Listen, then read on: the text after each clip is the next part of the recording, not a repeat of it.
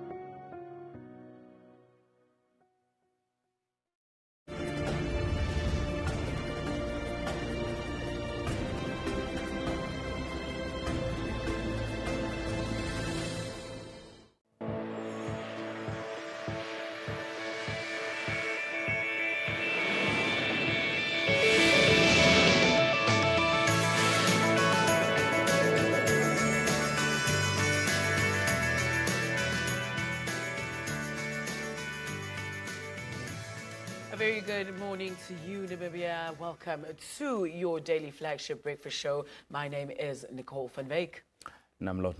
It's a pleasure again to be in your company this morning. It is the 21st of February 2025. All right. So just a quick recap of what happened. As you know, we've been keeping you informed and abreast of all the happenings pertaining, that is, to the memorial, the regional memorial services, that is, of our founding president, after starting things off as early as 6 o'clock yesterday. We've shown you how the morning started with the remains that is being transported to the State House, to the chief mourner, that is our president, His Excellency Dr. Nangola Mbumba. From there, that is to the Nujoma residence in Avis, and then to the Hosea Kotako International Airport, and then obviously to Ndangwa, and then to the birthplace. Yes, indeed. The first regional memorial services were held in Tunda, Okahao, yesterday in the Umsati region. Now, the remains of the late Dr. Sam Nujoma, founding president and father of the Namibian nations, were laid in state at his birthplace, Tunda village. Now, this morning, the procession will depart from Etunda and head to Enana, where the procession team will join the military convoy. Now, a street procession will take place in Enana, leading to the Enana Sports Stadium, where the memorial services will be held.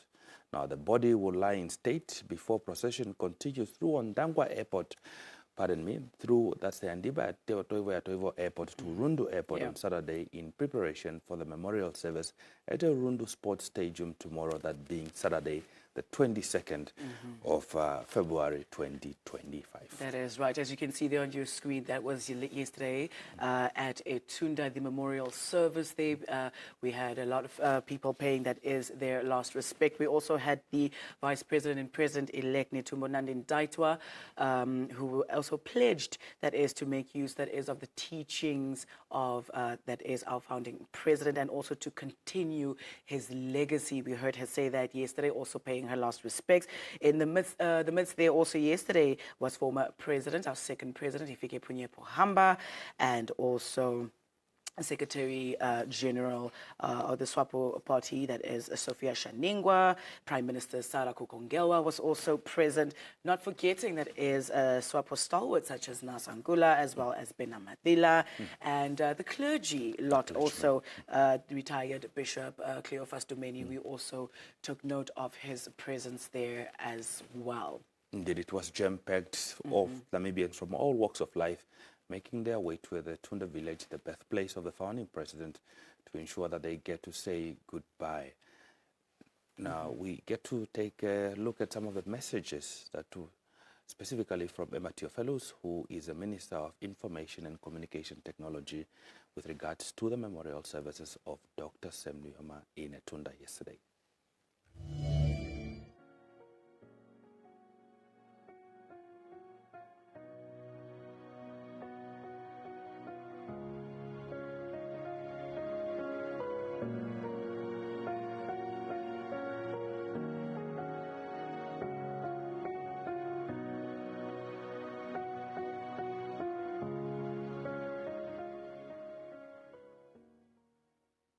Dear viewers, listeners, fellow mourners, it is once again an honor for me to give a briefing on the funeral arrangements in the regions around this time of His Excellency Dr. Sam Nujoma, our founding president and founding father of the Namibian nation. On Friday, the 21st of February 2025, the body will depart from the Etunda village at 6 a.m. and the route military procession will go through the Tsandi town and proceed to Otapi. From Otapi, the procession will go through Orongo, Oshikuku, and to the Oshakati towns. From Oshakati, the procession will take the 10 off to proceed onto the Umbelume road all the way to Umbelume, and from Umbelume area, it will go through Ongenga and to Ondobe. Then eventually from Ondobe to Enana, which will be the last leg of this military procession. Citizens are once again asked to line up across this route so that they can give their farewells and final goodbyes to His Excellency, the founding president.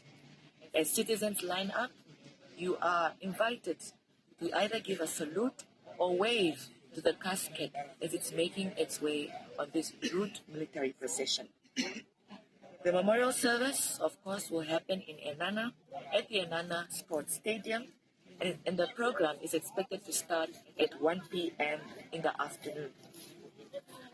The Commander-in-Chief, His Excellency the President Dr. Nangolo Mbumba, the Chief Mourner, will be represented by Right Honorable Prime Minister Dr. Sarah Madila at this memorial service.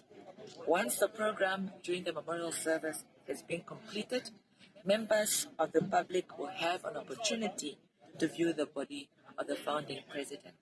We again ask that this process be conducted in an orderly manner, in a respectful manner, as the nation is then able to say its final goodbyes to the founding president. The body of the founding father of the Namibian nation will too lie in state at the venue in Enana, as citizens can continuously view the body in that process. May his soul continue to rest in peace.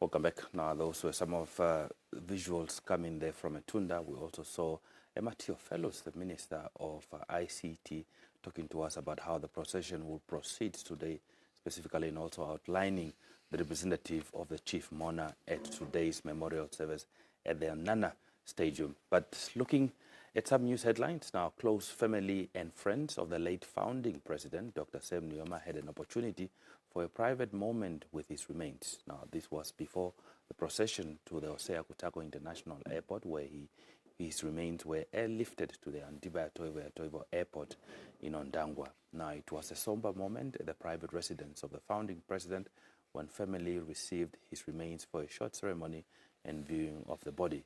Now, viewing the body were family members accompanied by the chief mourner, Dr. Nangolo Mbumba, and former president, Dr. Efike Punye-Pohamba. Also in the news here this morning, residents of the Impalela Island are asking the government to honor the late founding president, Dr. Sam Nujoma, by bringing to life the vision of a five-star hotel that he had envisioned for the island. While expressing their condolences, the islanders noted how they will continue remembering the founding president, praising him for laying the foundation to develop the island. The village, Imelda Muluti, said that the former president, during his many visits, identified a need to have a state-owned hotel on the island that is a getaway to both Zambia and Botswana, adding that it would be beneficial means of revenue and infrastructure development. Now, moving beyond our borders, top diplomats from G20 countries are due to meet in South Africa, except for the United States of America. The impact of President Donald Trump's new administration on the group and other international bodies is likely to dominate the meeting. Now, Al Jazeera reports from Johannesburg, South Africa. At an opening briefing, G20 summit organizers outlined the agenda. Numerous working groups discussing topics ranging from trade to climate change, all under the umbrella slogan, solidarity, equality, and sustainability. But there's a glaring omission among the guests. The U.S. Secretary of State, Marco Rubio, will not be present, boycotting the event to protest what the Trump administration wrongly says are plans by the South African government to seize land from white farmers. The sanction, formalized in one of the many executive orders signed by President Donald Trump in the last month. It's titled, in his State of the Nation address, the South African president had a message of his own without mentioning Trump's name.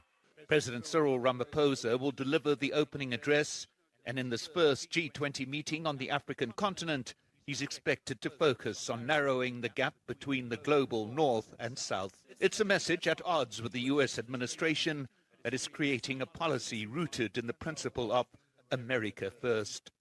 The question not on the agenda but in the air, will President Trump attend the heads of state meeting later this year when South Africa hands over the G20 presidency to the United States?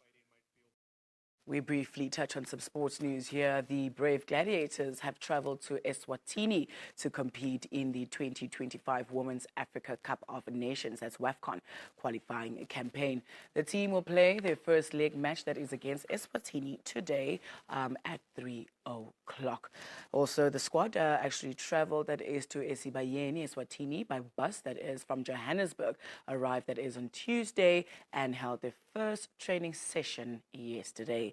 According to head coach Woody Jacobs, the team's spirits are high and they are eagerly looking forward to the match despite some pre-game nerves.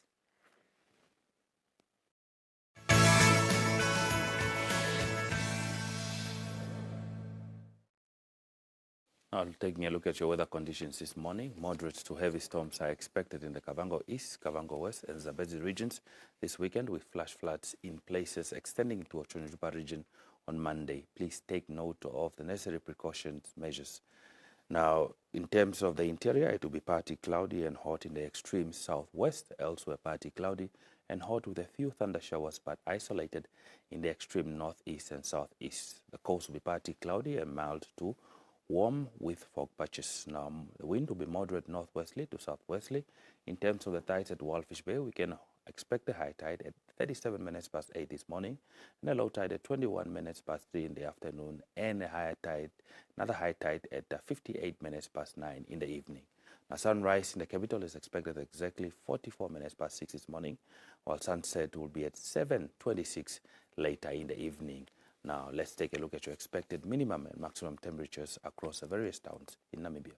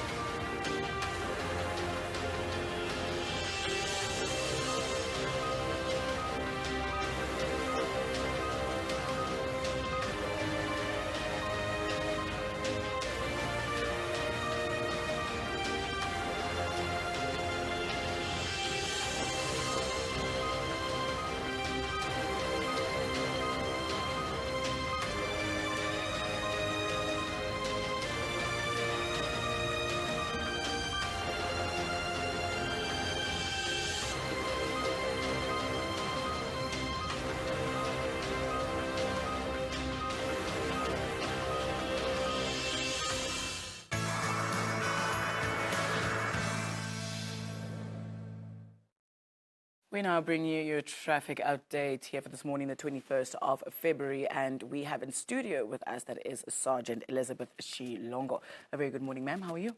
Good morning. Thank you for having me at JML. All right. I'll say the show is all yours, but not the show. The floor is all yours. Please, what do you have for us? Okay, thank you for these 5 minutes of fame. Road conditions in the area of Western Suburb. This is the areas of Khomasdal and Katutura. We have the traffic lights of BG Karoera and Enyas Pita Nanyemba Road that are completely off. And as well as Independence Avenue and BG Karoera that are flashing on red.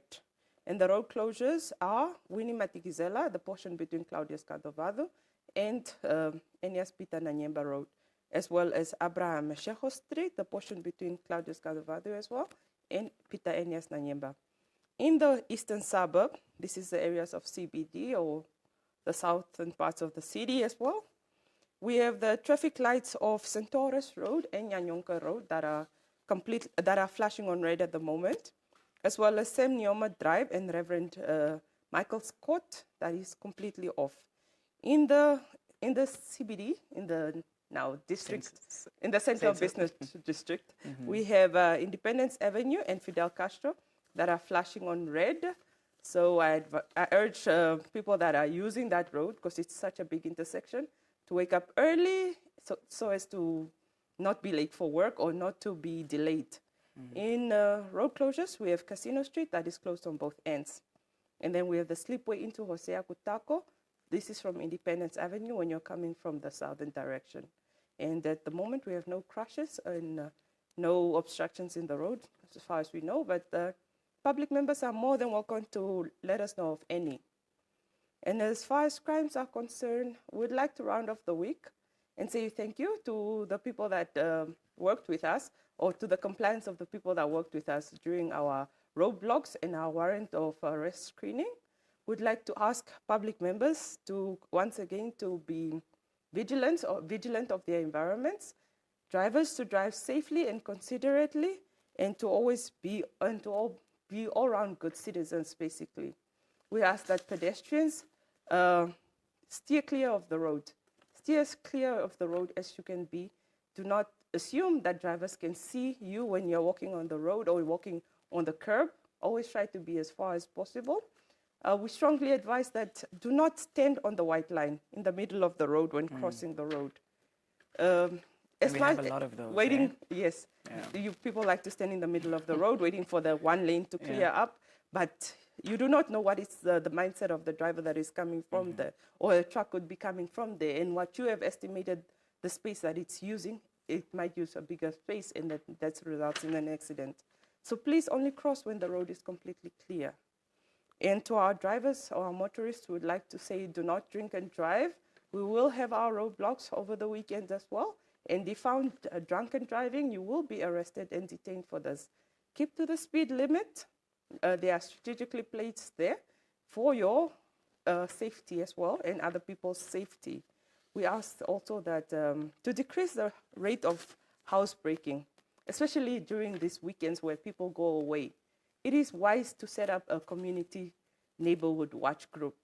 This can consist of even just a block of flats, even though you have 4 flats in a yard, complex or court or whatever. Or it can be you and your 6 neighbors as well. It's also just a brilliant idea. As long as you can share information on suspicious movement. No, I'm hearing somebody, what's the word, welding at this hour. Is there somebody welding, fixing something, or is your house being broken into?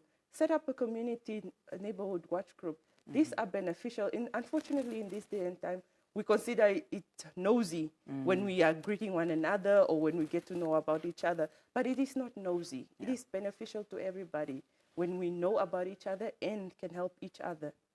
And so for any crimes or any traffic-related matters or whatever queries you may have for the City Police, do not hesitate to call us on our toll-free number, 302-302, with the area code 061, of course, or our SMS line, 4444.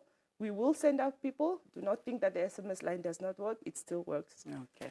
Before I let you go, Sergeant, I just want to touch on the drinking and driving. Obviously, still a concern, for us as Namibians. But don't you want to remind our viewers this morning what the implications are should you be caught drinking and the financial implications of drinking, being caught behind the wheel under the influence? Yes. If you are caught drunk and driving, you will be fined a fine of $8,000. Pardon me. $8,000 is quite a big amount for you to lose over the weekend. You could have used it for something else. Please get a designated driver. Use any of the taxi services that are available in Namibia for your weekend expenditures. Thank you so much for being here this morning, Sergeant. Thank you for having me. There you have it, Namibia traffic update here this morning. I think it was pretty clear what that is. Sergeant Elizabeth Shilongo echoed here this morning. The show continues after the very short break.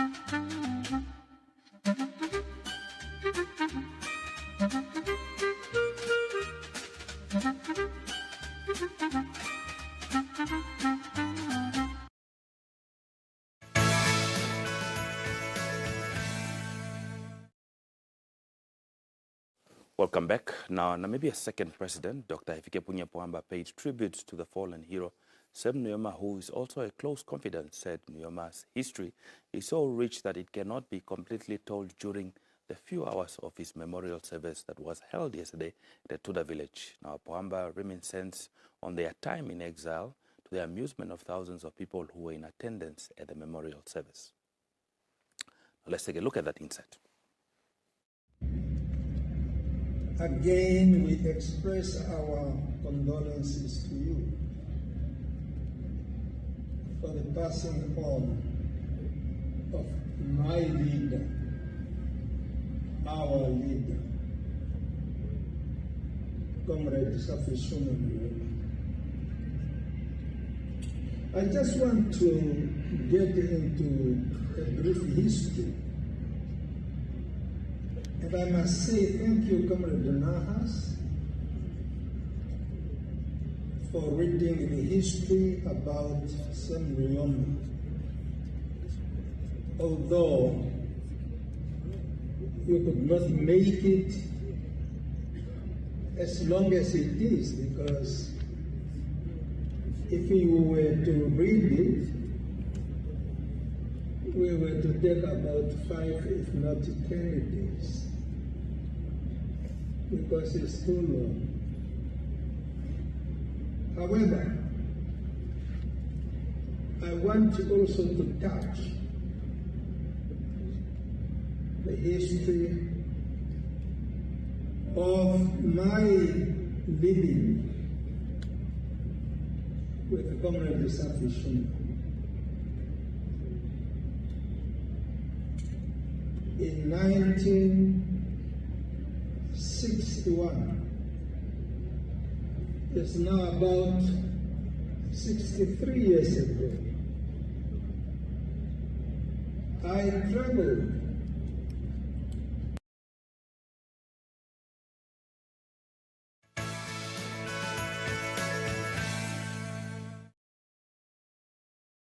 President Nangola Mbumba, in a message read on behalf, that is by President-elect Netumbo Nandi-Ndaitwah, Namibia's history will forever revolve around the founding president who was a cornerstone that glued Namibians together, leading them, that is, through the colonial era towards independence. He said that since his passing, Namibians have been remembering his ideologies, his deeds, and what he stood for, and that the only way to carry his touch, or rather, is through eradication of poverty and also forging along unity, very important word that also stood out, unity and inclusiveness in order to build that as a united and prosperous country. His warmth as the country's pillar was applaudable, and his carrying leadership will be missed, but his unparalleled qualities will forever be remembered, that is, by generations to come. Let's have a look at that. In the same vein, we have to sincerely thank once again the Nujoma and Convoy family. Founding President led our nation and the struggling masses, our people, under the banner of SWAPO party during the difficult and protracted struggle, and he never wavered. He led from the front with dedication, vision, commitment, despite the dangers that he faced, until Namibia was free from the yoke of apartheid colonialism and joined the international community as a sovereign and independent state on the 21st of March, 1990. Today we stand proud as free people and determining our own destiny. As we mourn this great son of Namibia, we also celebrate his exemplary deeds of bravery, heroism, and patriotism, his love of this country, and solid commitment to the ideals of unity, peace, democracy, and justice for all, as well as the true and genuine national reconciliation. With his passing, our nation has lost a hero and a valued son of Namibia, whose footprints will remain engraved in the history and the landscape of our country, Africa, and the world at large.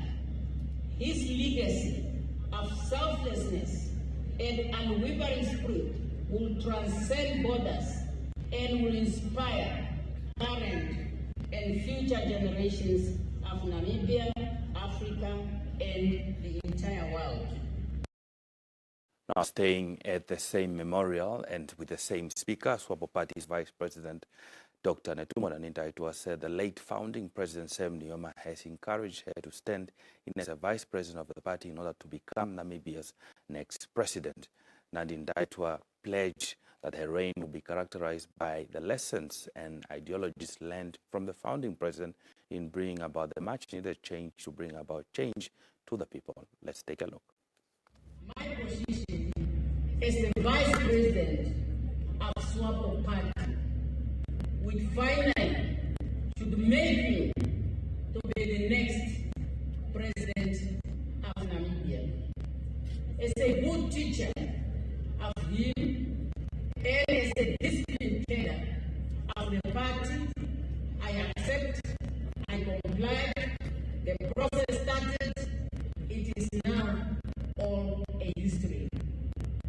Therefore, today here at Etunda, his birthplace, and while his silent life in front of us, I pledge to make use of his teaching in the sense of our people for his legacy to continue now and in the future.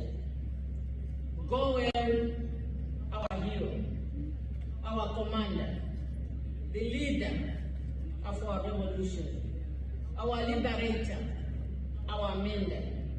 May your revolutionary legacy endure us and let your soul rest in eternal peace.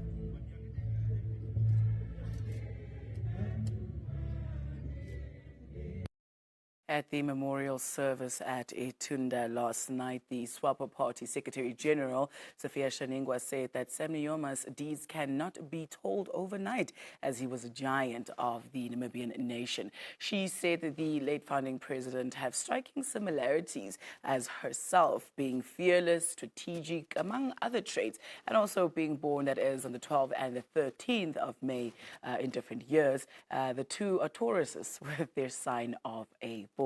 Now, Nujoma was an impeccable leader who saw millions gravitating towards the party and its ideologies, ensuring it remains in power since 1990. Let's have a look at that.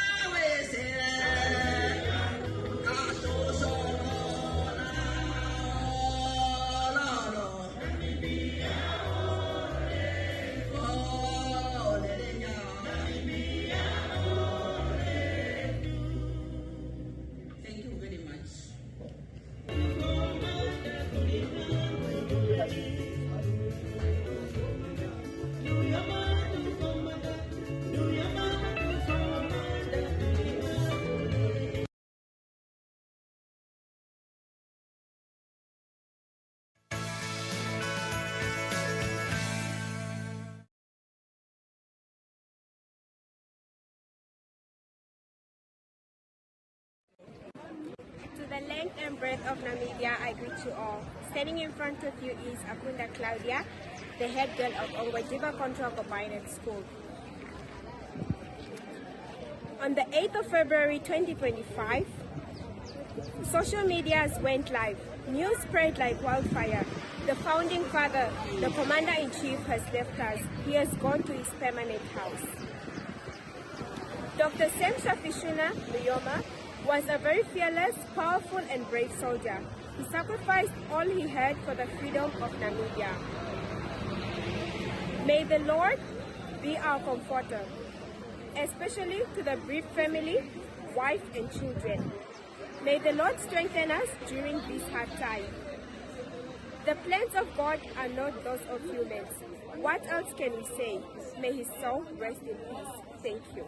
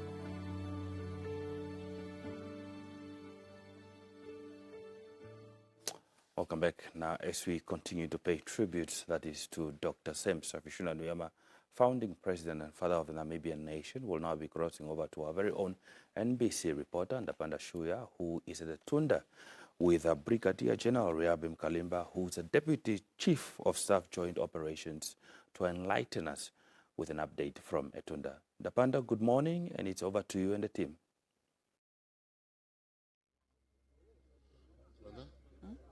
Yes. Calm down.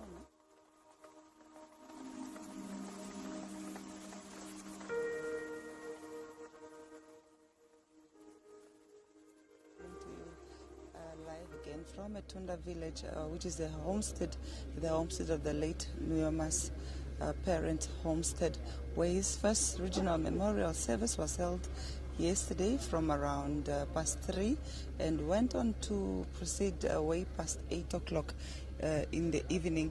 I'm now joined this morning by the General from the Namibian Defence Force to just take us through as to what today's proceedings look like, as his remains will be transported from the Umsati region to the Angwena region, to be specific, to Enana, where his second regional memorial service will take place. General Kalimba, thank you so much for joining us this morning. Thank you very much for having me. First, before we go into today's program, tell me about yesterday in terms of the viewing of the body as well as the body laying in state here at Etunda. First of all, Ndapanda, let me greet the Namibian nation and the mourners. What transpired yesterday is that we departed from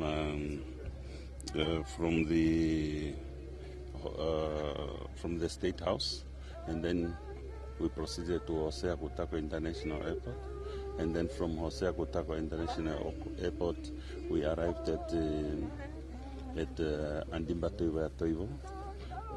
Then from Andimbatoiwa Toivo, then we proceeded to Etunda, where we are today. Take us through today's itinerary in terms of the procession. I understand it will be passing through the Umsati as well as the Oshana region towards the Angwena region, respectively. What is going to happen today is that we'll depart from Etunda village, where we are today, and then we get into Okahao, and then from Okahao to Otsandi, and then Otsandi Utapi, Utapi Ogongo, then Ogongo to Oshikuku, then Oshikuku to Oshakati, then Oshakati to Mugwerume, Mugwerume to Ongenga, then Ongenga to Onuno, and then we branch to Ondobe before we reach Enana. What is your message to Namibians as we expect more people to still line the streets, especially in the major towns that you've just mentioned, ahead of the procession, just to bid farewell to the founding president? The message that I have to the public is for them to come in large number to pay tribute and bid farewell to the late His Excellency Dr. Safishuna Nujoma. Another thing that I want them to do is to come. They must be calm. They must cooperate with the security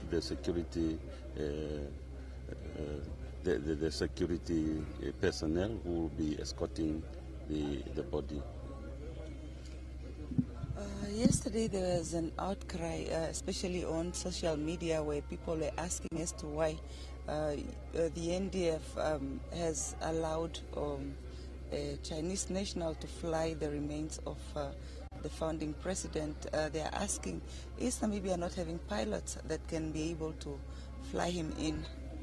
Ndapanda, I don't know why this, where is this coming from? You know, we are mourning as we speak. We are mourning, and when death comes, doesn't give signal to say death will appear tomorrow or the day before after tomorrow. It was not long ago. It's not a secret at all that Namibia acquired a new aircraft from the People's Republic of China, and it's a worldwide practice that once you have acquired new assets of whatever kind, then there should be an after service that needs to be provided by the manufacturer, and that's what the Chinese are doing in Namibia. So it's merely a technical support that was given, and not because Namibia has no pilots that can fly the aircraft independently? Definitely not. Definitely not. Pilots are there, technicians are there. However, there must be, these are new assets. If you can count, there are few countries in Africa that can operate this machine, and there should be transformation from one aircraft to another, and that's a process. Maybe finally, what can we expect? Any presentations from the members of the NDF at Enana as we bid farewell to our late founding president? What can we look forward in terms of the procession there and the undertakings at the stadium there in Enana? What is expected in Enana, first of all, is the large crowd of the public. So we are expecting that we will have many people coming to bid farewell, and what is expected from the Namibian Defense Force is to ensure that the body of His Excellency Dr. Semsa Fishuna Nujoma is being transported from point A to point B, and also to be secured. General Kalimba, the procession was supposed to kick off this morning at 6 o'clock. It's just a few minutes to 7. What seems to be the delay, and will that affect the commencement or the scheduled commencement of the memorial service in Enana? As much as we are soldiers, we are also human beings, and we have to consider many factors, including the family. And we operate in coordination with the family. And there are some other background issues that we are unaware of. So therefore we have to work in coordination with the family. General Kalimba, thank you so much for joining us on Good Morning Namibia this morning. Thank you very much for having me. That was the General Kalimba just taking us through today's itinerary in terms of the street procession, which is passing through from Etunda village. We are going straight to Tsandi via Utapi, and then Ogongo via Oshikuku, Mgwelume, and Ngenga, Onuno, Ondobe, and ultimately end at Enana, where the second memorial service in the regions will be held in the Angwena region. As promised, we'll keep you up to date as the day unfolds. I'm the Panda Shuya, and it's back to you in studio.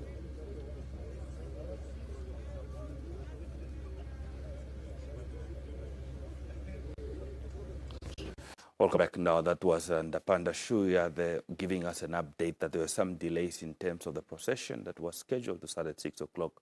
However, we anticipate that it should be kicking off shortly, and also highlighting the much issue that was been also spreading like wildfire on social media concerning that's the Chinese foreign nationals that were present at the aircraft lifting the remains of Dr. Sem Nujoma, Brigadier Riabim Kalimba. They're emphasizing, saying that it is natural and standard practice when you receive new military equipment that the representative of the manufacturer are there to be able to render technical support to ensure that all goes well. So indeed, I think that should be able to clarify the much needed clarification that is being sought by Namibians. Stay tuned. When we get to return, Nicole gets to bring you the news at 7 o'clock.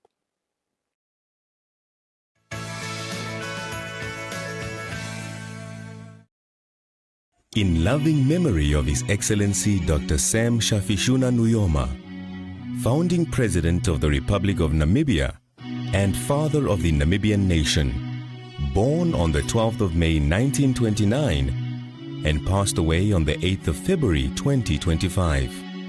Embracing heritage, celebrating legacy, we honor our hero who served as the patron of the Olufuko Cultural Festival since 2012. True to his words, a nation without culture is not a nation. Like all visionary leaders, he planted trees knowing he would never enjoy their shade, selflessly ensuring that future generations would thrive beneath them. His life was a testament to planting the seeds of heritage and unity for Namibia's bright future. Though he is no longer with us, his memory endures, forever in our hearts. His legacy continues to guide and inspire us every day. His contributions to our culture, education, and unity have left an indelible mark. May his soul rest in eternal peace, and may his spirit continue to inspire us always.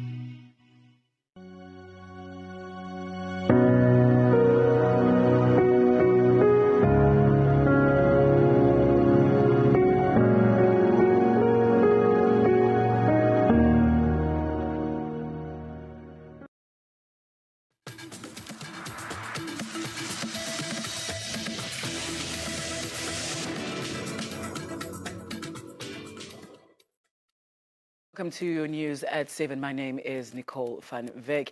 In our first story here this morning, tributes are taking shapes in various ways. Husap Uranium has announced plans to fund the construction of a state in his honor at SWAPO, a statue, in Swakopmund. Irongo Governor Neville Andre shared this update while outlining memorial plans for the region. The governor indicated that the project launch for the construction of the statue will take place on Wednesday, 26 February at Swakopmund.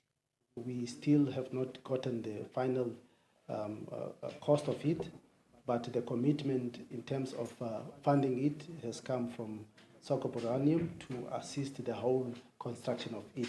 So that construction, the launch will just show the start of the construction, and then soon, once it is completed, it will be then put at the location that has been identified.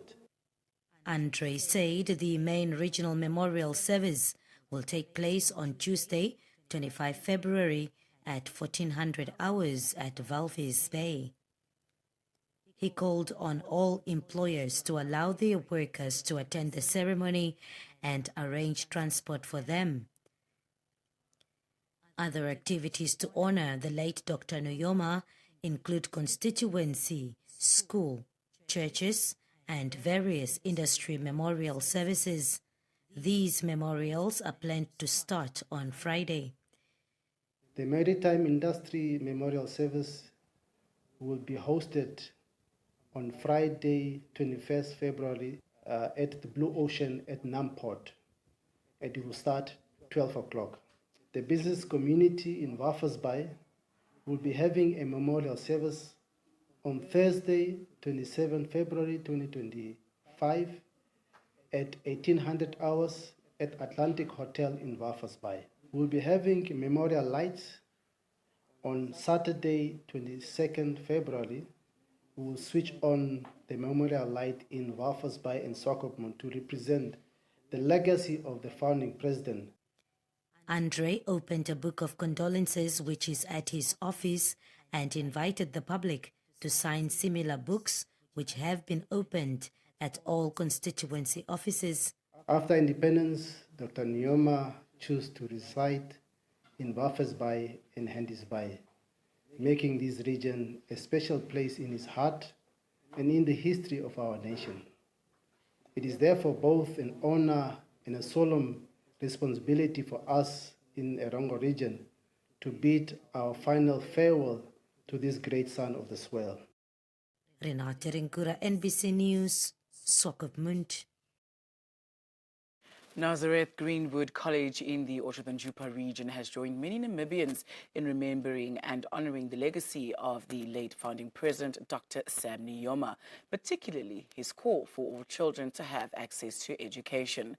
College Director Leonard Shimushi said the country's political freedom did not come easy and many had to look up to Nujoma for guidance. The college held a candlelight vigil at the school premises in Otjiwarongo. Shimushi called on the nation to strive and build on the legacy Nujoma left behind. It's because of his legacy that we gave birth to this school, that Namibia today are striving for education. They are striving for economic independence, because that's what he was crying for.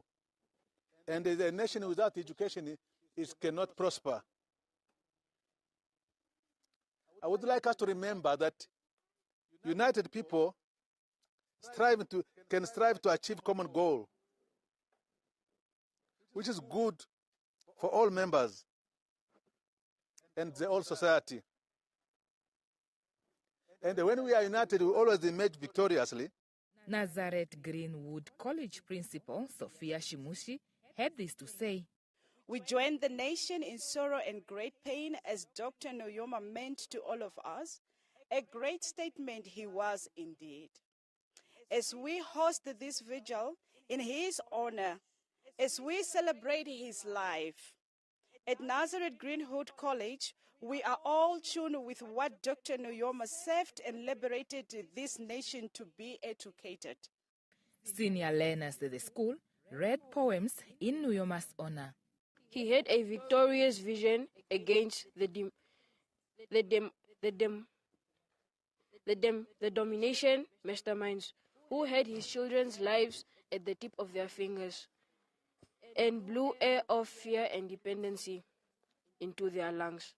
A father of many, he had children of vast kinds, segregated from all corners of the world, by dissimilar cultures and tongues. From the mid-loving of a Herero in the center of northwest and east, to the Caprivi, Kavango, and Ovamboland in the northwest with their villas, to the Khoikhoi in the south with their unique communication. He fathered them all with equal loving. He is beloved for his beautiful contrast, rivers, mountains, flat plains, and savannas, not to overlook the making of the deserts and oceans. Candles were lit and a moment of silence was observed. More schools pay tribute. Now, schools across the country are holding gatherings to honor the legacy of Namibia's founding president, Sam Nujoma, with heartfelt tributes. At St. George's Diocesan School in Windhoek, learners and staff held a memorial service commemorating Nujoma's life and contributions to the nation. With flags at half-mast and crafted portraits of Nujoma created by the learners, the school paid tribute through poetry, songs, and the signing of a book of condolences. The memorial service was entirely learner-led, with a learner representative council taking charge of the proceedings. The head boy encouraged learners to emulate Nujoma's leadership and dedication to Namibia's progress. A message of deep gratefulness. We are incredibly grateful for every sacrifice he has made and the dedication that he had to fight for freedom and to fight for the values that and the freedoms we enjoy today, and just to give us the opportunity to live freely regardless of who we are, what race we are, what religion we follow, and just in honoring that legacy, we want to continue to remember him, and we want to continue to remember that we have a responsibility to do what's right and to as the future of this nation, do the best that we can to uplift this nation and to continue in that legacy and continue in the same direction that he put us on as the founding father. The head girl echoed these sentiments, emphasizing that they strive to uphold the Nujoma's legacy through a culture of excellence in their education and daily lives. At the college, we really encourage a culture of excellence. So in everything we do, whether it be in sport or religion or in terms of academics, we really strive to be excellent. And I really think that carries on his legacy due to the fact that he really fought for us for the youth to be able to have this opportunity. The event was attended by key figures, including the Executive Director of the Ministry of Education, Arts and Culture, who expressed admiration for the powerful speeches delivered by the youth. I think it's very difficult to capture the essence and the being of Dr. Sam Nujoma, but the school did excellent in terms of coordinating and bringing forward the voices from the youngest of children, whether it's through choral music or whether it was through poems or whether it was through how they saw him and especially how they heard the elders speaking of him. That to me was so beautiful, and they captured essence of his love for justice and education, his love for arts and for culture, the virtues that he stands for, and the promise of a legacy well established and that will continue to be built on. That is my takeaway today. Johannan Urikos, NBC News, Windhoek. As concerns grow over the distribution of drought relief aid, the Prime Minister's office has dismissed claims that tribal factors played a role in the allocating of rice to the Oshikoto region. Officials have clarified that the shortage of rice bags in the region is due to the high number of households in need rather than any form of bias. The public expressed dissatisfaction with Oshikoto being the sole beneficiary of the rice, arguing that other regions are equally or more affected by the drought. In a statement, the executive director in the Prime Minister's office, Iben Nashandi, clarified that the allocation of the Chinese-donated rice to the Oshikoto region is not specific, but part of the government's ongoing efforts to support communities in need, particularly those affected by the drought. He refuted claims that the donation was influenced by tribal considerations, stating that the allocation process has always considered the donated quantities, the number of beneficiaries in each region, and available food stocks in regional warehouses to avoid oversupply and food spoilage. These follows concerns regarding its distribution, which Nashandi noted, although limited, makes it more effective to target the specific areas. Nashandi explained that the decision to allocate the rice to Oshikoto was based on factors like equitable distribution of donations and the fact that Oshikoto had not received food aid from previous donations. The Office of the Prime Minister dispatched the 27,000 bags of 50 kg rice to the Oshikoto region. A nutritional needs assessment also revealed a high prevalence of acute malnutrition in the region, which justified the rice allocation as part of efforts to address the situation. Nashandi reaffirmed the office's commitment to a transparent, needs-based distribution process, focusing solely on humanitarian priorities and thorough assessments. Concerning allegations about China producing fake rice, Nashandi assured the public that all food donations to Namibia undergo rigorous health inspections in collaboration with relevant institutions. These inspections include comprehensive quality verification to meet Namibian food safety standards. Siamandikwa, NBC News, Windhoek.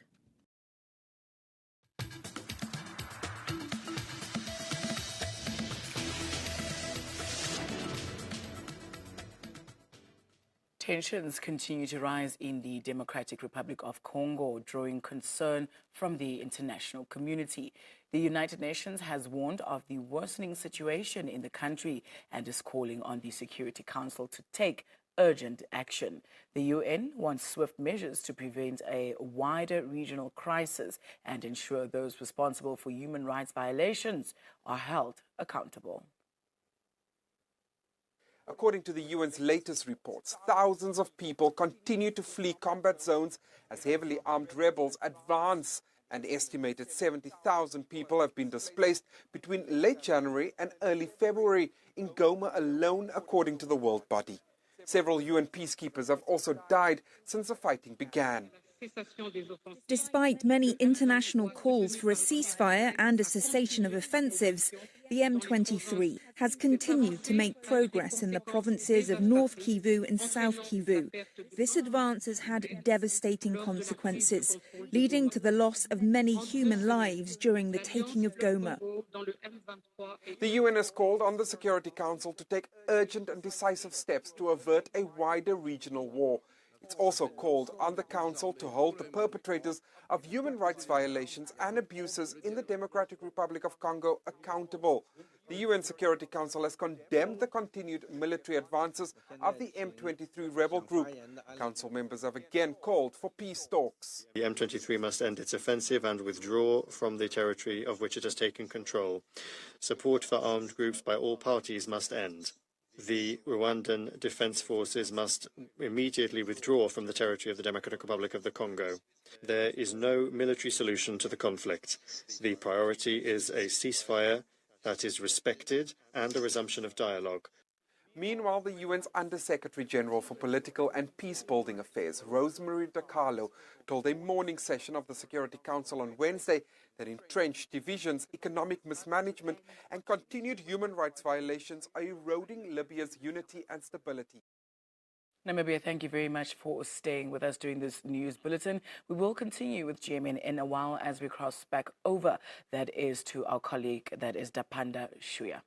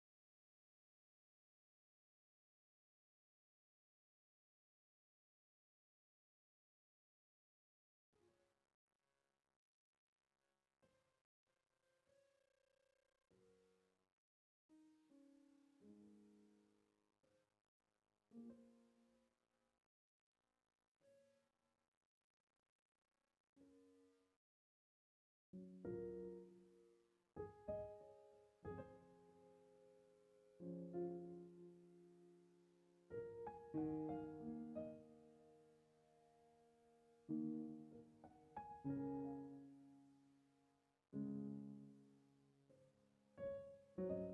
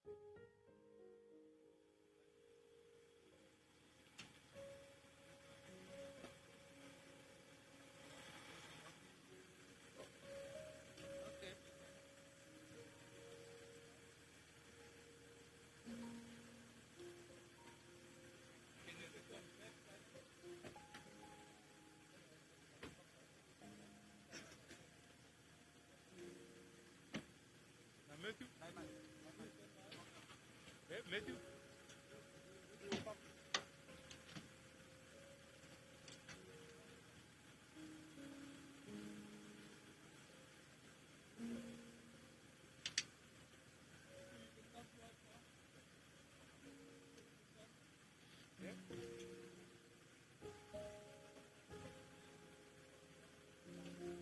Matthew coming now. Okay, is he hearing? Matthew? He cannot hear us.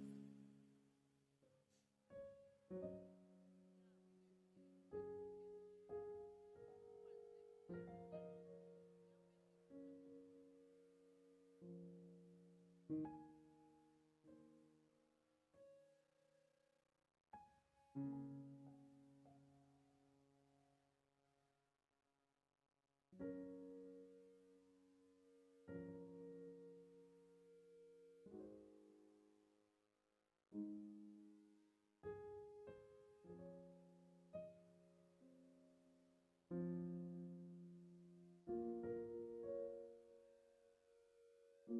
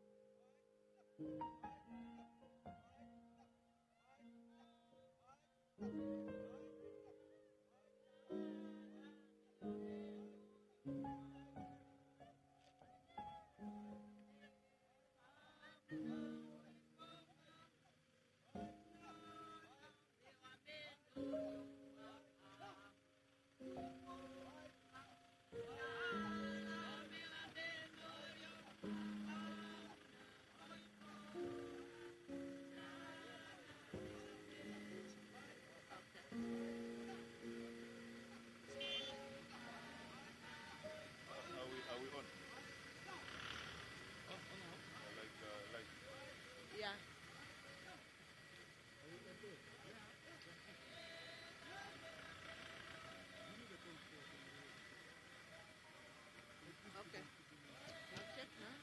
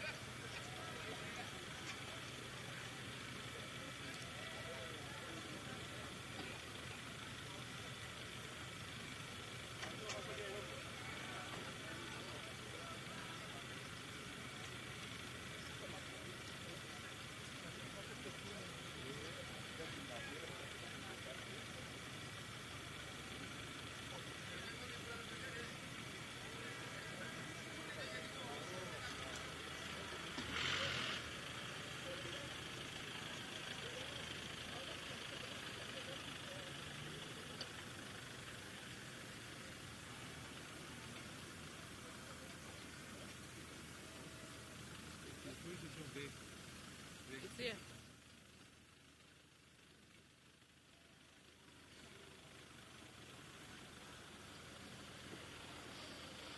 Okay, preparing for the crowd on the road.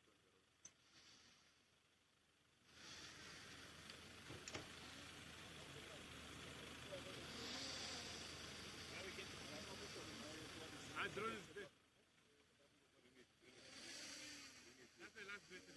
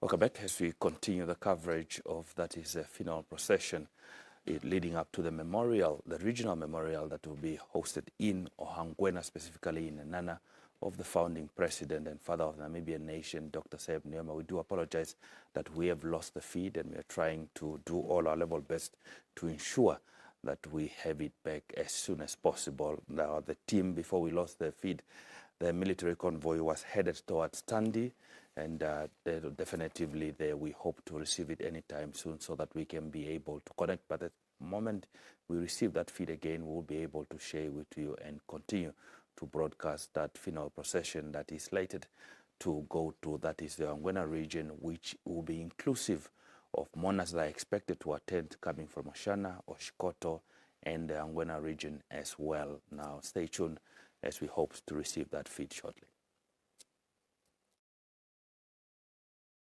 Now we get to continue with more conversations right here. Now, the Alliance of Christian Churches in Namibia will be coming together with other churches to honor and celebrate the legacy of our founding president on the 22nd of February 2025. Now, to shed more light, I'm joined by Reverend Dolly Nengusha, the executive chairperson of Alliance of Christian Churches in Namibia, and Pastor Max Mwahwanu, who also from the Alliances of Christian Churches in Namibia. Now, they both joined me in studio this morning to shed more light about this initiative. Good morning to the both of you, and welcome to Good Morning Namibia. Yes, good morning. Thank you for having us this morning. It's our pleasure to have you this morning under the circumstances of that we are mourning the passing of the former head of state and also the first and founding president of the Republic. Maybe let me just start with you, perhaps, Reverend Dolly, and talk about the importance of churches coming together and uniting this time. Why is that needed? Thank you so much. And this morning is a different morning, as the Namibian nation is really mourning a great man, a fallen hero, a man who was really pivotal for the liberation of this nation. The importance of this event coming together as the church is to really pay homage and also give our tribute and honor to our late founding president of the Republic of Namibia, because the scripture says that honor to whom honor is due.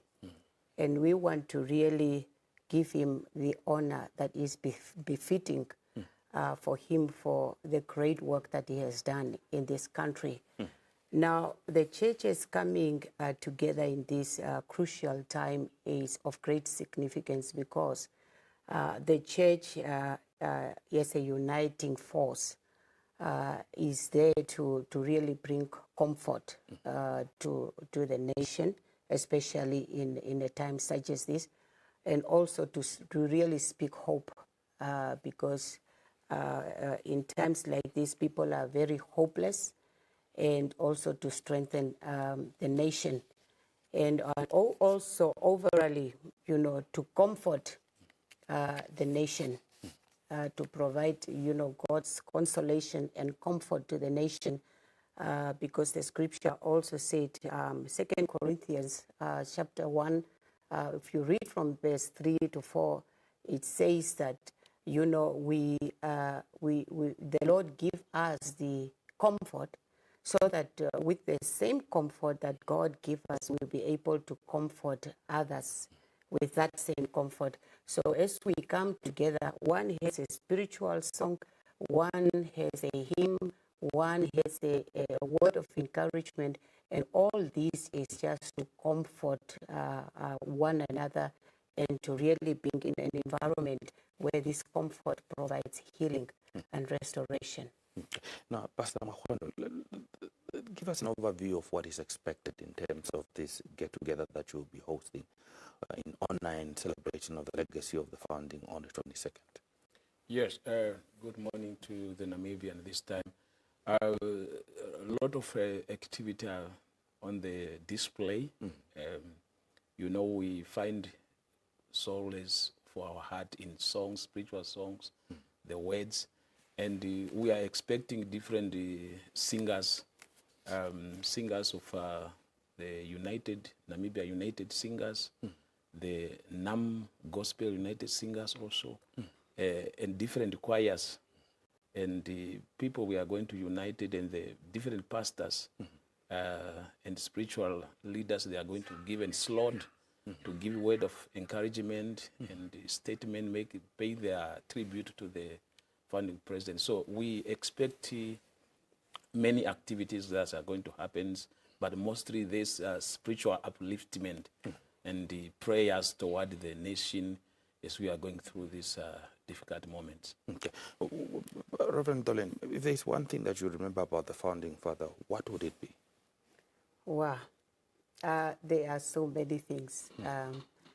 Because when we were planning for our program, this word actually came through as a slogan that we also placed on our posters, a gallant warrior of the independence of Namibia, the son of the soil, who was fearless, or who was a visionary leader, who was, a sacrificial leader who sacrificed his life, his whole youth, for the liberation of this nation towards independence. And I think this is something that has uniqueness in itself, that, nobody, can take that place and the role that he played in this country towards liberation. And he left an indelible mark in the history of this nation, which I believe that history cannot even erase it, and that will be remembered for generations to come. One of the things that is standing out for me, as I grow up, because when he came back, during the independence, or at the time of the independence, I was only 19 years of age. So we were just hearing there is a president coming, our president is coming, and so on. And what I can recall, when he landed on the international airport, or Seakotako, he kissed the soil of Namibia, pledging, his allegiance, to the love that he had, for this nation, that he was ready to die for it. And that is something that is really standing out for me, that he was resolute in his conviction, he was determined, and he was unwavering in terms of Namibia has to be liberated. And that, I think, it remains in our hearts. Okay.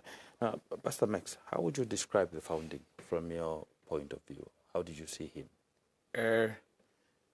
Of course, there is no word to describe this kind of a caliber man.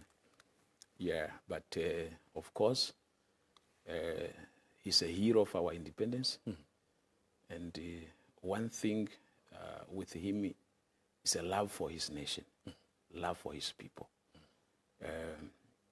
And one thing that is not being taken out from him is a unifier.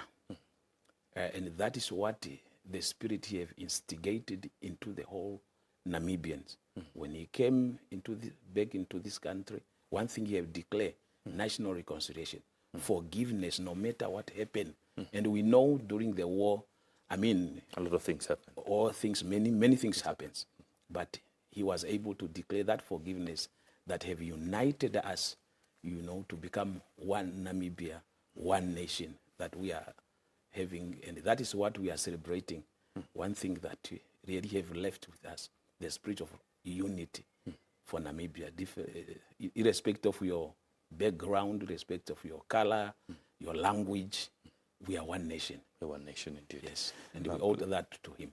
Indeed. Now, Reverend Dolly, let's talk about who's encouraged to attend this event, and where is it taking place, and what time is it taking place tomorrow? Yeah, this event is actually taking place at the Restoration Ministries, is in the heart of Katutura, close to the Miami service station. In fact, it was the old cinema hall.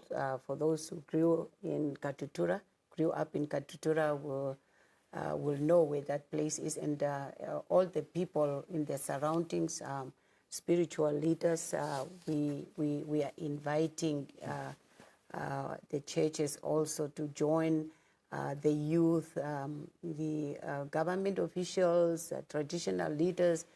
Everybody is really invited to, to come. We are also cognizant of the fact that there are a lot of memorial services taking place at this moment. But if you really find yourself in close proximity of the restoration ministry in Katutura, please make headway so that you also can be part of this great memorable event as we honor the late founding president. Okay. Pastor Max, what will be your message to the family and perhaps the whole nation at large? We're seeing right now that we have been able to restore the feed that is also appearing on your screen. We know there currently a military convoy or procession right now carrying the remains of the founding president coming from, that is, Etunda in Onganjera in the Umsati region, headed, that is, for Enana in the Angona region. What would be your message to the nation, especially as they continue to get this life update? That is the major things, one of the major things why we are hosting this kind of memorial. The importance there is the prayer. What we are assuring the Namibians, the family, is that our heart are with them. And more especially now that the body of the late founding father is being processed throughout the regions, we are using this moment to pray for peaceful processions, peaceful united Namibians. And we are just saying to the family what they have done, more especially to us as Namibia, the sacrifice. They allowed to share the founding father with us. And that one really is like the Bible says in Matthew 5:4, blessed are they that are mourning, for they shall be comforted. We pray for comfort for all the families, the Kondombolo family, the Nujoma, and the Mushimba family, the children of the late.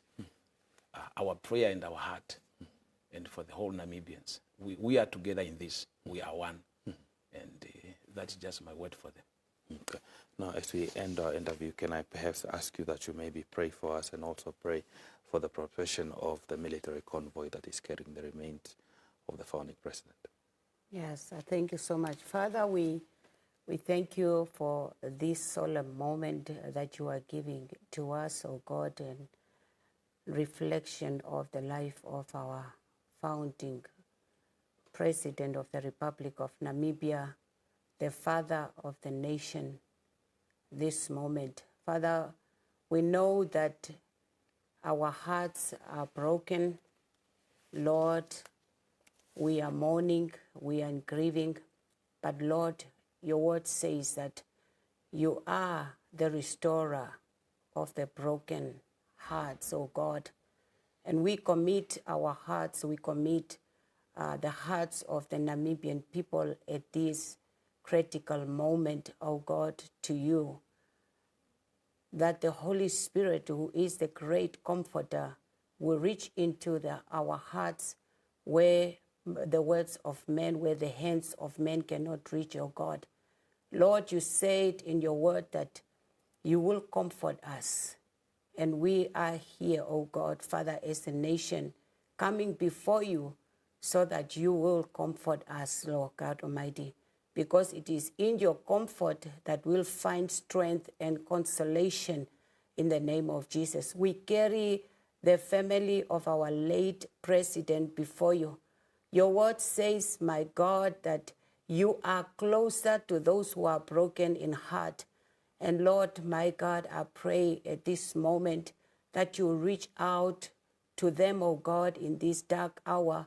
Lord Jesus, as they cherish the memories of of our president, oh God, in the name of Jesus. We pray for Mama Ovambo. We pray for the children, the close relatives, oh God, Father. We pray that you would take them, Lord Jesus, in your embrace, oh my God. Strengthen them, Lord. Solace them, oh God, in this hour. Lord, you said that you will wipe our tears. Lord, instead of mourning, you will put a garment of praise, oh God. Father, Lord God Almighty, we pray that your hand will reach them wherever they are. Lord, we continue to pray also for the procession, as we know that it is a daunting task, oh God, Father, to take the procession throughout the regions in Namibia in the mighty name of Jesus. We pray for your hand of protection, oh God. Father, we pray for the angels of God to be dispersed across the four corners of this nation in the mighty name of Jesus, that you keep each and every one of us safe, oh God, until the last place, oh God, where we're going to put our president to rest in the name of Jesus. And now I confer the blessings of the Lord upon this beautiful nation of Namibia. The Lord bless you, Namibia. The Lord keep you, Namibia. The Lord make his face to shine upon you, Namibia, and be gracious unto you. The Lord turn his face towards you and give you peace. May the peace of God, may the love of God, Father, continue to thrive in our hearts as your people in this hour. And we pray that in the precious name of our Lord and Savior, Jesus Christ. Amen. Amen. Thank you so much, Reverend. And thank you so much, Pastor, for making time to speak to us this morning. Thank you. Thank you. Now, that was Reverend Dolly Nengushe, who's the Executive Chairperson of our Alliance of Christian Churches in Namibia, as well as Pastor Max Mwahwanu, who is a member of the Alliance of Christian Churches in Namibia, talking to us about the fact that they will be having a come-together with other churches to honor and celebrate the legacy of our founding president on the 22nd of February 2025, which is tomorrow at Restoration Ministries in Kadutura, close to the Miami service station. Should you be in close proximity, please do ensure that you do attend. Stay tuned as we continue to share more update and that live feed with regards to the military procession carrying the remains of Dr. Sam Shafishuna Nujoma coming from the Omsati region, headed, that is, for Enana in the Hangwena region.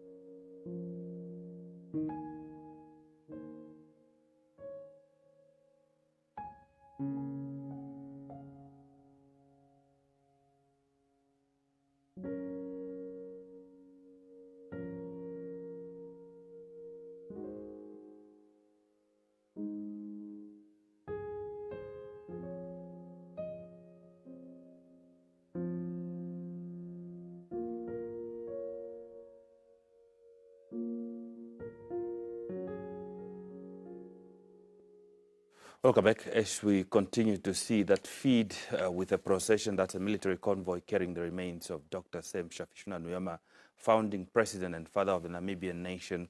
It has left that Sunday and is now proceeding en route to Otapi. However, we are crossing over to Tonateni Ishitile, our colleague who's in Nuno, to be able to speak to us and give us what is the mood as people are waiting for that military convoy in terms of the procession with the remains of the founding president. Tonateni Ishitile, good morning, and it's over to you.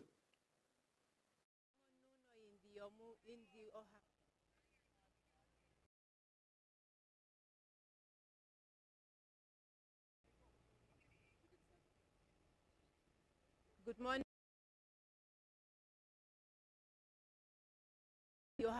Leading to Ondobe and other villages. We are here waiting for the arrival of the body of founding President Sam Nujoma on its way from his home village Etunda in the Omusate region, where a memorial service was held. But we have learned this morning that the body is at Sandy. It will pass, it will make a way to Gongo, and it will come to Oshakati, then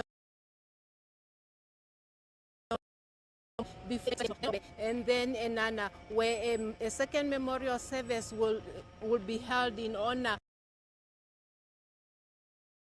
of Sam Nujoma. Indeed, we have seen one by one alongside the road to come and pay their tribute in style to an extraordinary son of the soil who contributed to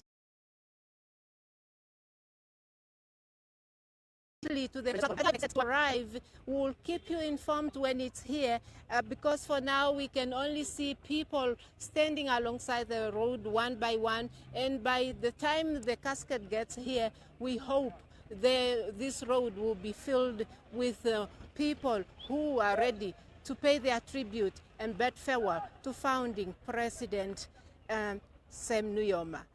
That's all we have for you now. It's back to you in studio.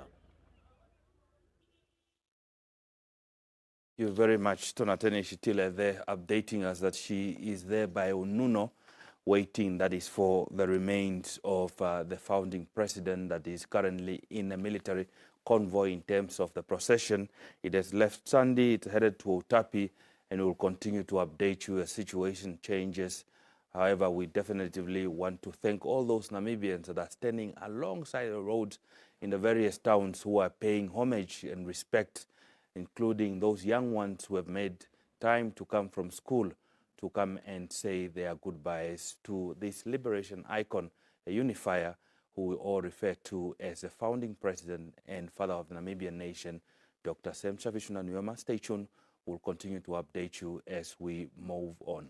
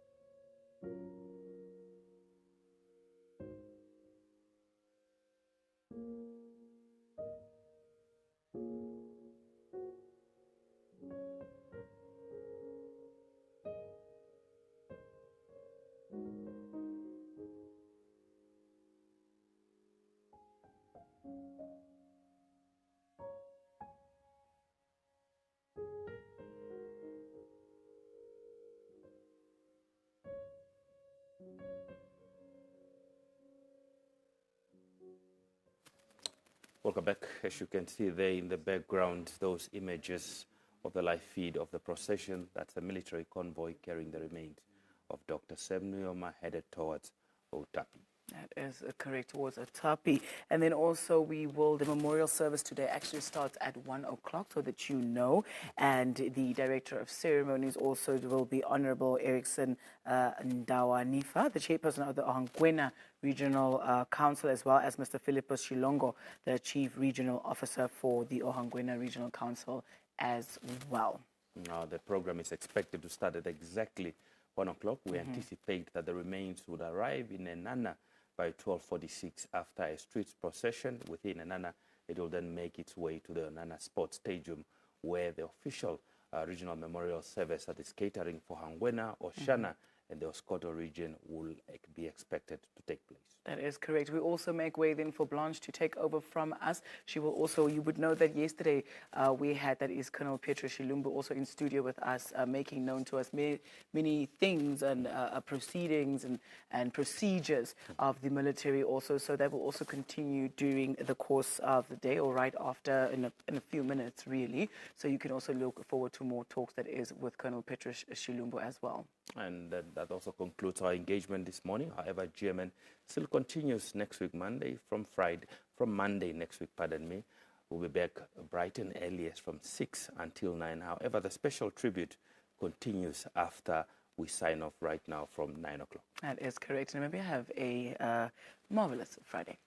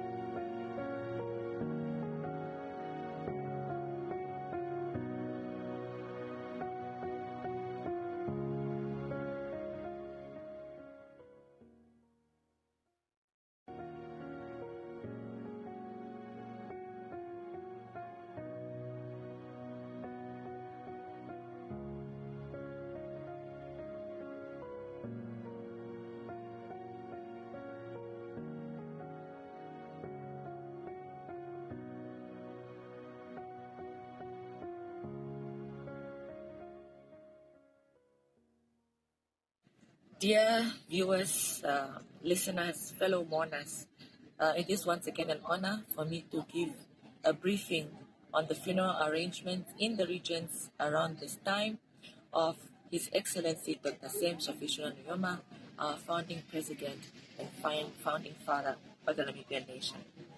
On Friday, the 21st of February 2025, the body will depart from the Tunda village at 6 a.m.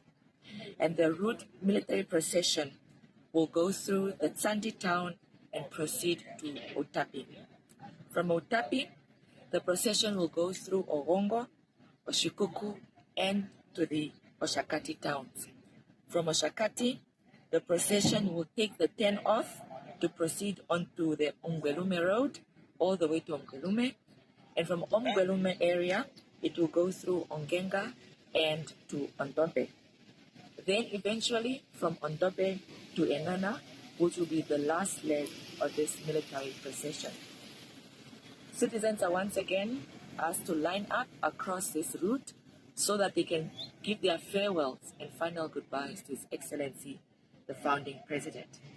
As citizens line up, you are invited to either give a salute or wave to the casket as it's making its way on this route military procession.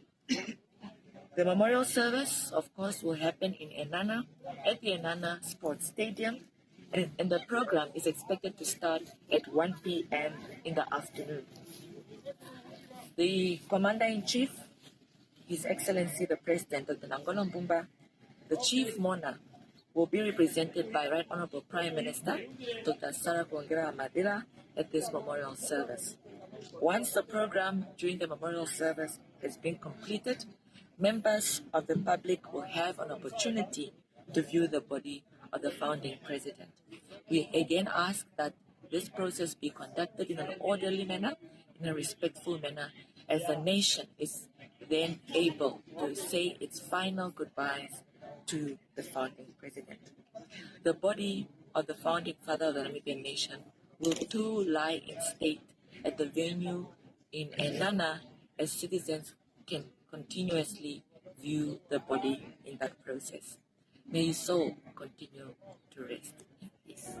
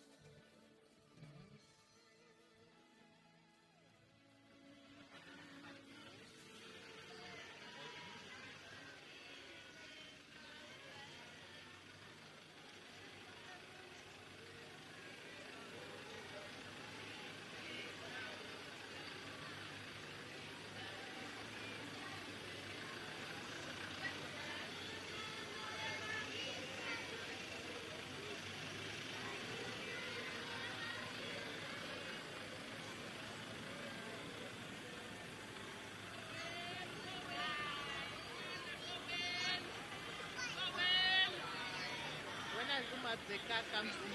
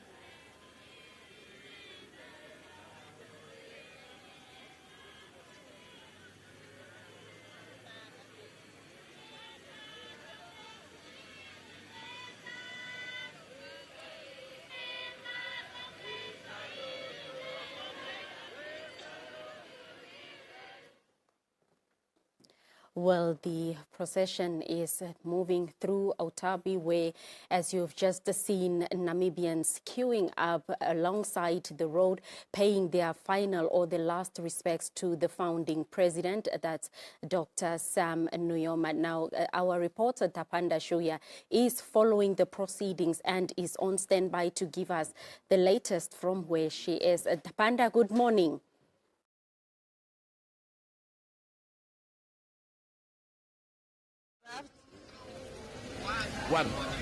Good afternoon, Blanche. Good afternoon or good morning to our viewers at home. Indeed, we are coming to you from Otapi, the capital town of the Umsati region, where emotional scenes are playing out here as thousands of people line up the streets of the town, all the way from the entrance to the exit of this main town, saying goodbye to Namibia's fallen hero, clad in green, red and blue, mostly the singing liberation struggle songs to say goodbye to their hero, to their liberation icon, to their former president, in song, in praise, waving as the casket of the late founding president just passed the streets. And we will keep you up to date as to what is happening. We also met and spoke to thousands of them along the way from Etunda, where we left this morning. They are all saying they are indebted to Nujoma, and his memory and legacy must be celebrated beyond our generation in order to ensure that history is written so that the generations to come will know about a great man that moved Namibia from the colonial era all the way to independence in 1990 and being at the helm of government until early 2005. And then after his active retirement from politics, Blunt, I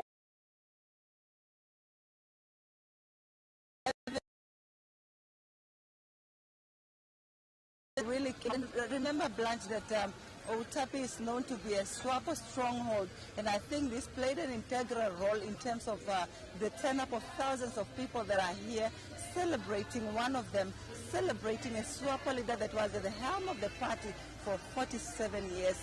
It is back to you in studio, Blanche, as we kept you up to date. We are now on the move going towards Ogongo, Oshikuku, and then ultimately find ourselves at Enana, where the memorial service, which is the second in the regions, will be held later on in the afternoon. It is back to you in studio, Blanche.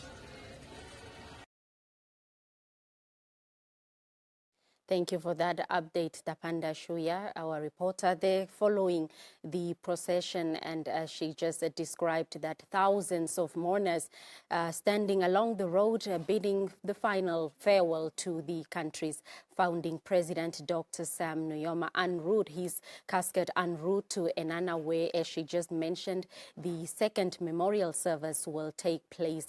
That's now for the regional memorial services. Now in the studio, I have Peter Shilumbu, Colonel Peter Shilumbu, who is the spokesperson of NDF, just to take us through. Colonel, good morning. Good morning, Blanche. Now, the scenes that we have just seen here and from here, and our reporter also just explaining the procession, maybe you can just take us through the pace of the movement of the convoy. What are the some of the key things that mourners have to observe as the procession, as the convoy is moving through the northern towns all the way to Enana this morning? Thank you, Blanche. This morning, the procession started off from Etunda towards Okahao and proceeded to Otsandi, and currently they're about to leave Otapi. So what happened yesterday, the speed was a little bit higher from the airport, since they were late for the memorial service and they wanted to catch up. So this morning the speed it's slow, and they have stopped a few kilos, just 5 kilometers before Otapi. It was just for them to assess and check whether all the vehicles are in good condition and to observe any mechanical problems. So, and they will continue to do observation on all the vehicles after every 60 kilometer So currently they are heading to Ogongo. They are about to leave Utapi to Ogongo. Then from Ogongo they will pass through Oshikuku, and then from Oshikuku Namila, and then just few meters to Oshakati, they will turn to their left at the junction of Oshakati and Omgwelume. And then they will continue from Omgwelume to Ongenga, and then from Ongenga they will continue again to Onuno, and then from Onuno passing on Dobe, and then Enana. And then Enana. Now, Colonel, when an official convoy of that nature, which is of importance, stops, so as not to cause panic to the members of the public, the mourners in this case, were there alerts issued to them to say that the information that you just relayed now, that from a certain point the convoy will stop, just to make sure that the vehicles in the procession are in good condition, and then after that it's good to go? The public is aware of the procession. Since the day before yesterday, we have announced to both the NDF and the Namibian police. They've issued out public announcements or agent announcements to the public, and the public is aware that the procession will be moving in that direction.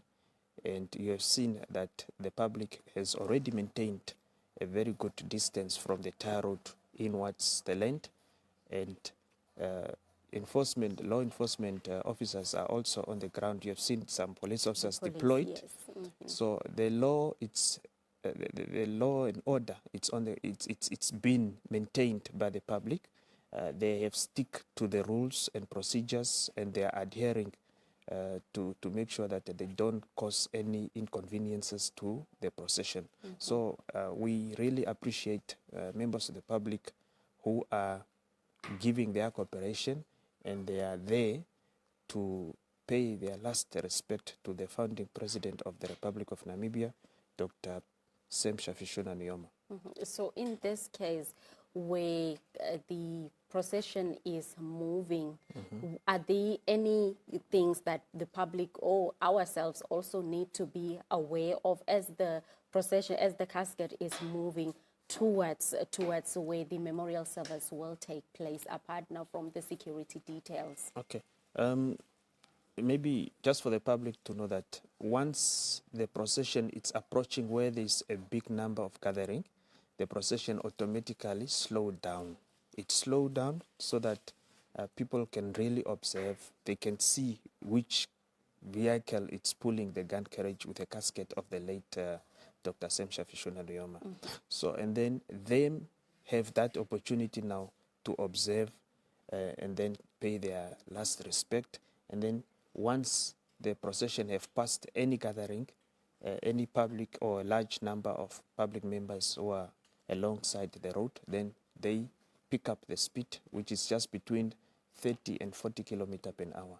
So I'm happy, and we are all happy as security agencies or security sector, seeing that the public members are really giving their cooperation, and they are in big numbers. They came out in big numbers, and you'll be also seeing in other parts of the country, especially for other parts of the regions where we are going, where we are moving currently, that again, places like Oshikuku, you'll have a big number coming. Places like Omgwelume, Ongenga, Onuno, Engela, Ondobe, you'll see that a big number, and even at Onuno, a big number of members of the public will come out and observe or pay their last respect to Dr. Sam Shafishuna Nujoma. So, Colonel, that also speaks to the kind of people or the spirit, general spirit among Namibians when it comes to being law-abiding in general. Now, as they are approaching not just the procession,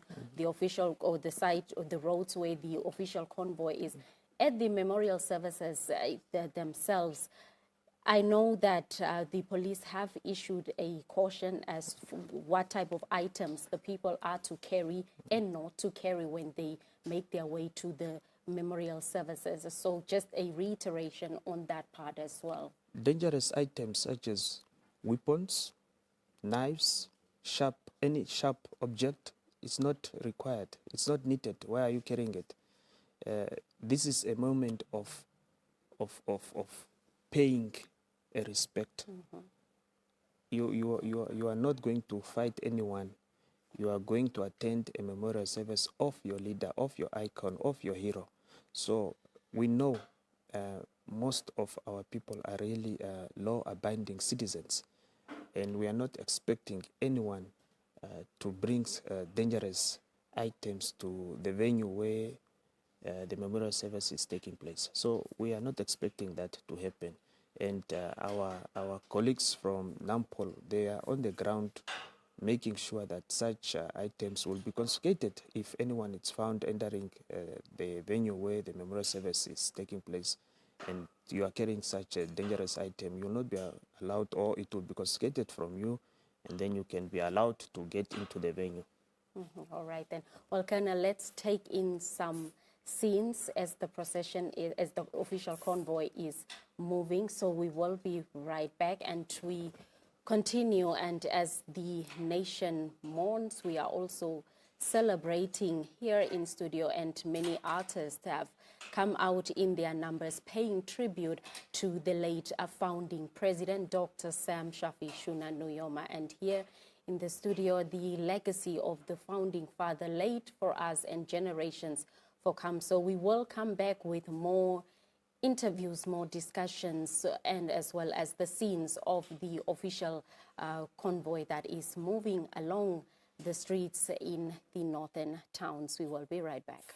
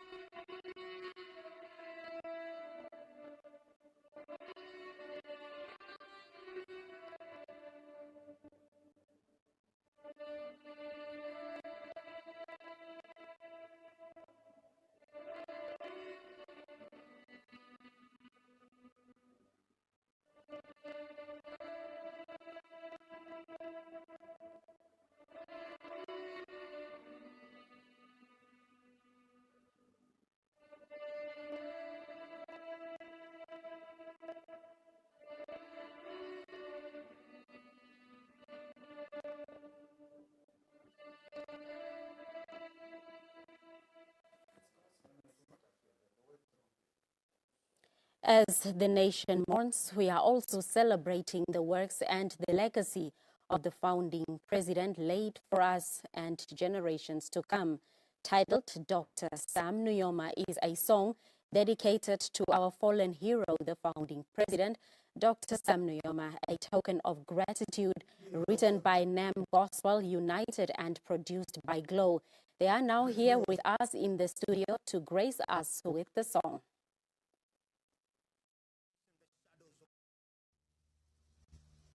Dr. Sam Nujoma, the founding father, founded the foundation, building blocks, the backbone of the nation, liberator that brought liberty, liberals and conservatives, whispers in the shadows, but the glories on the billboards, resting place in the shadows of Shalom. The battles have been fought, the battles have been won. Victory is a resting place for the heroes. Yes, full of courage, willing to dance with fear in the face of death. Today we honor, we celebrate the hero, the founding father. Dr. Sam Nujoma, we will miss you. Farewell, farewell, farewell. Dr. Sam Nujoma, we will miss you. Farewell, farewell, farewell. For all you've done for the nation, we will carry the baton with dedication. Your name will stand the test of time. Farewell, farewell, farewell. Dr. Sam, father, the plan commander, our founding father, leader of the Namibian revolution. A voice of justice through the pain. You stood your ground through sun and rain. Dependa fuleletwe, telemango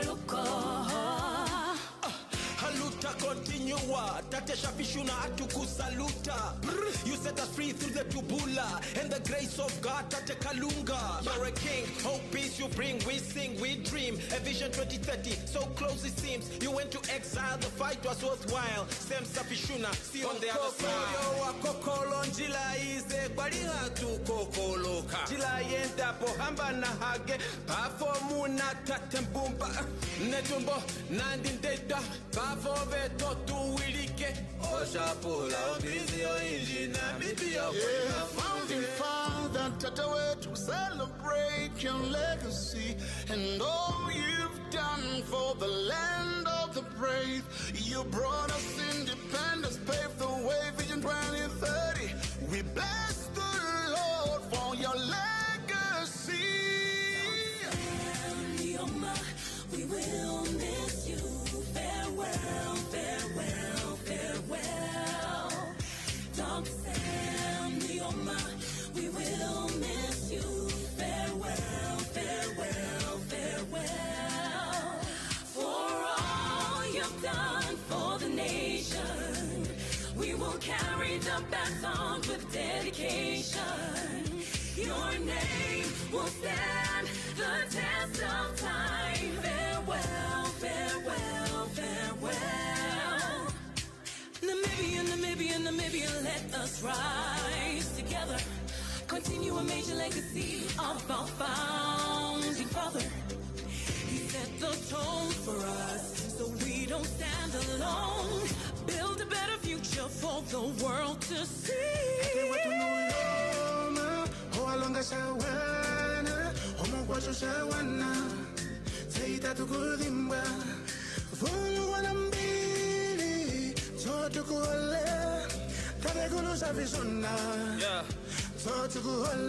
Yeah, because of you I was born free. No chains on my wrist that could hold me down.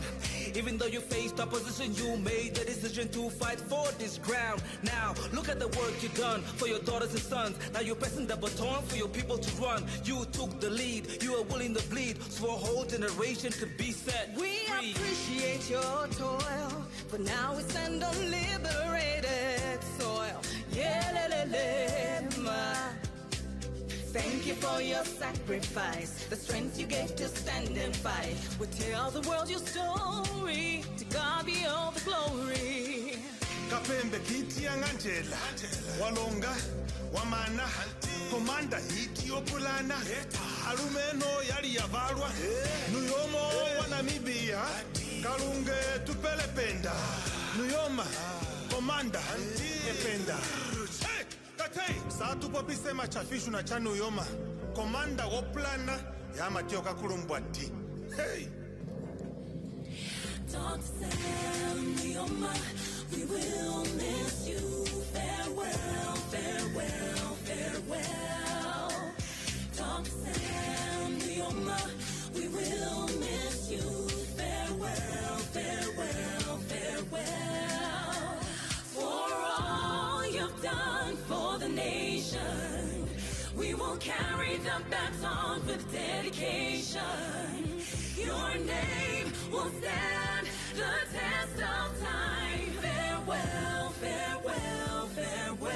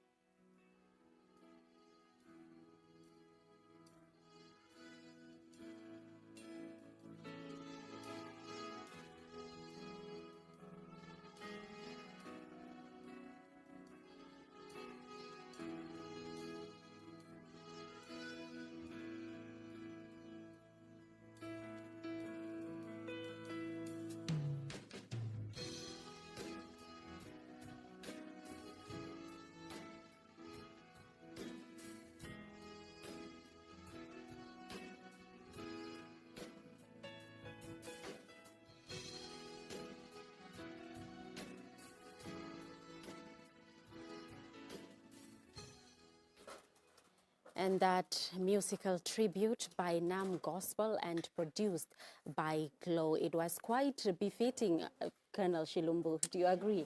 Namibia is full of talents, and one can really see in a very short period they come up with a music like this to honor the founding father. And it's really touching, emotional, and then really it's something that they have produced. And it's also a joy on the other side. It's also joyful. Yeah. Now, Colonel, that also speaks to the kind of leaders that Namibia generally has when it comes to just interacting or relating to every sector or every industry within the country. If one is to talk about tributes or tributes pouring in from different sectors, different industries, everybody having something befitting to say about the leaders of the country. So that really speaks to the character and the leadership qualities of the leaders that Namibia actually has. You put it right, Blanche, and since the passing on of our final president, the number of tributes that have been flowing in speaks volume by itself. And when it comes to our artists, they reacted very quick. That depends also on the leadership of the fallen hero, our founding father. And it sends a message that he was loved by many, be it local, home, abroad, or young, wherever. Old, young, everyone talk about him. And this is a man that really have done a lot for this country. He fought, he brought independence, he brought development, he brought everything, be it in government, be it in private sector, be it with traditional leaders, be it with religion leaders, everybody. He was open. His office was open at any time for consultation. And he was a man who listened. He listened, he consulted before he make a decision. And that's the types of leaders that any nation want to be led by.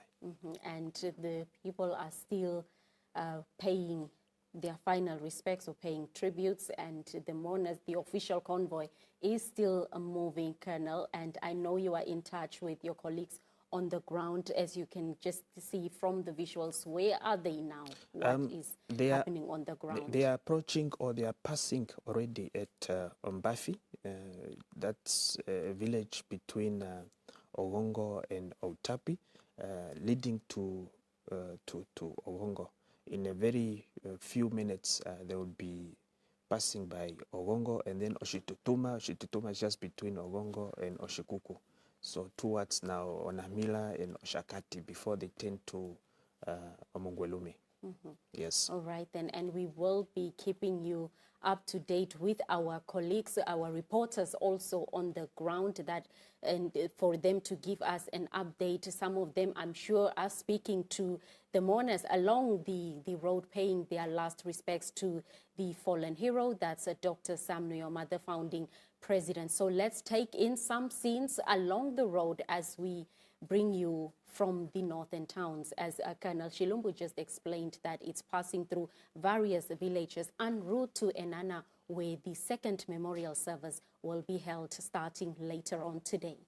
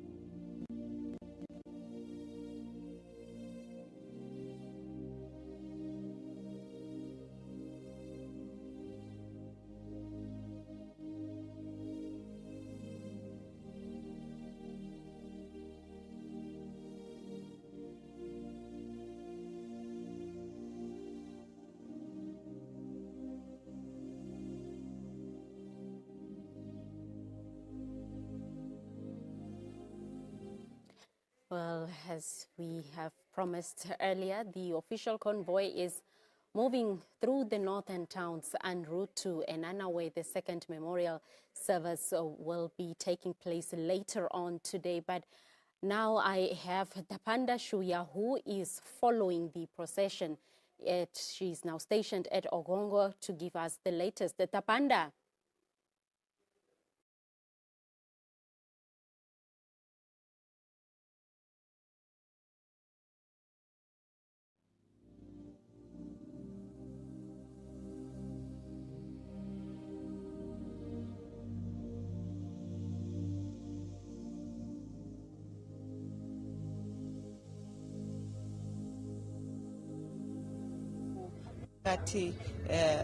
On its way to Nana.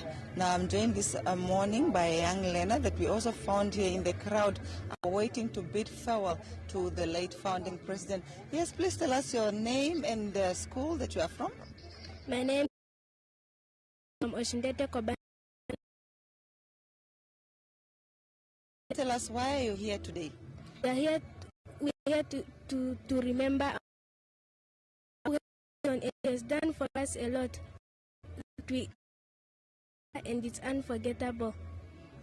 As a young learner, tell me first hear about the founding president of Nujoma. My friends, she has done for us a lot. She's the one who fought for our country. Now she has passed. Well, we do apologize for that technical glitch that our reporter Tapanda Shuya and her guest on site, who fondly remembers the founding president, are experiencing. But Colonel Shilumbo, remember we spoke about both young and old paying tribute, remembering the founding president for all his achievements, both pre and post-independence. I know you could pick up a thing or two from what the young learner with the Tapanda Shuya was just about to say there with regard to the founding president. Once again, this speaks about the kind of man he was that everybody could relate to. Blanche, during our time when we were very young, here in Windhoek, when we grow up here in Windhoek, you will always marking the 12th of May, the birthday of the president.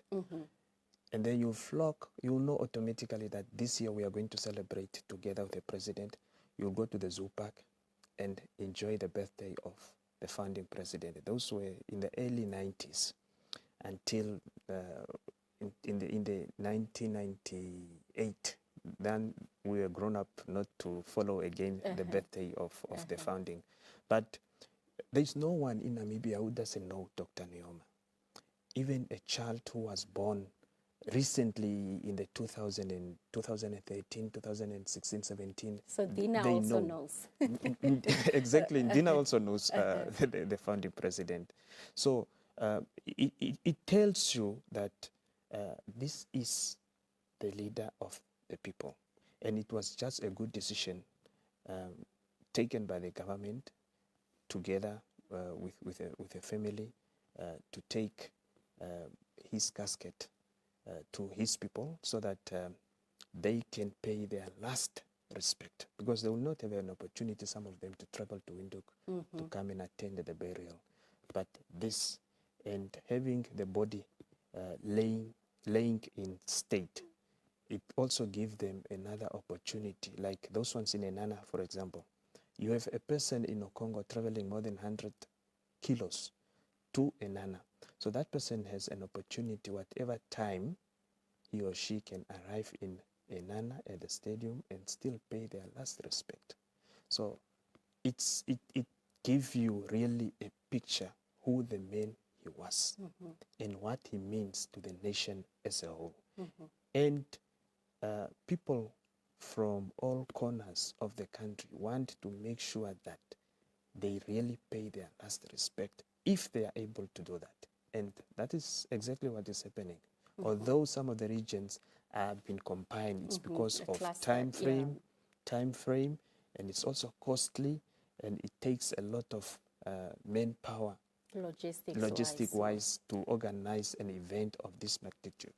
Yes. Now, Colonel, speaking of the body laying in state, from the memorial service up until right after the memorial service finishing, concluding, up until what time will does the members of the public have to go to the site where the remains are to pay their last respects? Until just few minutes before 6 o'clock in the morning, the next day.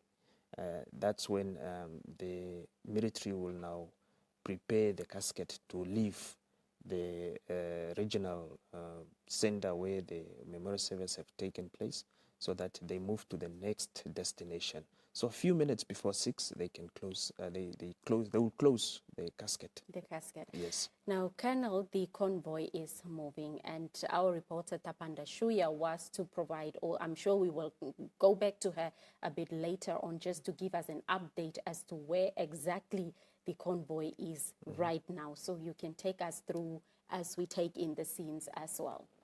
Okay, as I said that this convoy is approaching Ogongo.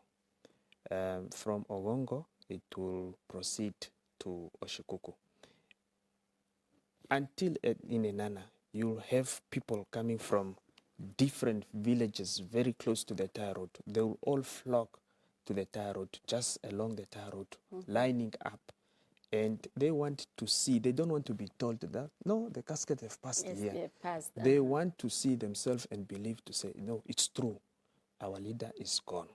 And from Oshikuku, they will continue to on their way to Oshakati, passing on Amila and other villages close by. And then they will turn now to Omongwelume. There are a lot of villages, a number of them.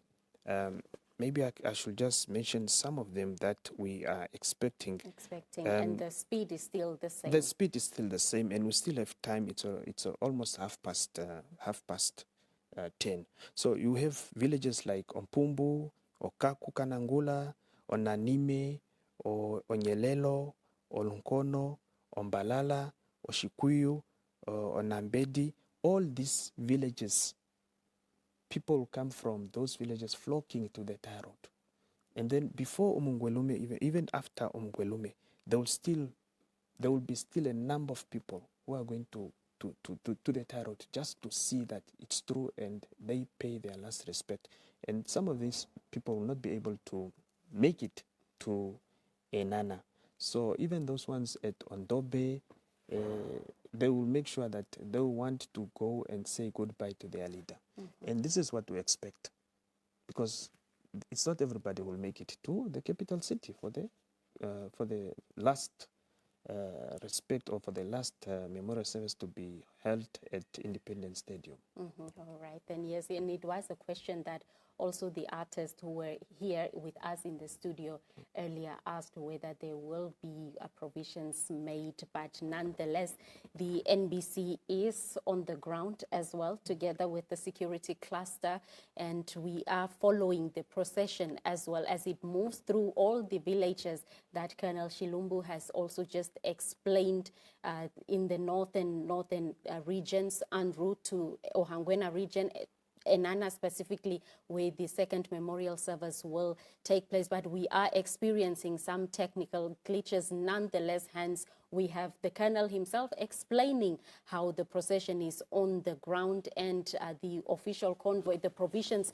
made for the official convoy to move smoothly. The speed is still the same. Namibians can still come out and bid farewell to the founding president. That's Dr. Sam Nujoma. Now, Colonel, as we are still following the official, the procession of the official convoy, that is, let's talk about the, I would call it, is it the commanding finger of the founding president? Every time he would use it as an emphasis. So you did speak about that both young and old have fond memories of the founding president, but many people are talking about the wide smile he had, plus the commanding finger.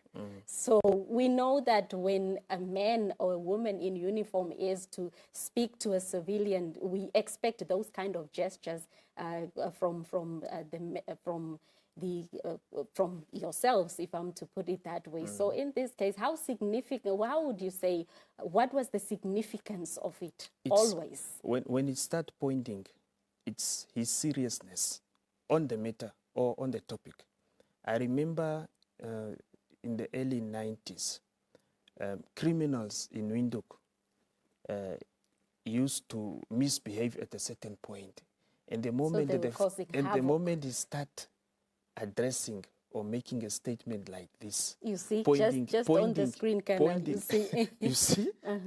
So he made a point and he meant it, and they listen, and you see that the crime rate at one point went down. So he was not just a president, he was a soldier, he was a commander-in-chief, and he gave instructions and orders, and people listen to him, and they will always follow his instruction. He's a man of a vision, and one of his vision, he wanted really to see that the railway was constructed from Tsumeb to Oshikango. And he called members of the public to support him. Us in the armed forces, volunteers, we went out in big numbers, and that construction took place, and today you have a railway that have reached Oshikango. This benefit everybody. It can be for the business people, it can be passengers, it can be for anything. It's an industry that was brought in. It's a benefit to all of us as Namibians.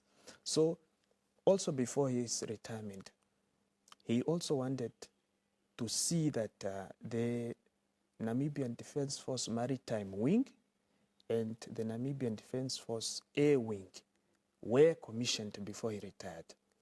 So in 2004, he made sure that the Air Force was, the Navy was commissioned from a wing to a full force Navy force.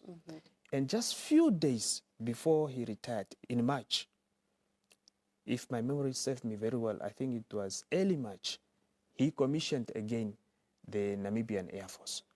Those were his visions. He was visualizing everything. And most of his projects that he had in mind really kicked off. Came to fruition. Exactly. Yeah. Now, Colonel, the preparations are in full swing, but I would love us to just touch base also on the white smile. From the commanding finger, it would be followed by a white smile. So the transition from being a serious soldier, as you just explained, a serious leader, people to listen, and then was the smile sort of like a calming effect to say that we are on the same page now? Exactly. He will give an instruction, but later or immediately he smiled. And he always smiled. To anyone, he always smiled. He's not a person who can have an issue with you. Not at all. He will tell you straightforward, and this is what he's expecting from you. And then after all, he smiled back to you. And those type of leaders are very, very few in Africa or in the world. But a man of this type, it's really been a blessing to a nation or a blessing to the world. And that's why even when he was engaging with other leaders at SADC level or AU, you will see him coming back, giving a feedback to the nation that we have discussed A, B, C. And I remember at one point we met at the airport, Eros Airport, when he came from African Union. He pointed out that we went to deal with the issue of Darfur, where people are suffering because of the war that's going on in Darfur. We went to deal with the issue of DRC, where up to today there's still a conflict, ongoing conflict. We went to deal with our own issues in our own countries that need to be addressed by all the world or by all the African leaders. Yes, and it's good. So it's a precedence that was set during the founding president's tenure as leader throughout, because those who have also succeeded him were also able to give feedback to the nation with regard to Namibia's participation in various summits, various international discussions, and so on. And I remember, Colonel Shilombo, every single time journalists from other countries, they would ask me all the time about two people. That's now first would be, how is Sam Nujoma? And how is Hage Geingob being the first founding president and first prime minister? So one really tells that this man really had a vision for the country. Today, Namibia is a respected member among the international community. Namibia's voice really is sought after when it comes to matters that you just also explained, when it comes to conflict resolution, when it comes to giving advice on the maintenance of peace and stability. We really punch above our weight as a nation from the foundation laid by men like Dr. Nujoma.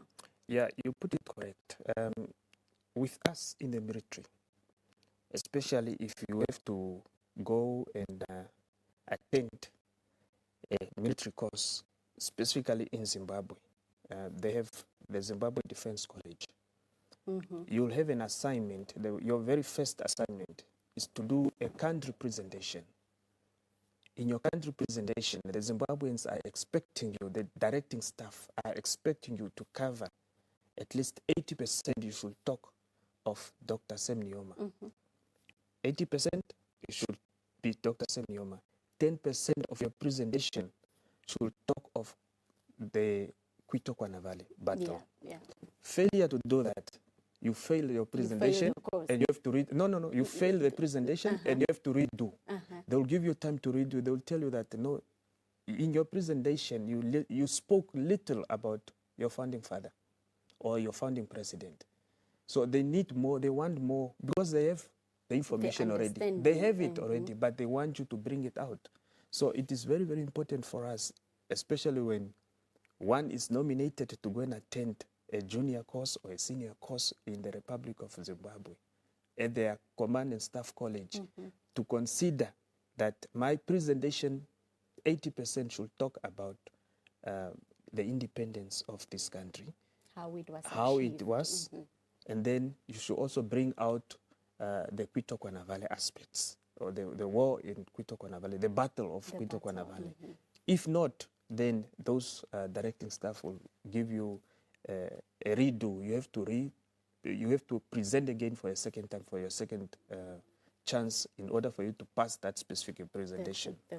So the legacy is cemented and preparations are in full swing at the stadium in Enana for the second regional memorial service honoring Dr. Sam Nujoma. So let's take a look as we continue to follow the official convoy as it is making its way to Enana.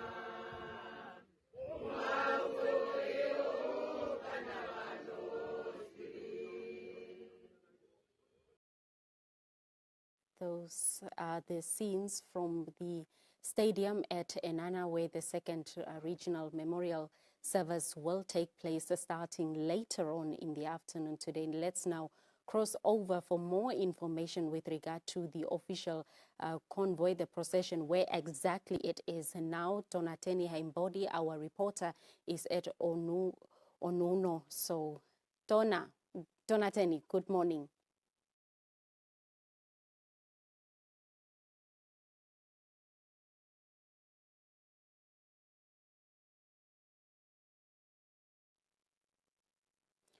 Well, as we are trying to connect with Tonateni, who is on the ground, Colonel, we've seen the scenes, some brief scenes at the stadium where the memorial service will take place later on. Can you take us through what are the other provisions? We see that people have started arriving. We've seen the veterans also already paying tribute, singing tribute songs and so on. Yes, members of the public have already started arriving at Enana Sport Stadium, and a big number. The visuals that were now on the screen shows most of them the veterans of the liberation struggle, and some of them are retired senior military officers.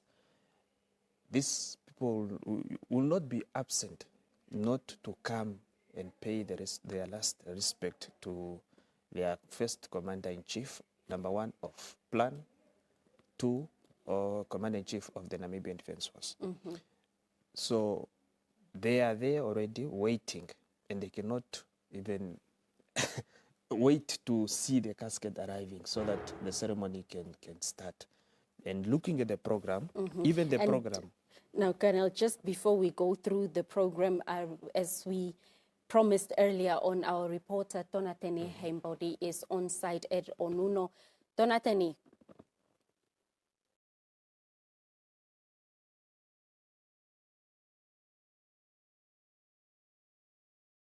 Coming to you live from Onuno in the Ohangwena region, still waiting for the procession with the remains of founding president to make its way here.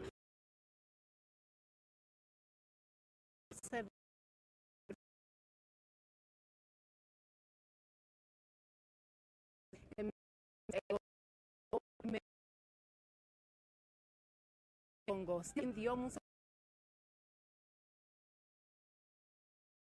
pay their tribute to founding President Nujoma. Some of them are here with us. I'm with Paulus. What are your tribute to Nujoma? My tribute is just that to say the nation is very sad. We are crying, of course, because Dr. Nujoma actually ruled and led the way. We are seeing the progress of whatever is going on. It was because of his foundations, and that's why we are not exactly crying, but you are appreciating and proud that you are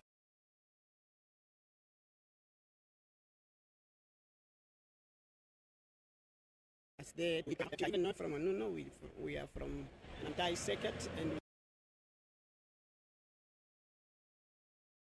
we pay our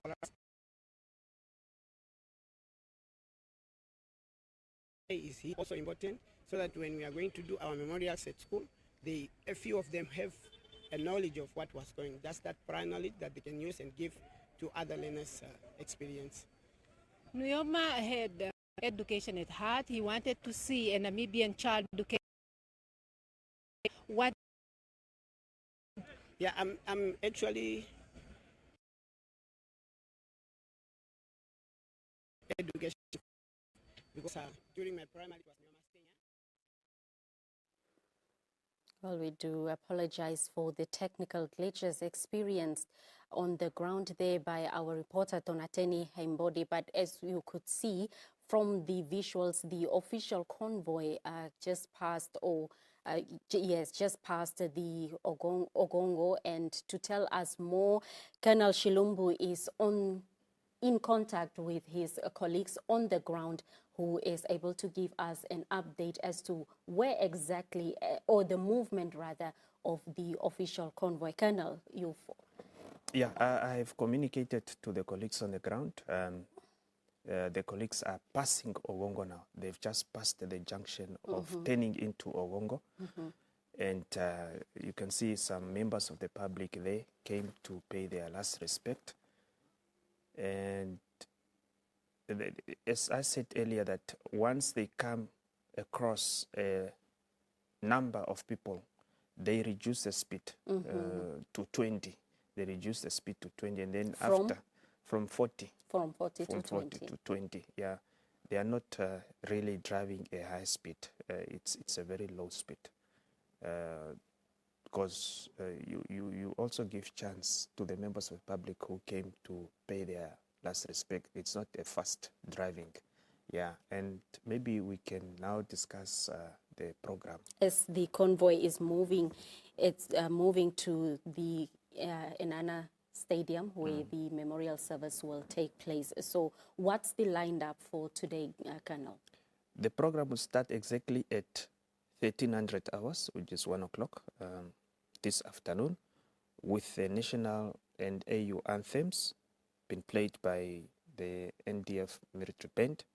And then it will be a welcoming remarks by the Director of Ceremonies. In this case, we have Honorable Erickson Ndawanifwa, the chairperson of Ohangwena Regional Council, together with Mr. Philippus Shilongo, the Chief Regional Officer for Ohangwena Regional Council.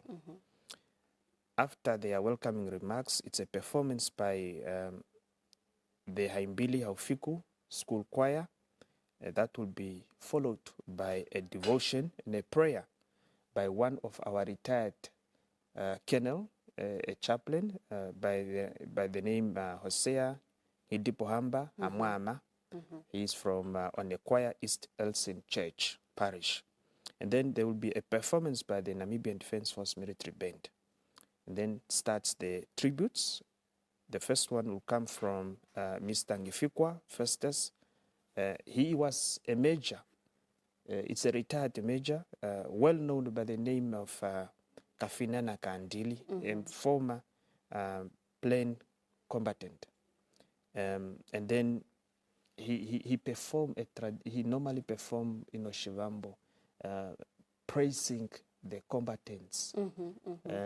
It's so like sort of it's like also encouragement. Yeah, exactly. It's like you say, motivating. So he's a retired major. And then we have a message by Tatem Kwanilwa, Philemon Shumbwa, Nangolo. I have to point out to you that this program is heavily dominated by the military people here, retired military people. Tatem Kwanilwa, Philemon Shumbwa, Nangolo served also in the military at Air Force as a squadron leader. He's the Ondonga Traditional Authority. He's the Mkwanilwa of Ondonga Traditional Authority. And then we will also have a message on behalf of the Queen of Ukwanyama Traditional Authority by Tatekulu Ephraim Hamalwa Weyulu. And then we'll have a message also by a Major General retired Charles Ndahu Namolo, former Chief of Staff of he was the former he served under the late Dr. Sam Shafishuna Nujoma during the liberation struggle. He came after independence. He also served as a diplomat, as a High Commissioner to India.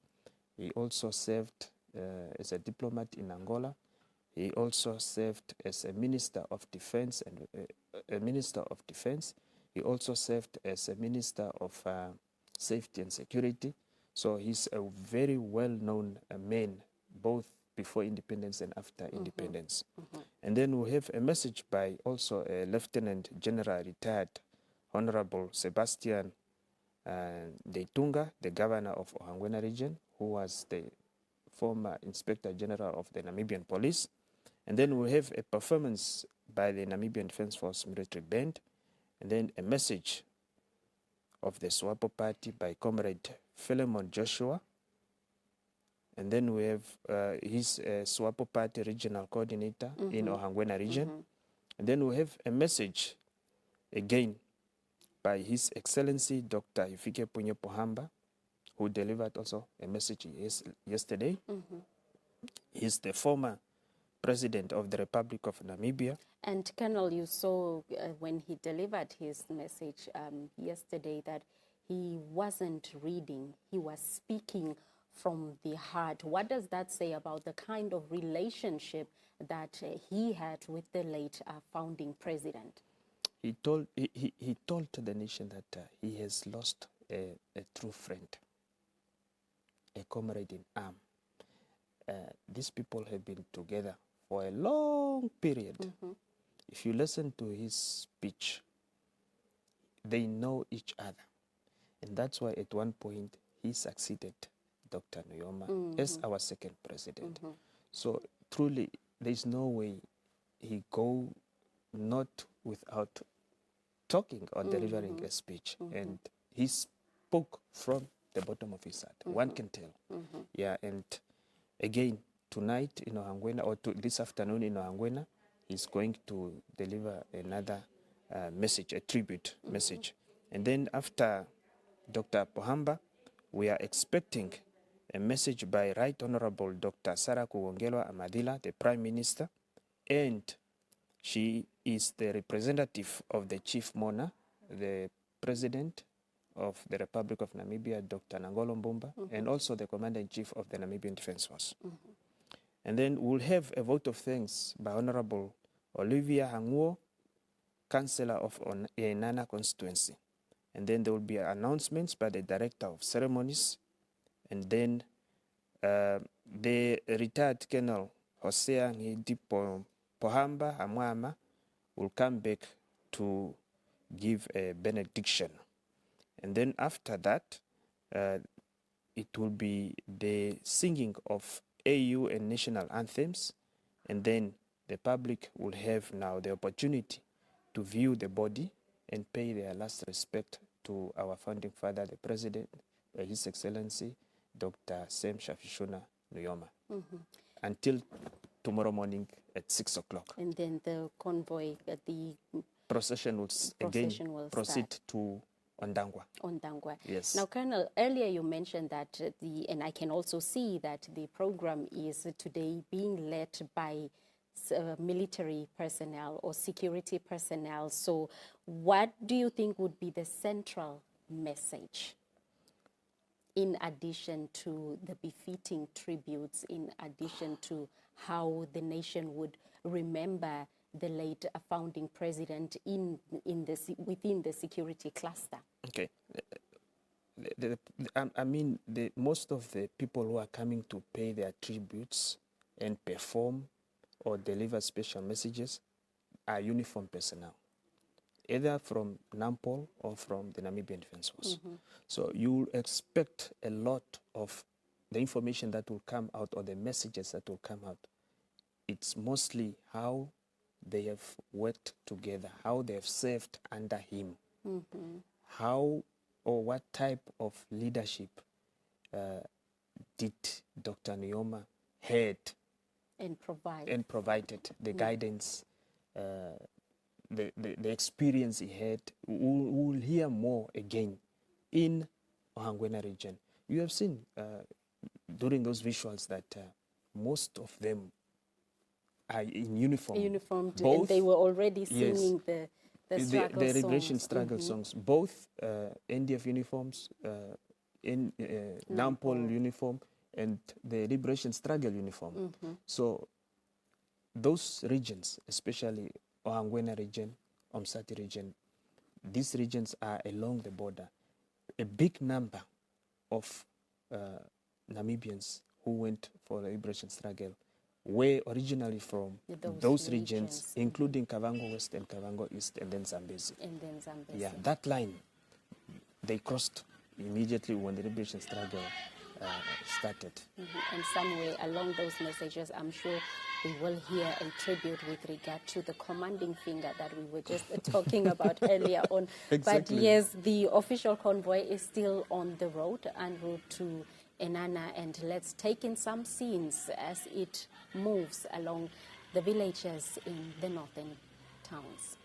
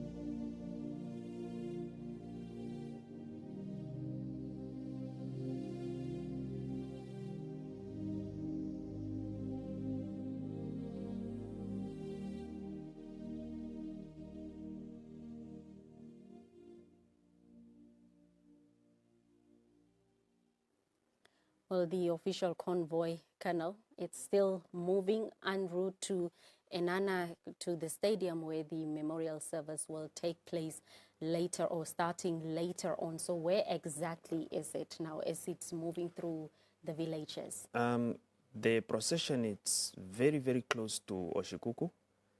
It's a matter of maybe 2 to 3 kilometers to reach Oshikuku.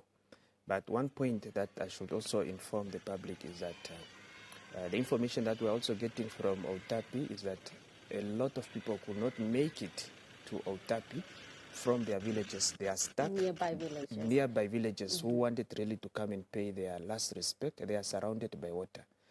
This is the information that we are getting from some of our members on the ground, that they've managed to at least to leave houses with their vehicles, but just to be surprised by the water surrounding them, they could not move further.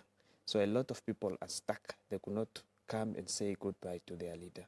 So it is unfortunate. It is nature. We wanted rain. Now the water is too much for us. It's another problem. But as of now, the procession is approaching Oshikuku, and we'll observe the number of people who are there, the turnout, whether it's a good number or how's the turnout at Oshikuku. Then from Oshikuku, it will proceed now to Oshakati, passing some nearby villages that are alongside the road. That is some of them. The main one, it's on Amila. We also expect a turnout of members of the public. And so far, apart from that unfortunate incident of the rain, well, Colonel, that's where NBC is coming in. We are really trying to stay abreast in terms of informing the nation on all our platforms, including the indigenous radio stations. So that's where NBC comes in. Now, Colonel, apart from that unfortunate incident, were there any other maybe unruly behavior among the mourners being reported from your officials on the ground?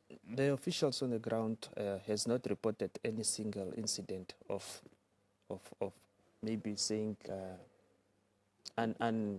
any disturbance the convoy, or a misbehaving of any person. None has reported a single incident. People are matured. And this time around, they really just want to see. And those ones who are surrounded by water, as I said, they are disappointed. Even if they have been told by a neighbor that, no, Mia saw it, they don't want to see, I hate it. No, they wanted to witness it by themselves. Yes, yeah. But it's nature, as I said earlier, that yes, we wanted the rain. And the rain has come. We were blessed with good rains, but now it's also limiting you to move around or wherever you want to move. So unless you make alternative plans earlier, they did not expect this. But now the procession is about to reach Oshikuku. Very, very near Oshikuku. Yes. Now, Colonel, even though the founding president was originally from Etunda village, where the first memorial service took place, that was yesterday. These villages through which the convoy is passing, they all have a connection to the founding president, both as a pre-independence leader of the governing party, SWAPO, as well as the leader of Commander-in-Chief of Plan, as well as post-independence, first country, the first president of the country. So there is that connection. So would you attribute the turnout as we are witnessing through the visuals, would you attribute to that special connection that all the villages that through which the convoy is passing to the way they are paying tribute to the fallen leader? The connection is there. Why am I saying the connection? The connection is there from not only Etunda and the neighboring villages, even with the regions. Why? From Zambezi to Kunene, during the liberation struggle, these plain fighters, when they used to come in Namibia, to come and fight in Namibia, they get into these houses where they got support. From Zambezi down to Kunene, all these regions. So the connection is there because they've been supporting the movement of the liberation struggle of this country. And most of these people, again, they moved, they are from these regions, they are from these villages who went to join the liberation struggle. So the only difference is, apparently, I'm saying apparently because I was not there. If you are from Kunene, for example, or from Zambezi, for example, or you are from Ohangwena, during the liberation struggle, when you are a member of PLAN, you are not really, it's not always that you get deployed at your village. No, you are deployed in your region.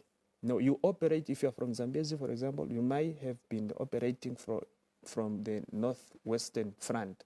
That is part of Kunene region. And then you have the northern front, then you have the northeastern front, and then you have the northern front. So they know. That's why when you see people being accorded or decorated with a medal by the president, you will hear that this person has been operating in a Zambezi region, but originally he's not from Zambezi. He's maybe from Ohangwena, or he's from Kunene, but he has been operating in another region. It's for them not to be really identified by their own people. It was done purposefully, and it's a tactic applied. So the connection is there, that they know each other, because these people were supported from the specific villages within the northern part of the country, whether it's north and east or whether it's north and west. Yes. So it's a connection that was forged not just after independence, or anyway it comes. It has been there. It has been there. Hence, they are coming out, villagers coming out in numbers, paying tribute to the Namibian leader. And during that time, remember, that was the only political party movement representing all Namibians. Yeah. All right then. Yeah, I will get another update maybe from the colleagues on the ground. On the ground, both of the NBC colleagues and your colleagues on the ground. But to see whether they've passed Oshikuku or they are still in Oshikuku. In Oshikuku, yes. We will get back to those updates, Colonel. And now learners, as we mentioned, that the founding president could relate to everyone. School learners being one of them, and learners from different schools in the Ohangwena region are currently making their way to Onuno, turn off to Enana to witness the procession of the late founding president. Let's take a look.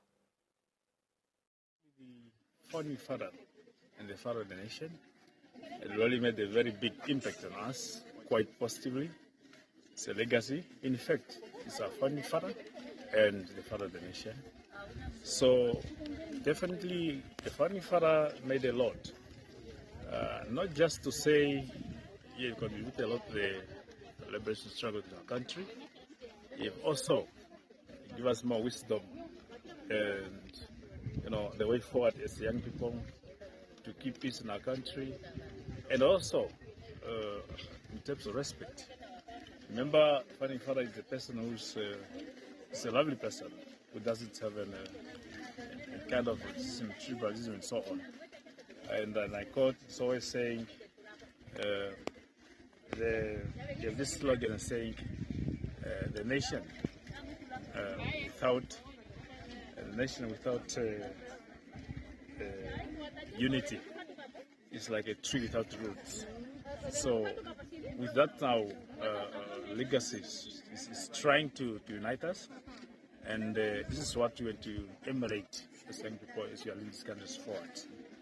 So there's no doubt, as an education person, our founding father is also promoting, a Namibian nation to educate the young ones. As he's been saying, every Namibian young people should also be educated from primary, secondary, and up to university. This is one of the strongest points of the government has. So there's no doubt we've seen also a lot of infrastructures happening in our country here. All these things come as a result of independence in our country. So definitely speaking, I cannot mention all the impact that our founding father made to us. We are standing a free liberty in this country because of him.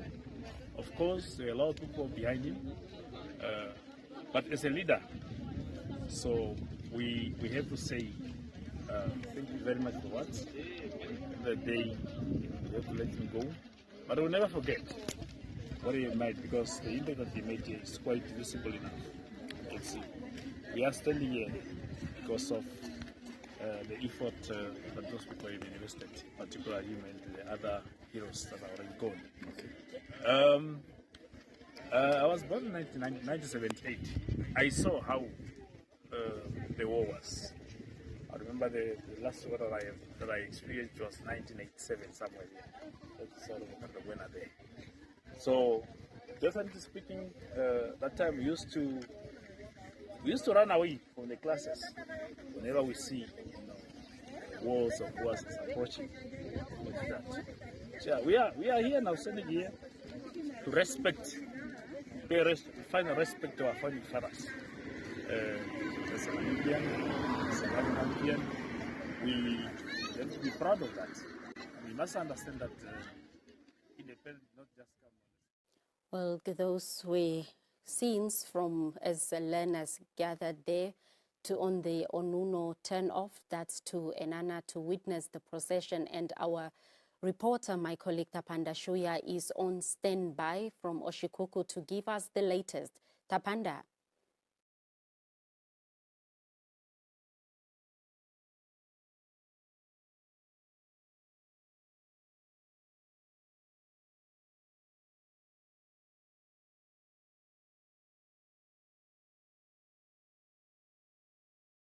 As we are waiting for Tapanda to give us the latest, perhaps you can tell us what are the colleagues on the ground saying with regard to the movement of the convoy?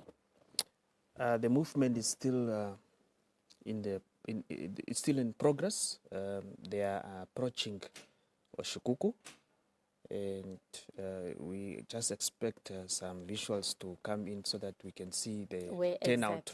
Where exactly? Okay. The visuals are here. Oh, right. So that should be Oshikuku. They are within the area of Oshikuku. It's only that the speed, it's not a high speed, it's a very slow speed. And time is not on our side because it's already quarter past 11, and we are going to start with a memorial service at 1 o'clock. Yeah, so let's just check the past that, but it should be Oshikuku. They are within Oshikuku area. Yes, and our colleague Tapanda Shuya is also on standby to give us the latest from Oshikuku, Colonel, as you just mentioned. Tapanda.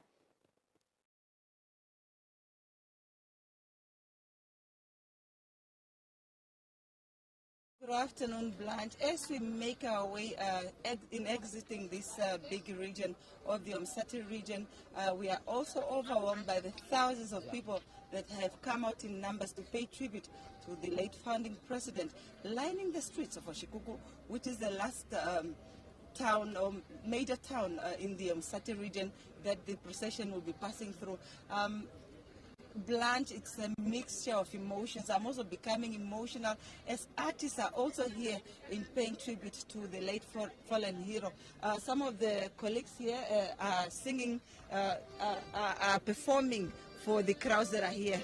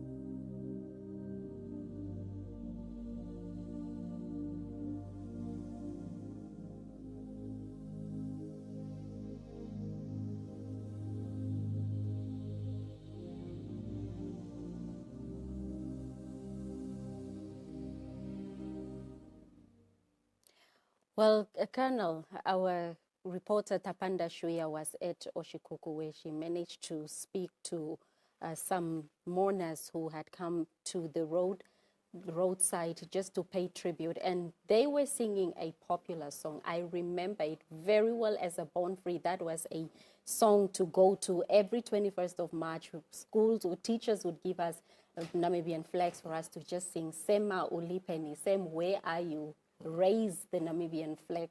Just take us down the memory lane, Colonel. I know from your smile you remember it very well. Yes, it's a popular song, calling and asking, Sema Olipeni, meaning, Sem, where are you? We are your soldiers. We will not surrender. We will win this war, or we have won this war. Okay, that's the song. It's really popular and with significance. Yes, and it has a meaning of saying, our leader, where are you? We are your soldiers. We are going to fight, or we have fought, and we never sacrifice, or we will never. We'll never give up, but we'll fight until the end, until we win our independence, until we must be victorious as brave men and women of the land. From land of the brave. So yes. It's a rallying call from the soldiers and NBC's foot soldiers. One of the foot soldiers, Gordon Joseph, is also in Onuno village in the Ohangwena region, where learners are patiently waiting to have a glimpse of the procession. Gordon Joseph.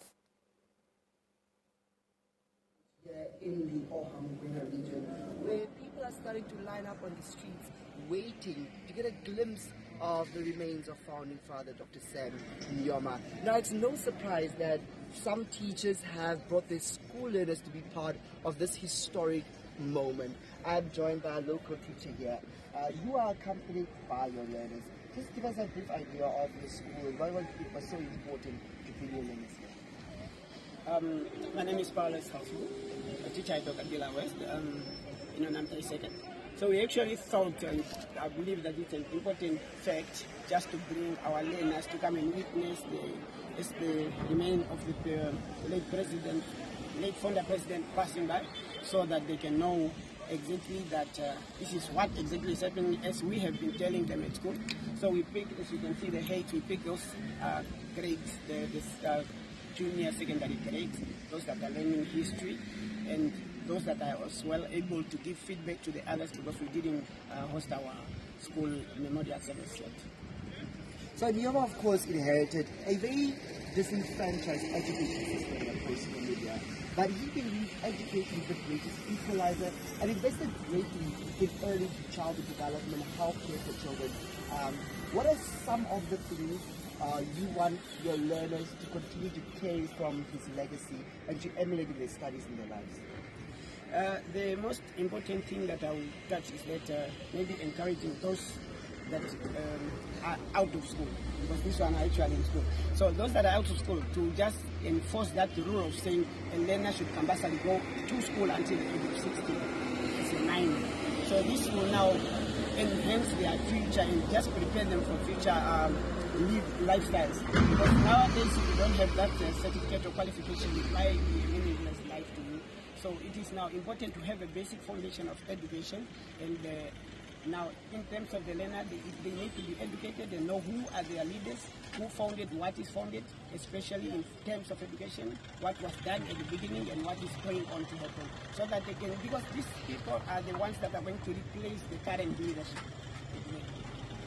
Well, there you have it, so many learners, the general public coming out to pay their last respects and being part of this historical moment in celebrating the life and legacy of Namibia's founding president.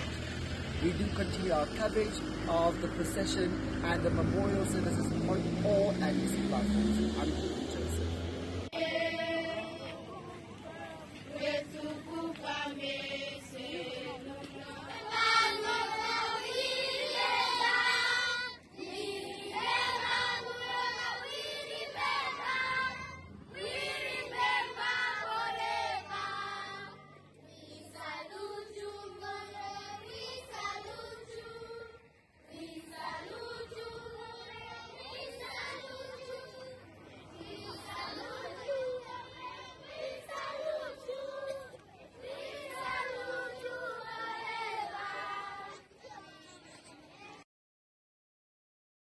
Well, Colonel, both old and young are waiting to have a glimpse of the procession, as it was just explained by our colleague Gordon Joseph, who is at Onuno village. So, Colonel, where exactly is the official convoy now?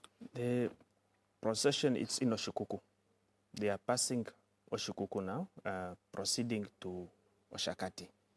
They will pass Namila, and then just before you reach Oshakati, they will turn left to a road Omungwelume, and then proceed to Ongenga, and then from Ongenga they turn again to Onuno. Now, the speed that they are driving 60 kilometers per hour, but wherever they come across a crowd, they reduce to 40 and even up to 30. So it is a reasonable speed, and it doesn't help you rush to reach your destination, and leaving the masses also along the road without saying goodbye to the late Dr. Sam Shafishuna Nujoma.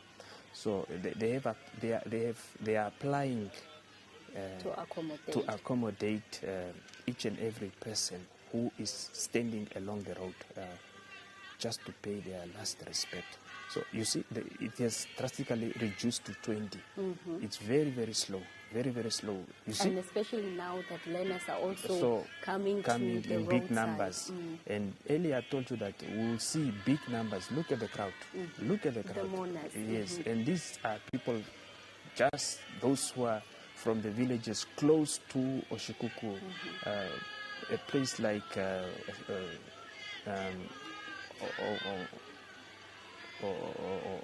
Oshikuku has really a big number of smaller villages, surrounding villages. Iputu, Oshikushongete. Some of these people are from Mtakua Kayupa or Numba, Etai, Oshikushashipsa. Those are the people. And then Omagalanga in Oshikuku itself. So those are the people who came now to say goodbye to their late leader, Dr. Sam Shafishuna Nujoma. And as you can see, the makeup of the mourners as well, the Colonel, school learners, and then you also have the elderly as well. And it's quite orderly. Looking at the visuals, it's quite orderly. No unruly behavior.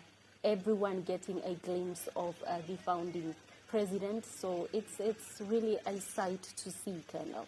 And here I can really understand that the speed, it's reduced. It's slow because they want the masses to see the casket and to say goodbye to our leader. And they are doing so. You see, it's very, very slow, very slow. And even also from our screens here in studio, Colonel, you can see the casket quite clearly, and irrespective of where one is, one can take in the emotional aspect of it, as it was explained earlier on by colleague Tapanda Shuya on the ground.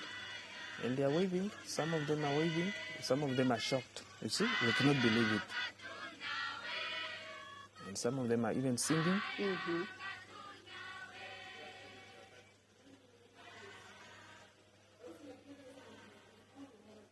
It's well packed, eh? So it's still within the Oshikuku area. That is Oshikuku. Looking at the signboard there. That's Oshikuku. Waving, paying last respects to the founding president, father of the Namibian nation, Dr. Sam Shafishuna Nujoma,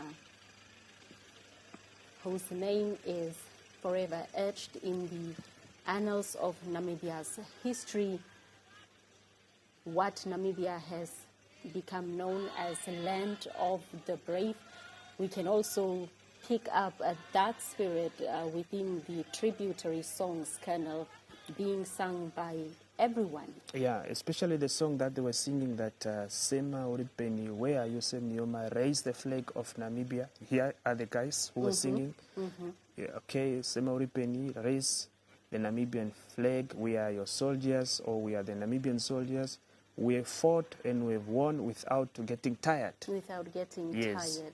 Those are the liberation struggle songs that we can hear or will be hearing throughout this procession. Yes.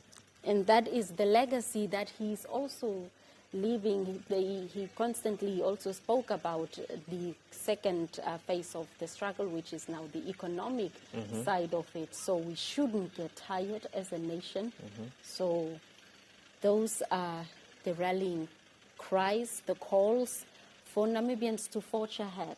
Exactly. You put it right. Until total economic emancipation. Well, Colonel, our leaders have really done their part. They did what they could. It is now left upon us to take over. Whoever is taking over, whatever position you are getting into government, in whatever structure, it is you now to look also after your people. I have heard a very good message from Lieutenant General retired Charlie during the course of the week on Tuesday evening at the residence that people should learn to share. Everybody should benefit from the resources of this country. And that's how you keep and maintain stability, in the country. Let's just quickly take in the moment as the procession is passing. There are the artists or members of the public paying. This time around they are singing a gospel song. You can hear the sound.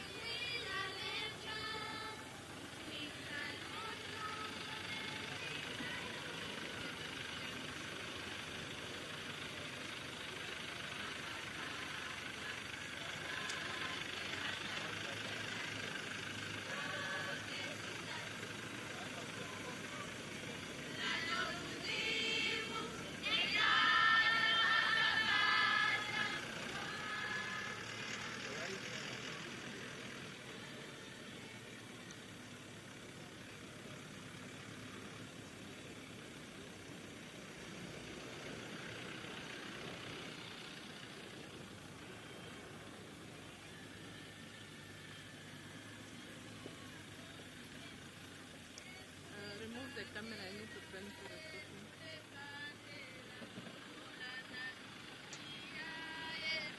Matthew was having his camera.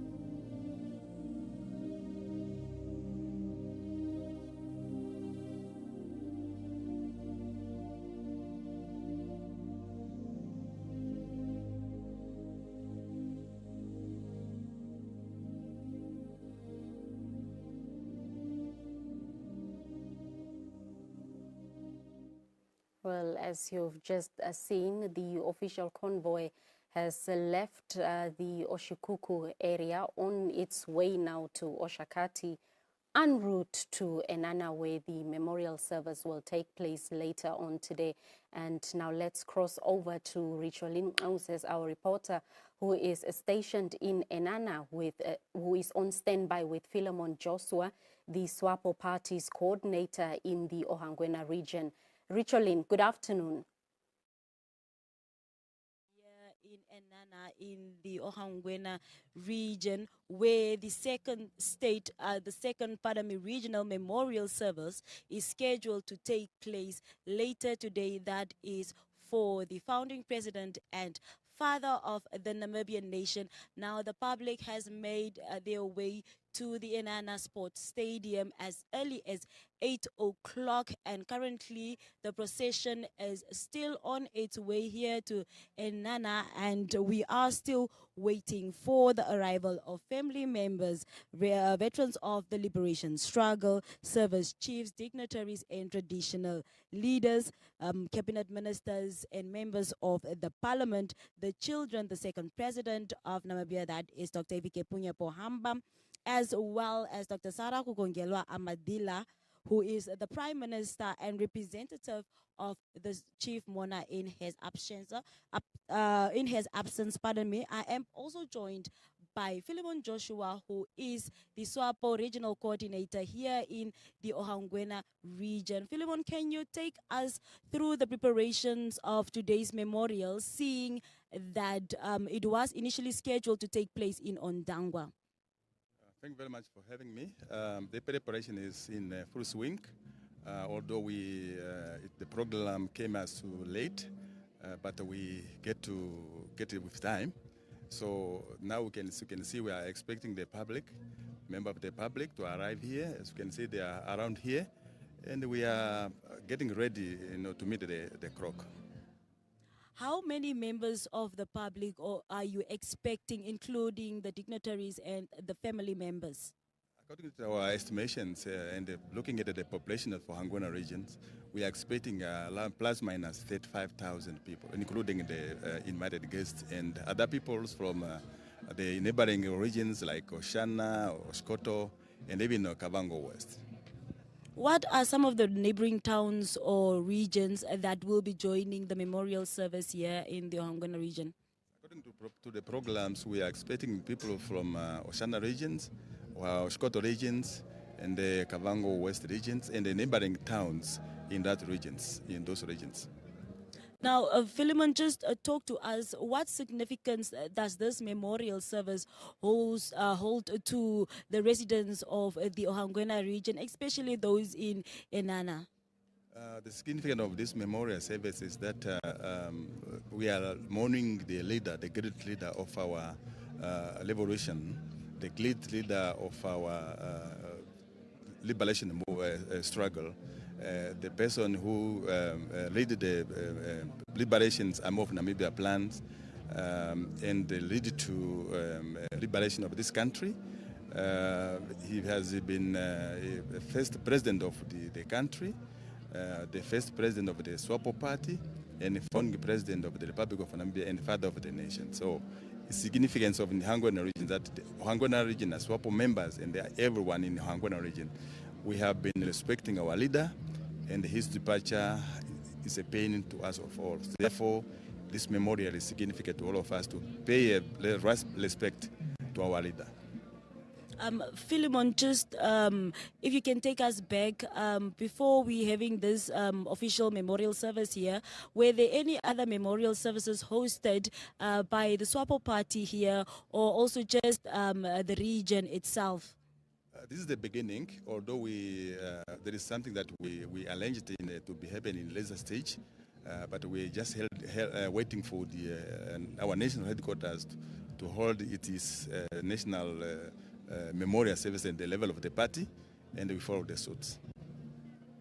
Also, after this memorial service, what are some of those key events that you'll be planning to hosting before we lay the founding president to his final resting place?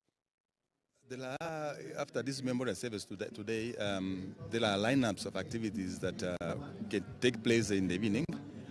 Like planned combatants are continuing to sing the liberational songs, and the other members of the public planning to gathered here or spend the night here with the body and sing songs that are dedicated to our departed leader.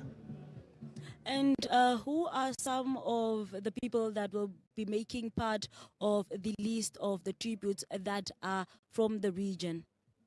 First of all, there is Honorable Governor Sebastian Letunga, who is the governor of Ohangwena regions, followed by myself. Then comes the former president Ifike Pohamba, so delivering a tribute to the event.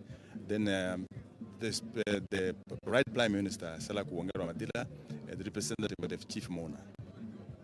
Also, Philemon, when we look at Ohangwena region as a whole, what are some of the significance that we can look back at and say that this is because of Dr. Nujoma, that today the people of the Ohangwena region is able to enjoy this benefits? What are some of those things that we can look at? If I can take you back during the liberation struggle, these Ohangwena regions became a war zone for the liberation struggle.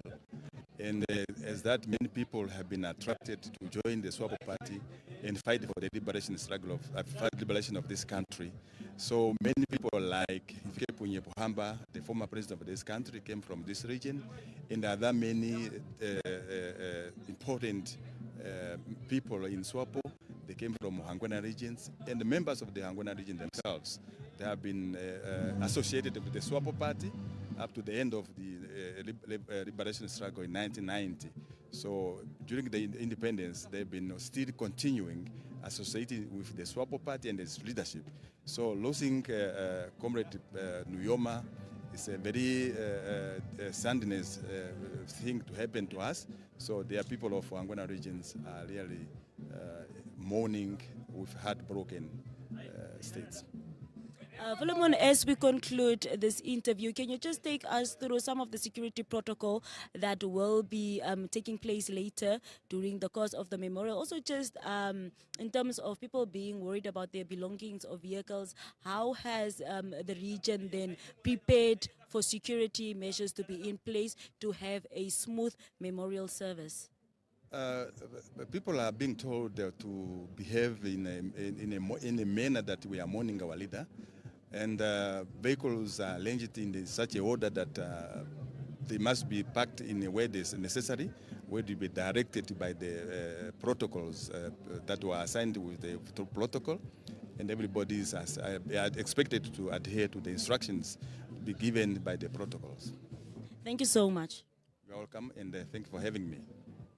That was Joshua Philemon, who is the SWAPO Party Regional Coordinator here in the Ohangwena region. Now the procession is still on its way, and while awaiting for the procession, we will bring you more update as to what is happening here. That is in terms of the arrivals of the family members, the dignitaries, the traditional authorities, members of the cabinet, and of members of the parliament as well. And people are getting ready, and we've seen that some of the plant combatants were already giving us performances, as well as learners from different schools are also gathered here, as they will make part of the performance for today's memorial. Blanche, let me give it back to you in studio. That was our reporter, Richolin Aungses, on site there at the stadium where the second regional memorial service will take place later on. Now, Colonel, we've seen from the scenes that we just witnessed, I see from the drone shots that people have started arriving. We've also seen members, the uniformed personnel, your colleagues also on site there as well. What are they saying? What are the preparations from the security cluster side? They are saying everything is according to plan. There is a big number of turnout from the members of the public. You have seen the quarter guard and the band that performed yesterday the national anthem and AU anthem at Tunda. They've already made their way to a Nana Sport complex or sport stadium. And then overall, the security of the place, it's in good hands of the law enforcement agencies. And you have seen also Dampol directing people where to sit, and directing even the parking. They are there on the ground, making sure that the security is maintained throughout, and law and order is also maintained. And this also speaks to the vision and the character of the late founding president when it comes to the regard he had for national unity through security, especially when the SWADF or the former fighters and those who fought on the other side during the struggle for independence, as well as the Plan fighters were merged right after independence. So what does that say about how we are viewing our security agencies as a nation today, crediting the late founding president? You know, immediately after independence, the founding president have introduced the National Reconciliation Policy. And now you have plain combatants coming from Angola, and here you have SWATF members who have been in Namibia fighting against each other, opposing forces. Opposing forces, yes. So the commander-in-chief brought together these people to unite, some of them to be integrated into the Namibian Defense Force, some of them were inducted into the Namibian Defense Force, and they have to stay together in a military basis, countrywide, in all 14 regions. And remember that when they joined together, all of them were given weapons, because it's a new defense force that you are building. So what he also did, he emphasized the issue of national reconciliation policy, which he went to each and every military base in Namibia, preaching the national reconciliation policy. Remember, Namibians were divided before independence. Hereros that side, Vambus that side, the Maras, the Bantu sons. So, and people were killed during the liberation struggle from both sides. So, as a security sector, bringing those forces which were fighting against each other and to form up a single united defense force was not an easy task at all. But since this policy was introduced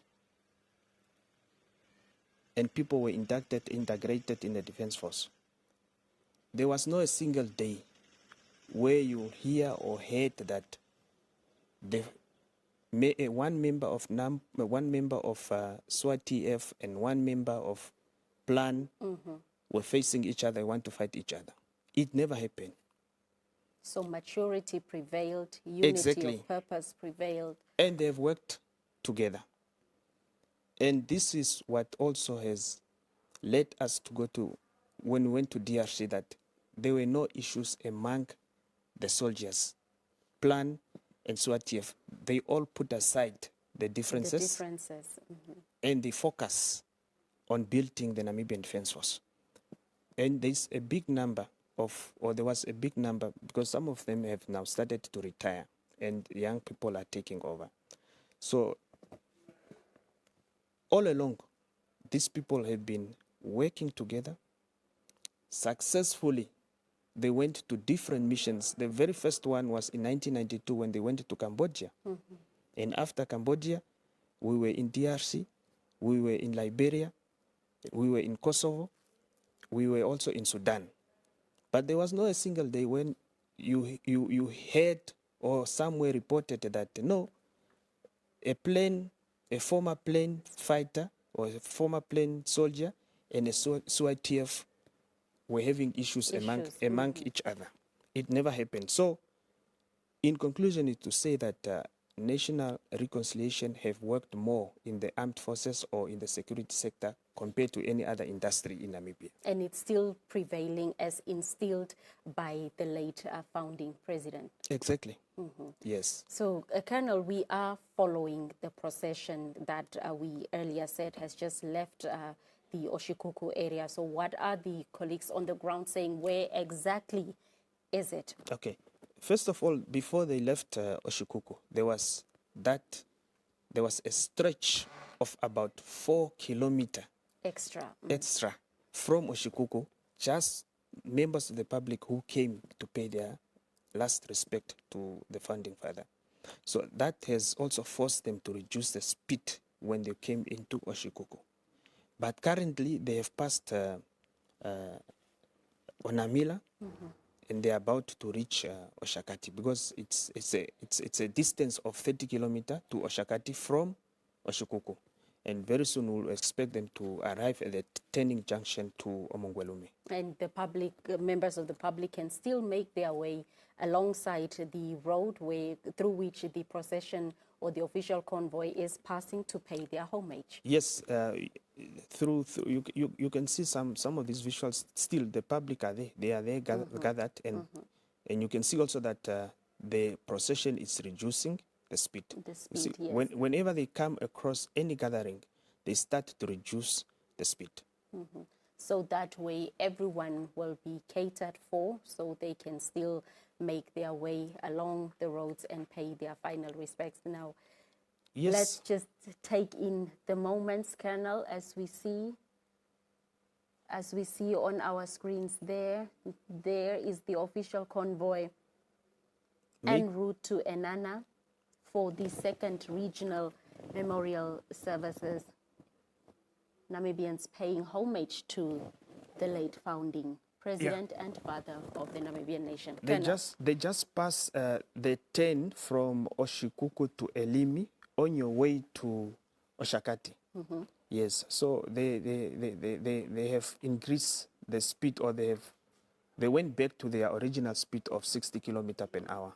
Once they pass a gathering, then the speed pick up again to 60 kilometers per hour, so that they can just catch up. And it's all well and maintained. So let's just take in the visuals, Colonel.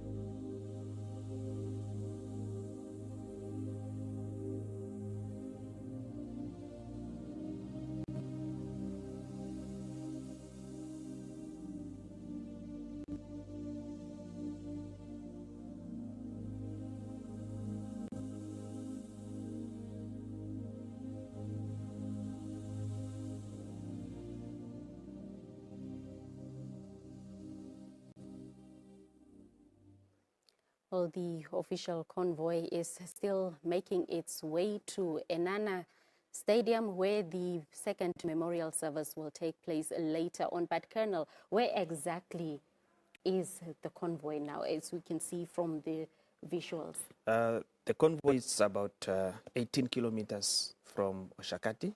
Very soon it will make a turn. They will turn to the left on your way to Omgwelume, and then Ongenga, from Ongenga to Onuno, through obviously Omafo and Gela, and then to Onuno. So we can see that the speed has been now increased to 60 compared to where they previously reduced to 40 to 30 because of the crowd. Because of the crowd, but the moment they find a number of individuals who came to the road, they will reduce automatically. Immediately they will reduce and maintain 20 to 30 kilometers per hour. For the people to pay homage. Exactly. Now, let's quickly cross to our reporter, Richolin Aunses, who is at Enana, standing by with the former Prime Minister, Nas Angula. Richolin, good afternoon once again.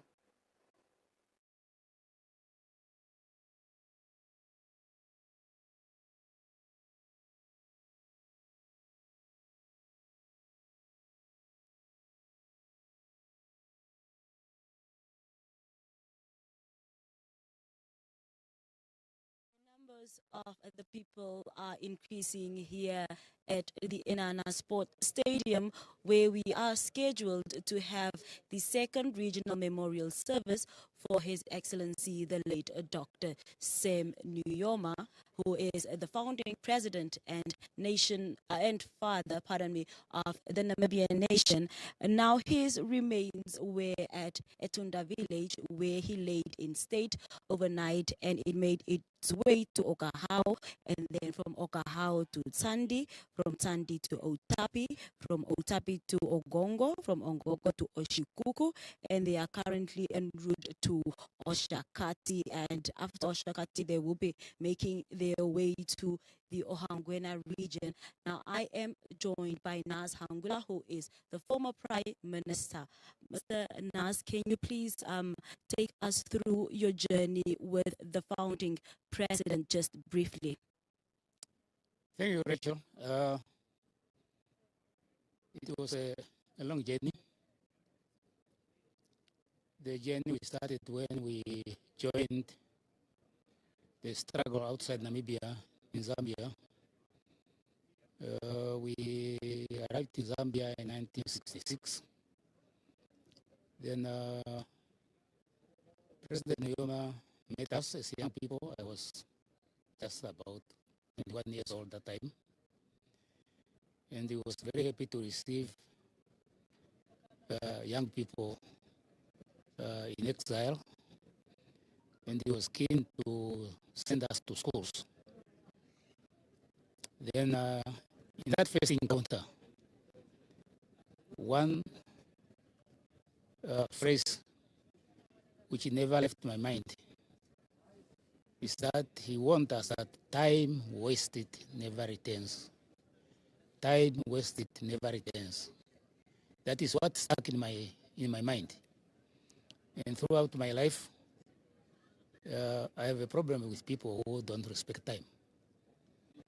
Even when I was a minister, if you come to my meeting, after 5 minutes, I might not allow you to enter the meeting because of that commandment. Time wasted never returns. So we met in Zambia in 1966. And since then, we have been together. To me, he was a father figure. He was my leader. He was an exemplary man. He was a guide to us, especially us young people. And he molded, so to say, our character as young people. When we take it back to that fateful evening, the February the 8th, How did you receive, how did you hear about the news of the passing of the founding president, and how did you then feel? What did you make of it? Well, around December, before I went to my village to do plowing, I went to see him. And I found him very frail. He's an old man with apparently some complications in terms of health. And then when I was in my village, before I came to Windhoek, before his passing, one of the colleagues called me to say that the founder is admitted in the hospital. He's not well. So my visit area in December and the confirmation that he was in the hospital kind of prepared me to say that anything can happen. Of course, a loss is a loss. Does not matter whether it is an old person or a young person, it's still a loss. So all of us felt that sense of loss. And we are still trying to recollect ourselves, to see how we can face the future without Nujoma. But he left us a rich history of his deeds. He left us a very solid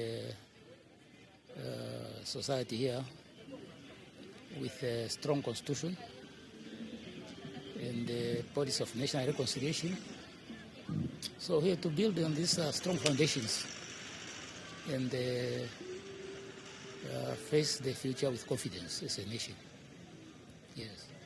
You are the chairperson of the Sam Nujoma Foundation. What are some of course there will be a lot, but what are some of the key notable achievements that has been made since its inception? Our duty as a foundation is to keep the legacy of Sam Nujoma alive, because this is the legacy of commitment. He was a man committed to the common good for all. And we have to inspire the young people especially to emulate his character, his qualities, his ideals, because we think that these are very critical to keep Namibia a peaceful country, a stable country, and a country of which all of us should be happy to live in. Right now we have very serious challenges, social challenges, especially the young people who cannot find jobs, and they cannot also, in the process, build their families. These kind of challenges can only be tackled if all of us, in a Nujoma style, decide to make a contribution in one way or another. So we will continue to promote the legacy of Sam Nujoma if the family can permit us to do so. Yes. Speaking about the legacy of Dr. Sam Nujoma, can you just touch on those key elements that you think is what the youth or the generation needs to keep up, so we are able to honor his legacy as deserved? Just try to reflect on the life trajectory of Dr. Sam Nujoma. At the age of 29, out of nowhere, he emerges. He was a railway clerk with the South African Railways. He emerged to announce the formation of the Ovamboland People's Organization, and subsequently he resigned from his job just to dedicate himself to an idea called Ovamboland People's Organization.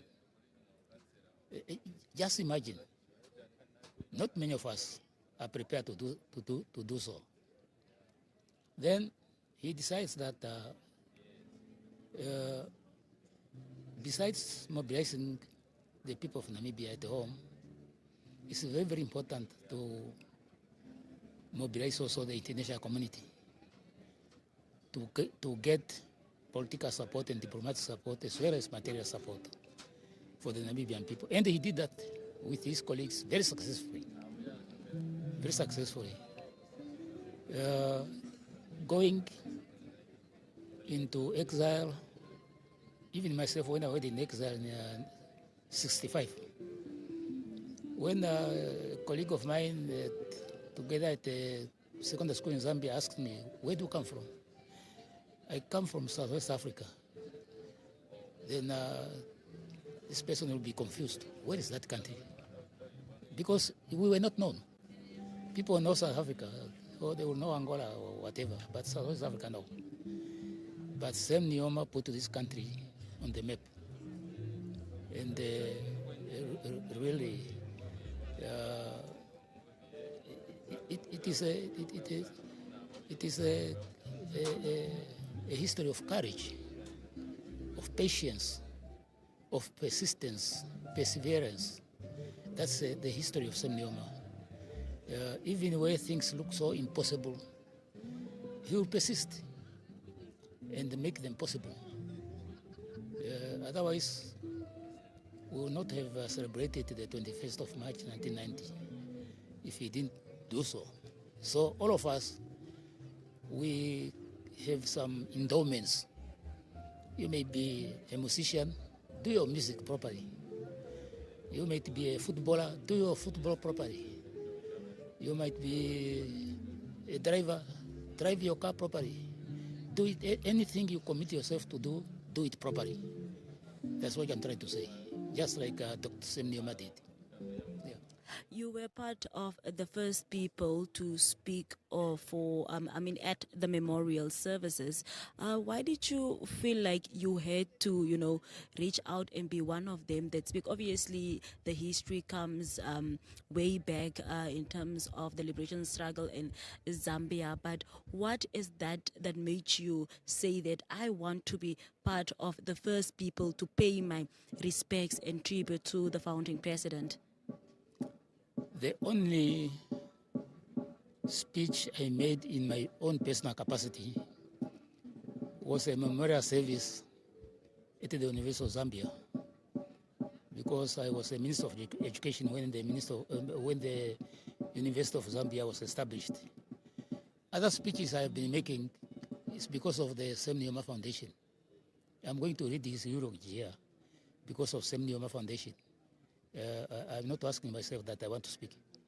Yeah, it's basically because of certain things I have shared with Sam Nujoma. Yes. As we conclude, maybe just some of the key lessons that we are able to learn from the life that was lived by the founding president. Well, Sam Nujoma always thinks big. The other time he was preaching to establish a harbour at Cape Freya. To go to Cape Freya, there is no road there. There is no railway.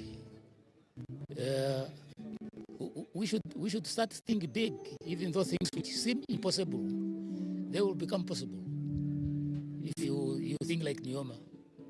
Yes. Thank you so much for joining us and sharing your moments with the late president. Thank you, Rachel. We are still waiting for the convoy to arrive. I spent my night at Okahao, and around 7 o'clock they started off, but they seem to be going slow. Perhaps we are going to start like yesterday at 3 o'clock or something, but we are patient enough. Thank you.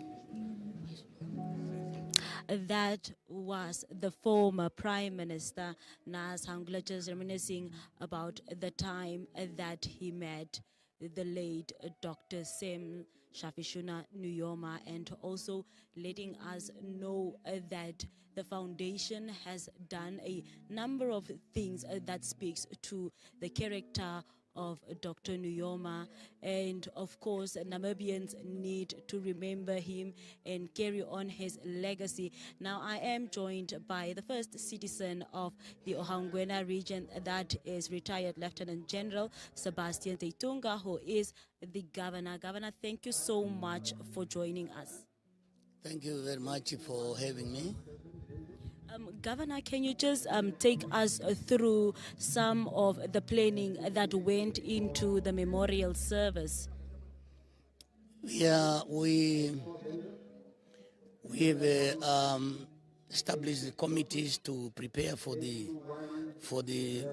memorial service of our founding father, and we made sure that the community in the region and the neighboring regions are sensitized and made aware of the importance of this memorial service of the founding father. We expect that there will be a very big turnout here, or turn up. People will come and join all the mourners at this place here. We have just to assure everybody that everything is ready, waiting for all the mourners to converge here, and we ask them to come. It is time now. Security-wise, all security clusters have been sensitized, and security arrangements are in place. So far, so good. Now, Governor, what does it mean for the region of Ohangwena to be able to granted this opportunity to be able to bid farewell to this fallen hero? It is a very dignifying. We are very much honored, just like any other Namibians at the other part of the country. And I think because the regions are many, and the wish of government was that the body to go to all constituencies, but because of the time, only some selected village regions that were identified where the remain of the founding father should lay in state. So we are very, very honored. We are very happy for what the government decided that the remains of the founding father should come to Ohangwena and give an opportunity to members of our community from these three regions and from other parts of the country could come and view the remains of our founding father. Indeed, on behalf of all Namibians, we are very happy and dignified. And even those who are not here, they are in our prayers, and we are representing them. We say the people are very honored here, and they are very happy that today we will spend all the time with the remainder of our founding father here. We are also happy that the remaining of the founding father comes in Ohangwena, because during the 8 days of liberation struggle, we had our first military front was in the southern Angola, particularly the northern front, and the whole range of the borders bordering Ohangwena and Angola. This was our areas of operations, and most of the community in this area have suffered the brutality and the operations of the enemy, and they will be happy and very grateful to see the founding fathers' remains coming in Ohangwena. Also, just touching on the villages and the regions, in terms of the logistical aspect, is there any arrangement for them to be part of this memorial made? Unfortunately not. It's one of the challenges we have, particularly on the logistic side. But we will try to do what the little we have. It's a really challenge because even in the tents that we have acquired, the prices are very exorbitant, and the budget we were given really has been swollen up by the tents. Anyhow, we are ready to host everyone. The most important is that all of us, we are coming here to mourn, not really to eat something, but if there is something to eat, it's fine.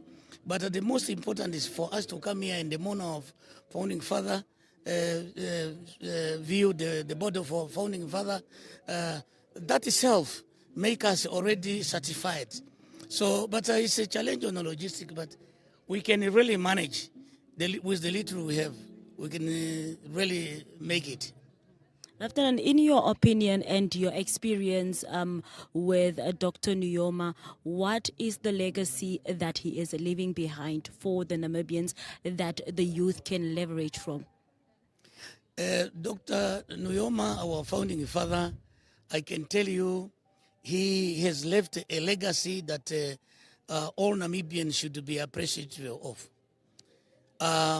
First, he brought us independence.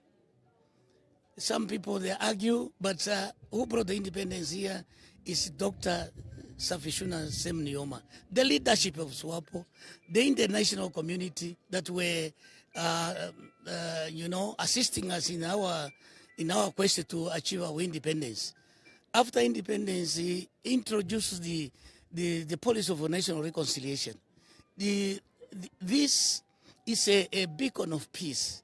If he could not introduce the policy of national reconciliation, you could have seen chaos in this country, brothers and sisters fighting one another. And this country could not have prospered to the extent we are today. Dr. Nujoma is a visionary leader. And I think this world without Dr. Nujoma, just like without Fidel Castro, Kwame Nkrumah, without Kennedy Kaunda, Robert Mugabe, and the Mandelas and the others, this world will never be the same. Just imagine we didn't have a railway from Chumebi to Oshikango. He himself will physically mobilize the nation.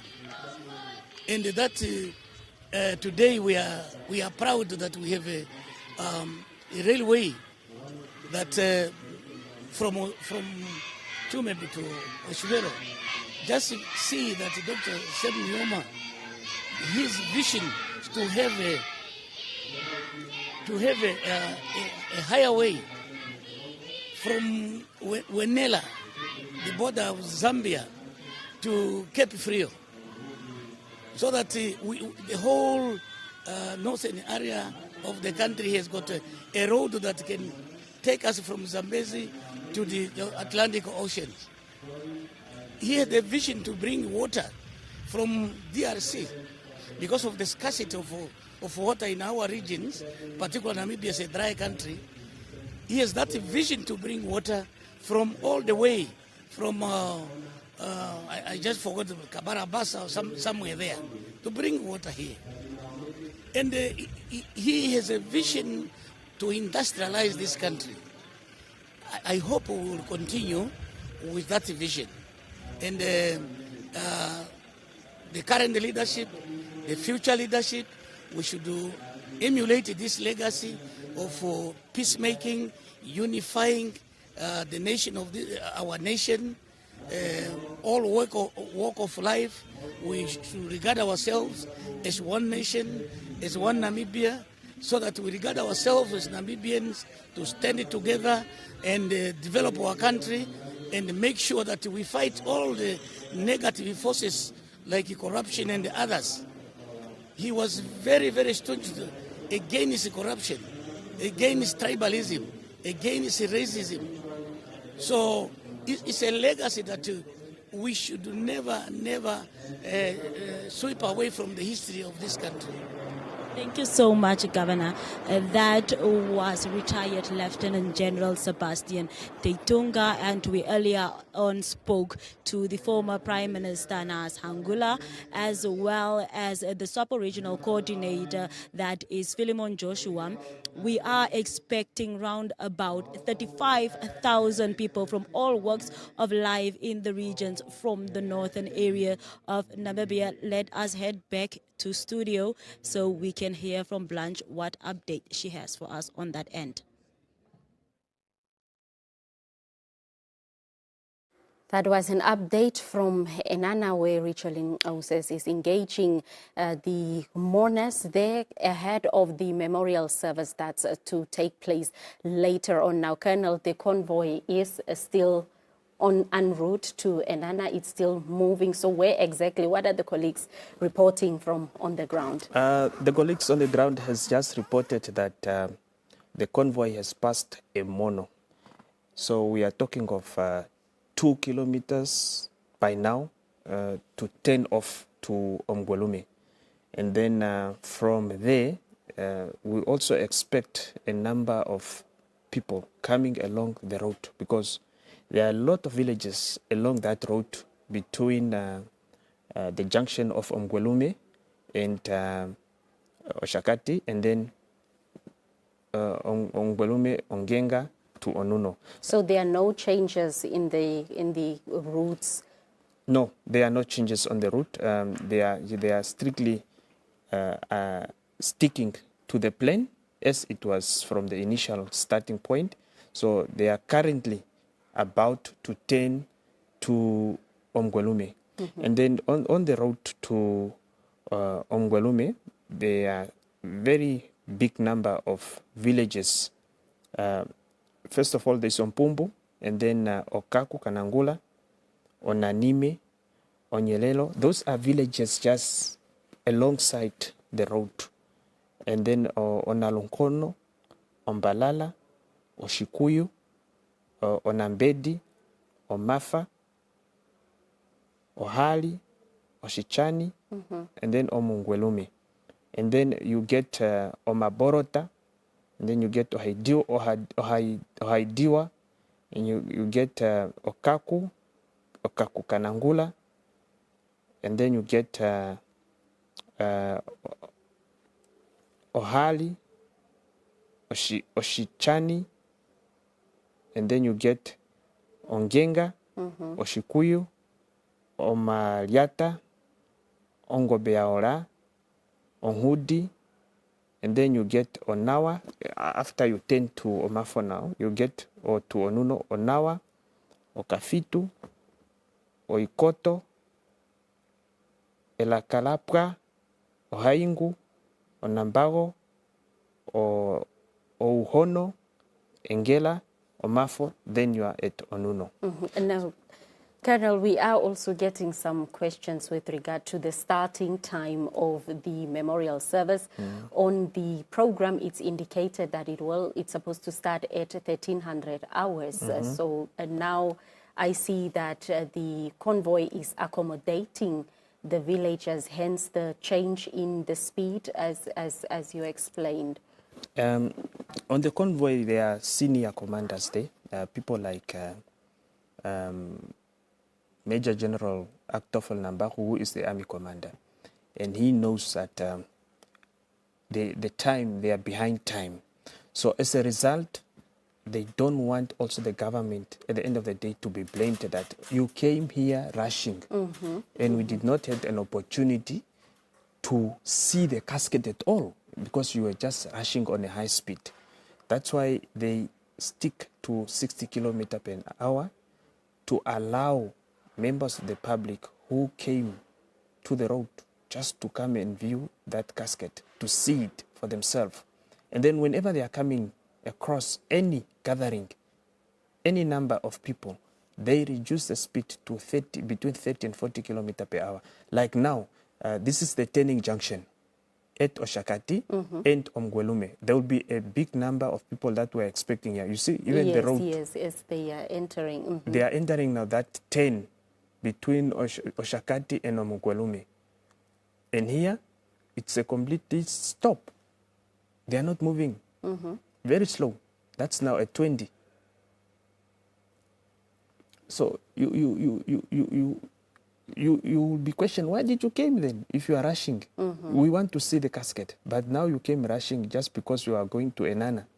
So I believe when I see the program currently, which is supposed to start at 1300 hours, it will not be possible because it's already 20 minutes to, almost 20 minutes to, it's 20 minutes to 1. So it will take us another 2 hours before they reach Enana. Now, Colonel, as we are taking the scenes that's now, as the convoy, official convoy is moving, just to take you back to the guests that Richoline interviewed, that's now the former Prime Minister as well as the former Inspector General of the Namibian Police, both of them talking about the unity, the aspect of, especially with regard to what we earlier spoke about, the policy of national reconciliation, where Dr. Nujoma was so instrumental in instilling that, look, even though you may have been fighting on opposing sides, you are still brothers and sisters. Above all, you are Namibians. Yes, they put it right to say that President Nujoma was a unifier. He was somebody who wanted, and he have achieved that, wanted people to reconcile. And people have reconciled. He wanted the Namibian nation to be united. We are united. This country does not have really serious issues where tensions can come up. Divisions. Divisions, where people even want to fight physically. It's not like that. It's not in Namibia. It is because of the leadership and also the people that he is working with. You heard that he did not like corruption. He did not like tribalism. He did not like any division, but he wanted unity. He wanted unity, and unity is among Namibians. People should love each other. And his vision, everybody's talking of the vision that he had. He wanted to see this and this and this happening. Some of them were achieved. It is not only me talking of the railway. Even the Inspector General also spoke of the railway. And then he spoke of bringing water from Congo. He spoke of connecting Zambezi to Atlantic Ocean. So all these things can only happen when there's development, when there's commitment from the government. And also, he also mentioned that whoever is taking over, whether you have been appointed now by the president-elect, you should also think of the nation, so that we work together and achieve a common goal as a Namibian nation.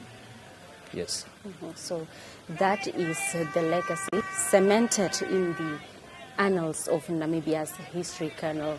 The convoy is, the official convoy is still moving. Just to take us through, people paying homage, Namibians, some of them standing alongside the road, some of them in their cars, whichever way they are paying homage to the founding president. From that junction to Omgwelume, it's about 34 kilos. And then from that junction again to Ongenga, it is 45 kilos. So it will take almost an hour. Then from Ongenga, they will turn now to Olume. So that's why they're slow again, because they've found a number of people, and you cannot rush. You should allow the people to pay their last respect. Yes. Okay, Colonel, so as we are here in studio, let's just allow the viewers also to take in the moments, take in the scenes, to pay homage to the fallen Namibian leader.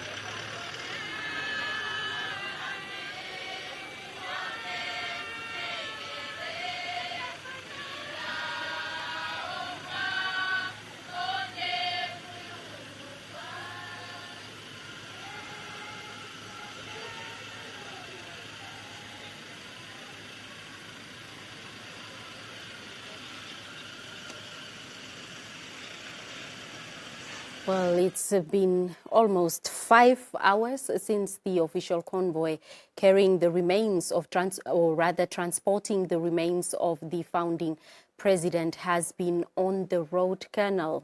Yes. Blanche, we are expecting a very serious delay here because the number of people, the turnout, is just high. They just left Mpumbu, and the speed is not as we expected to be. It's because there are a lot of people who came along the road, as I have indicated earlier. And the number of villages that I was just telling you here, that there's this village and that and that and that. Mm. Those villages automatically comes to the road, and that will force the procession to reduce speed, and it will also force us to have the memorial service to start at 1300 hours as it was expected. As it was indicated. So I'm looking at even at 4 o'clock because of the number of people that we are expecting between Shakati and Ongenga already. Imagine one of the reporters is already at Ongenga, and then from Ongenga to Onunu. That's also another distance, plus the number of people that will be found there. Automatically, the convoy or the procession will reduce speed so that the public can have that opportunity of paying their respect. So most of the villages are situated along the main roads? Along the main roads. Even if there are villages behind another village, they will make sure that they will come crossing another village to go and see the casket as it's passing by. So that will force the program to be delayed, obviously. Yes. Now, Colonel, earlier you also mentioned that the conditions of the vehicles are constantly also checked. So for the last 5 hours or so, any reports in that regard? There was no report whether there's any problem with the gun carriage or with any of the vehicles in the convoy. Everything is still intact. And also in this convoy, the family members are also accommodated in the convoy. So just to have them accompanying also the casket. It is not only us as government or the military alone, but the family members are also accommodated in the procession until we return back to Commerce region. Colonel, Dr. Nujoma, during his time as the commander-in-chief, as the country's first president, made sure that when it comes to missions abroad, peacekeeping missions abroad, that Namibia is represented. Namibia is part and parcel of some of the peacekeeping missions abroad, thereby also contributing to global peace on the African continent and the world at large as well. So how would you describe his outlook when it comes to making sure that Namibian men and women in uniform are not just confined to the borders of our country, but also applying their skills elsewhere? You cannot just keep your troops home. You need to expose them, and they gain experience. Just 2 years after the independence of the Republic of Namibia, immediately Namibia deployed to Cambodia. Why? Because us, to get our independence, we were supported by organizations like the United Nations, the Resolution 435. And that Resolution 435 brought in a big number of peacekeepers from, some of them were from Kenya, you remember? Some of them were from India, some of them were from Bangladesh. So it was an obligation from the Republic of Namibia to make sure that when it is requested by the United Nations to send out peacekeepers, it should send out peacekeepers. And that's what we did, to send our members to Cambodia. And they were there for a number of months. Then we came back. There was another mission in Angola called UNAVEM 3, United Nations Verification mission in Angola, where we also sent a number of men and women into Angola for that mission. Again, when you send out your uniformed personnel to UN missions, because it's a peacekeeping mission, it's not a war, they are not going to fight, but it's to maintain peacekeeping or peace enforcement or peace building. So that gives an opportunity for these individuals who are participating in the peacekeeping mission to gain knowledge from other United Nations peacekeepers who are also deployed in that specific country. Then again, just before he retired, the founding father, yes, we also deployed a very good number in Liberia. And that mission started, it started in 2004, and it lasted until 2007. And that was a United Nations mission in Liberia. And we have, on a rotational basis, we've deployed 860 men and women to Liberia. And out of the total number of that 860, which is a battalion strength, we had a 20% of women representative or women representation. So, which also give another chance of Namibians to get exposed both culturally, where you go, where you are going to deal with different people from different cultures, from different backgrounds. From different backgrounds. We have been in that mission for a very long time before he retired, and even when Dr. Hifikepunye Pohamba came to power, that mission was still ongoing, and we still had about 6 battalions that were rotated. The first battalion led by then Lieutenant Colonel Kashopola, and then we have also other battalions that were on a 6-month rotation. The colleagues were rotated. So it puts the name of the country out when it's when it's mentioned that how many countries participated in a certain mission like Liberia. And in Liberia, it was 15,000 peacekeepers from all over the world, including now Namibia, contributing 860 men and women in blue helmets. Yeah.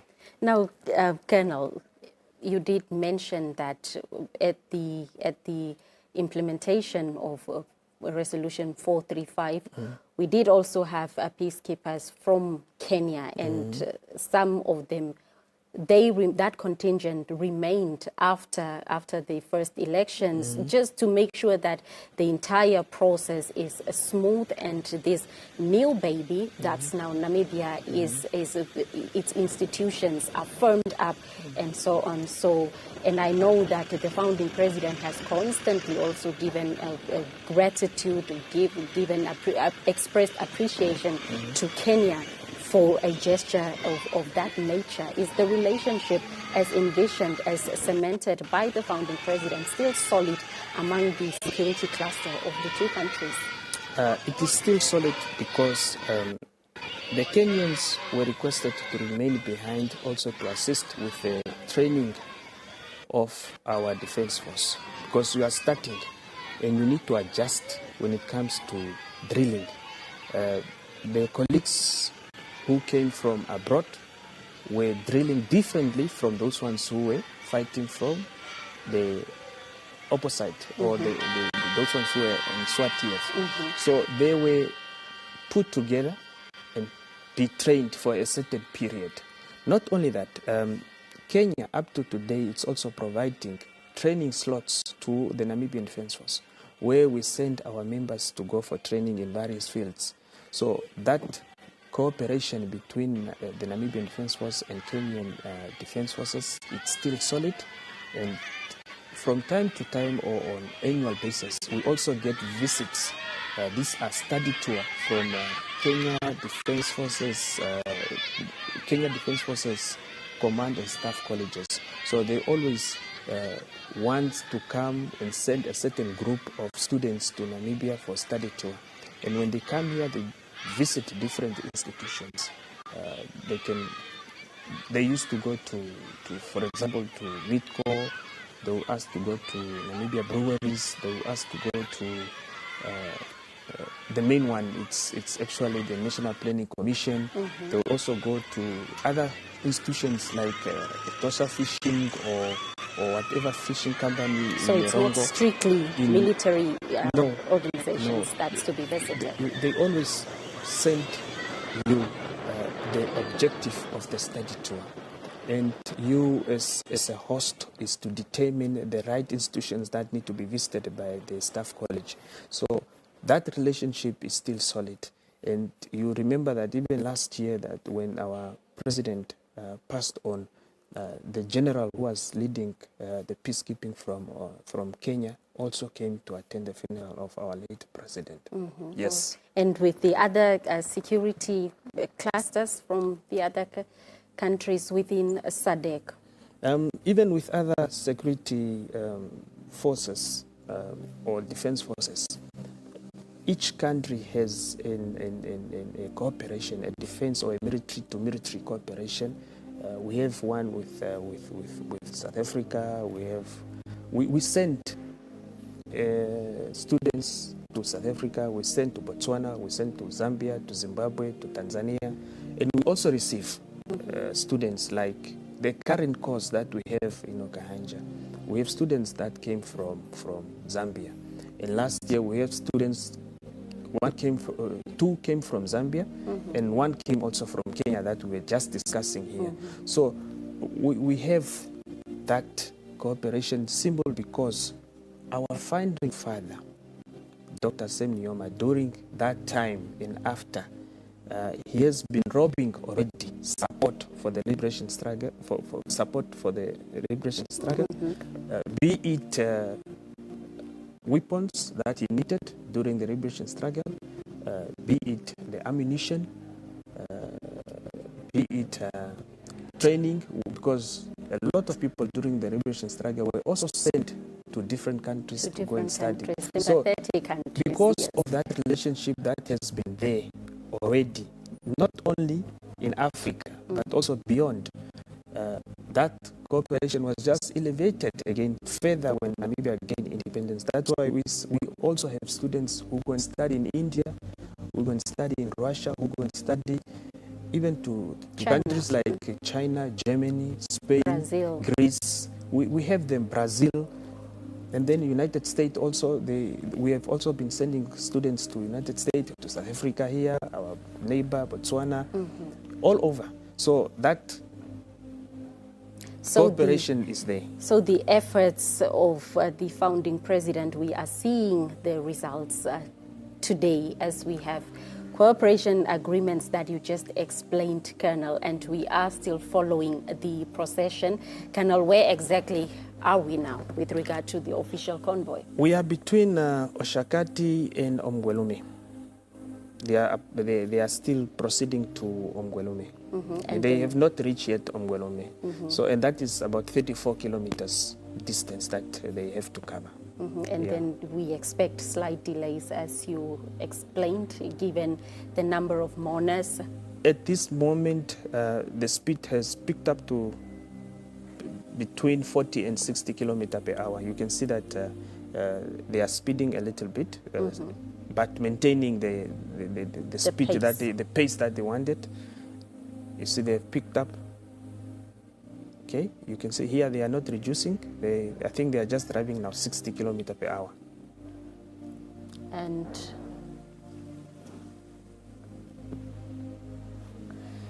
And that is the convoy. I think they realize that they are behind time, and that's why they pick up and they want to maintain 60 kilometers per hour. And as you earlier mentioned, that the senior commanders are on site who can take decisions immediately to make sure that the program is still on course. Exactly, and he's also consulting above, because you have also your chief military mourner. In this case, is the chief of the Defense Force, Air Marshal Martin Kambolo Pinias. Yes. Is he part of the convoy? He should be. He is part of the convoy, because in the morning when the casket was picked up at Tunda, he was there.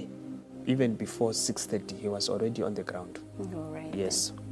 Well, Colonel, let's just take in some scenes along the official convoy as we keep track of time, as well as the memorial service that's to start later on at Enana at the stadium. And earlier on, our reporter Richolin Ounces provided an update that the mourners have started, or members of the public have started arriving, inclusive of the cabinet, members of the cabinet, members of the National Assembly, and everyone else who really just want to go and pay their final respects with Namibia's founding president, Dr. Sam Nujoma, who is also the father of the nation, who died on the 8th of February, aged 95. Let's just take in some scenes.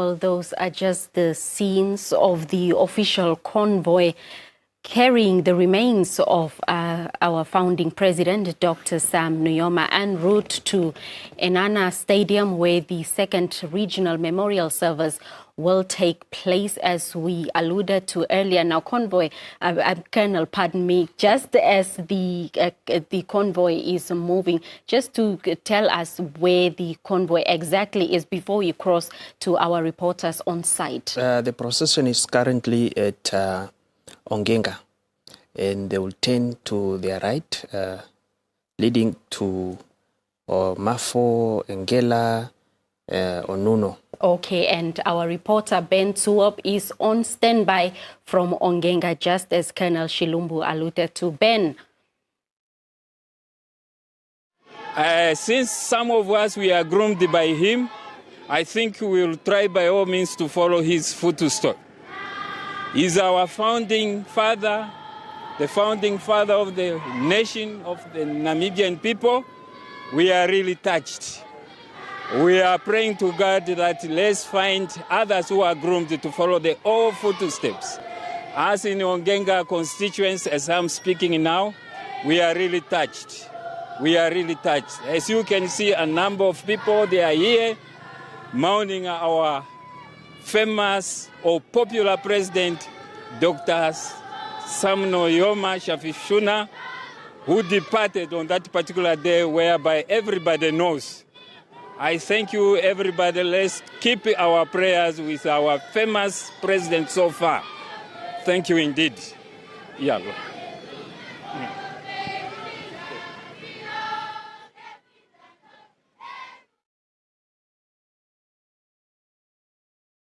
Our reporter Ben Tsuop, who engaged a mourner there, who encouraged the nation and the constituency residents, that's Ongenga, just to keep the memory of the founding president alive. The procession or the official convoy is moving, is still on the road en route to Enana. Colonel. You have heard that the community or the public are touched by the departure of our founding president, Dr. Sam Shafishuna Nujoma. And one can also see the number of people, the turnout again in Ongenga. And the procession just reduced a little bit, allowed the public to see the casket, and then they proceeded. So as of now, they are leading now to Onuno.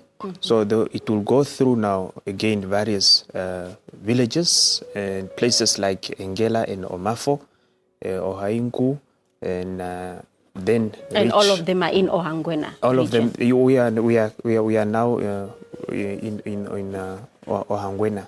It's Ohangwena region. They are leading now to Ohangwena region, but they have still a long distance to cover. Mm-hmm. Yeah. So now, Colonel, with regard to the expected delays that the procession will have to accommodate, the officers on site will have to accommodate the number of mourners, as you just explained. So that will lead to the memorial service perhaps starting a bit later on than the time that's allocated on the program. Yeah, it is already 1400 hours and we're supposed to start at 1300 hours. So we can give it another 1.5 hours to reach Enana, because the speed, as I indicated, that it's just 60 kilometers per hour, but there's no way they will sustain that 60 constantly, because they have to reduce whenever they are coming across a gathering. They have to reduce and allow the public also to pay their last respect. Mm-hmm. And once at Enana, Colonel, what's likely to happen? Will the procession go straight to the stadium, the venue where the memorial service will take place, or? Upon their arrival in Enana, they will proceed straight to Enana Sport Stadium, where the program will start immediately, because we are already behind the scheduled time. So meaning we are expecting the military band to immediately start playing now the national and AU anthems. But before that, they have to settle down, because the casket have to take its position, and then the vigil guards have to take their position, and then after that, when everything is settled down, that's when now the whole procession or the program, the official program for the memorial service of today in Ohangwena region will kick off. Colonel, you mentioned something interesting earlier, something that's familiar to, obviously, the members of the forces, but civilians like us, it's not that common to hear terms such as a chief military mourner, in this case, the Air Marshal Martin Phineas. So just for the sake of our viewers, why is he referred to as the chief military mourner? We are familiar with the chief mourner, who is the commander-in-chief. Him being the head of the defense forces entitled him to be called the chief military mourner. On top of that, it is the defense force now that is taking charge or task to conduct the state funeral. So also in that way qualifies him, because he is in charge, he is giving instruction and commanding and giving orders that this and this should be done in accordance, and him also following the whole procession of having the casket taken around to all the regions. And also, yesterday you have observed that it was him at State House. After the program at State House have ended, it was him who went to ask or request permission from the Commander-in-Chief, who is the chief mourner, that granted him the permission now to take the casket from State House to his residence, to the airport, and to the regions, and also inviting the Commander-in-Chief also to join the procession up to the airport. So we have the chief mourner, and then we have the chief military mourner. So that is what happened yesterday when the chief military mourner requested the commander-in-chief that while during the brief ceremony at State House. Exactly. That's what has transpired. But even last year, with the previous state funeral, he was the chief military mourner. He is the chief military mourner. Yes, because he's the head of the military, so that makes him qualified to be referred to as the chief military mourner. Now, as the procession is making its way to the Enana Sports Stadium, earlier on our reporter Richolin Aungses did provide an update that the guests have started arriving, or the mourners rather, members of the public as well as cabinet ministers, members of the National Assembly, Parliament, that is, have started arriving, and she is now also on standby with the latest from the Enana Sports Stadium. Richolin, good afternoon. Celebrating a revolutionary, honoring an African leader, or rather an African icon, has been the quote of the day here at the Enana Sports Stadium in the Ohangwena region. Now, mourners have come out in numbers to pay their last respect to the fallen hero that is the late Dr. Sam Shafishuna Nujoma. Now, I am joined by Timotheus Alwendo, who is one of the mourners, just to speak to us about what he has experienced with Dr. Sam Nujoma being our founding president of Namibia. So, thank you for the opportunity. My name is Timotheus Alwendo. So, as we are celebrating the revolutionary of our late Dr. Sam Shafishuna, so we can remember everything that he has made for us. So he gave us freedom. He is the founding father, and we live with freedom in our country. So now everyone in our country is free to do everything he or she should want to do, whether it is under the law. And as we are celebrating the revolution of our late father, we are not really happy because his loss affected our hearts in bad ways, because we have lost our hero, we have lost our source of freedom in our country. So all we have to say, he must rest in peace. His name, we will not forget his name. We will always remember what he have done to us. We will always remember everything he has done to us, and we will not forget what he brought in this country. Yes. Philemon, how do you plan on honoring the legacy of Dr. Nujoma? How do you plan on honoring his memory? What are some of the things that you would do that Dr. Nujoma would have loved to see that Namibians do, that they have probably learned from him? Okay. First is love. Dr. Sam Nujoma loved us. He loved our people. He loved his people. He loved his nation. That's why in today, as we are celebrating this revolutionary, we will give all thanks to him. So we will respect him and honor him. Though we have not much to give to him, or we don't have so many to thank him with. So at least we are trying to make his legacy remain constant, to make his legacy or what he has done to us remain the same as it is in the history of our freedom in our country. Thank you so much, Philemon. Yes. That was Philemon, one of the mourners in attendance as we await for the procession to make its way here in Enana at the Enana Sports Stadium. We speak to more mourners. It's not only the adults that have made their way, but also the school-going children, the learners, rather, have also made their way. How are you guys doing? We are fine. How are you? How are you, Mommy? Yeah, I'm fine. And how are you, ma'am? I'm fine. How are you doing? I'm fine, thank you. And how are you, ma'am? I'm great. So why did you come here today? I come here to see Dr. Hageg. Like the same Nujoma. So I see that you came out with your family. So why is it that you as a family have decided today to come and pay your last respects to the founding president?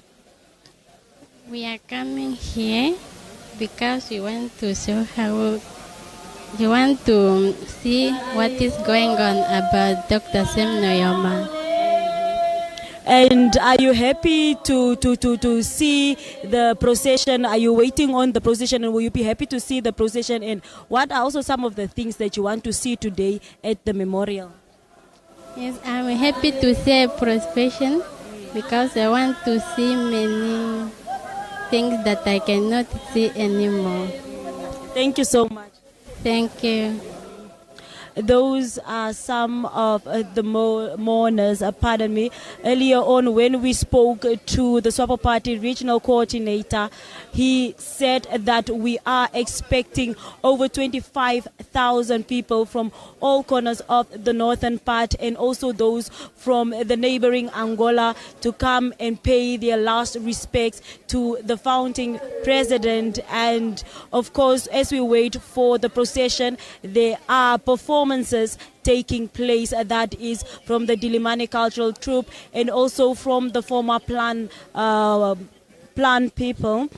And we will still be bringing you updates as the day goes, as we wait for the remains of the founding president of the Republic of Namibia. That was our reporter, Richolin Ounces, from the Enana Sports Stadium, where the mourners, that's the members of the public, as well as officials, have started arriving and are still arriving. That's now for the memorial service later on. Colonel, we are keeping track of the official convoy. Where exactly is it right now, just before we cross to another reporter of ours on site? The convoy is between Onuno and Ongenga. So they are heading to Onuno. So they have to cover the area between Ongenga and Engela or Mafo. So it's a little bit longer distance that they have also to cover before they can reach Onuno. All right, then. Well, let's cross to our reporter Ben Tuop for an update.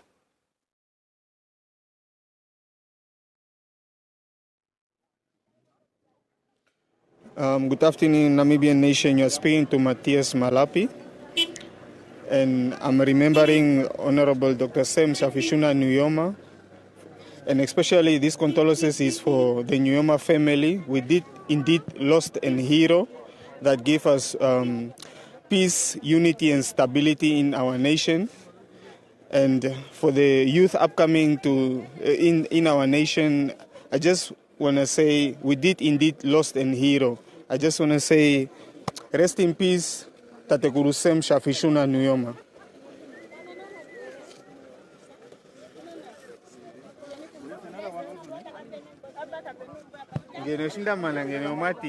Rest in peace, Tatekuru Sam Safishuna Nujoma. Could I just start? Yeah, afternoon, the nation. I'm Smulia Kinsley, the principal for Shari West Combined School in Ongenga constituency, which is Oangwena region. I'm hereby convey my condolences on behalf of our president who passed on some few days ago. As you can see, we had a huge number of learners and communities. Together we came here to mourn our famous president, Dr. Sam Safishuna Nujoma. So therefore, as a nation, let's hold hands and we become one. He left his legacy, as you know, is the man of his principle. So what I request to the whole nation, let's try to take the footsteps of our late founding father of the nation, of the Namibian community. Let me say the community. Therefore, we are done. We have seen the escort. They've already gone heading to Enana. Let's keep our president, remembering him through the prayers all the times, so that we can have such kind of people. It's very irrepressible to find such kind of people. I know he has groomed us. We are going to have many. Thank you so much. Is it fine?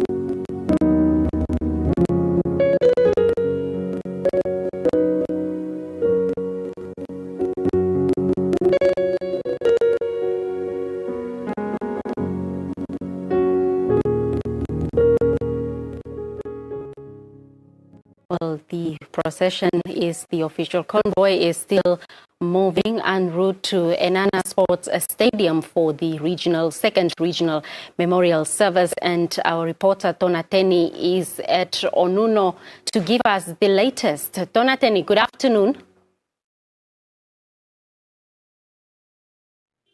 We are still at Onuno in the Ohambwena region, where we have been in the morning awaiting for the arrival of the remains of founding President Sam Nujoma from Omsati in the Ohambwena region towards Enana in the Ohambwena region, where a second memorial service will be held.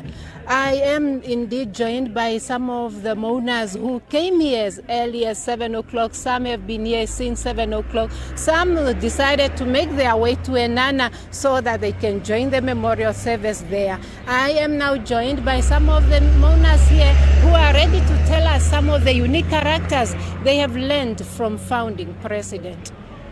My name is Junius Nangolo. President, he did a lot for us.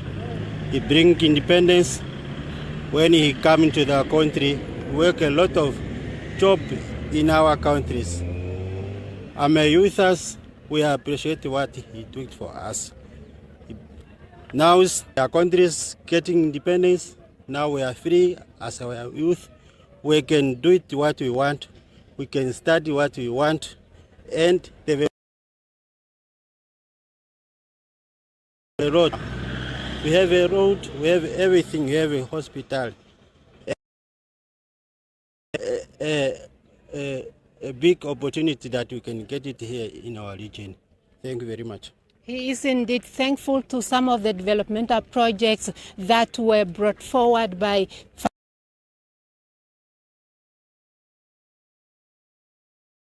Kenya. I'm going to talk to other teachers who are here with me. Indeed, what are your tribute as we await the remains to arrive here for founding president? Thank you. My name is Philemon Johannes, Mr. Johannes. I'm head of department of Oshawapara. We took time to come here and give our last respect. As you can see in the background, we brought a few learners. Our school is not that close to the road, but we took effort and resources from expose our founding president's last respect. So we know that they only know him from history, and they really, some of them never got a chance to see him standing, but at last they are going to see his casket, and they are going to feel at least a bit of relief for knowing him at least for his final days. So we are so thankful that at least we are joined by other schools. As you can see, we have been waiting here for almost 3 hours now, but we are not giving up. We are patient because we know if we miss this chance, we might never see that again. And for us, it really means a lot. For this man has done a lot, and we have to show love wherever he is, looking down on us doing this, bringing kids.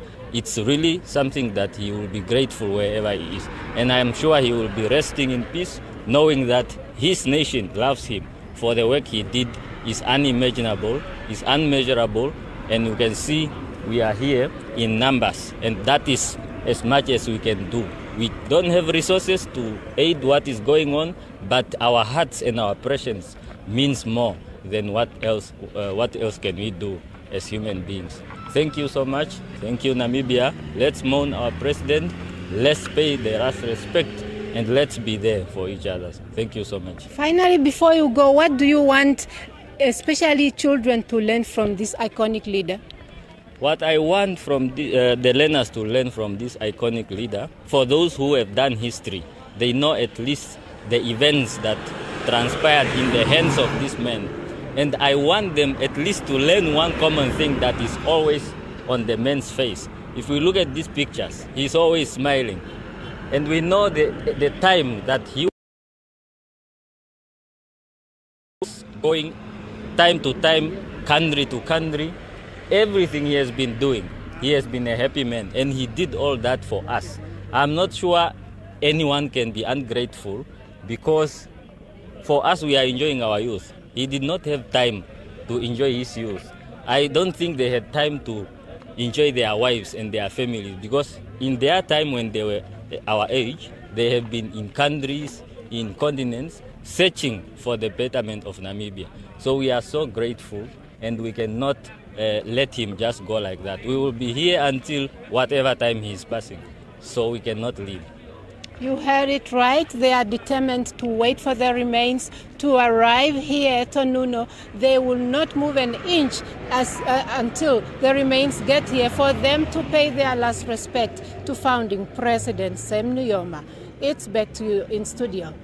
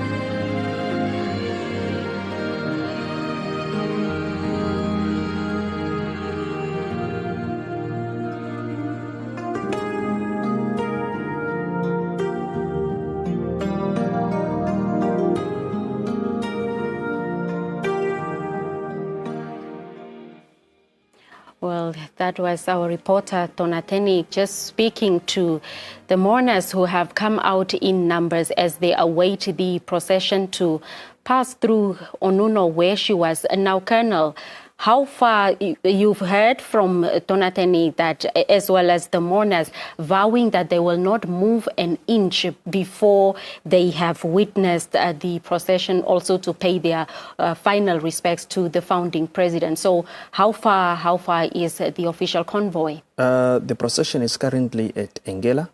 It will just proceed to Omafo and then Onuno, obviously. And then from there, it will then proceed to Okatope, Mbidi, and Ondobe.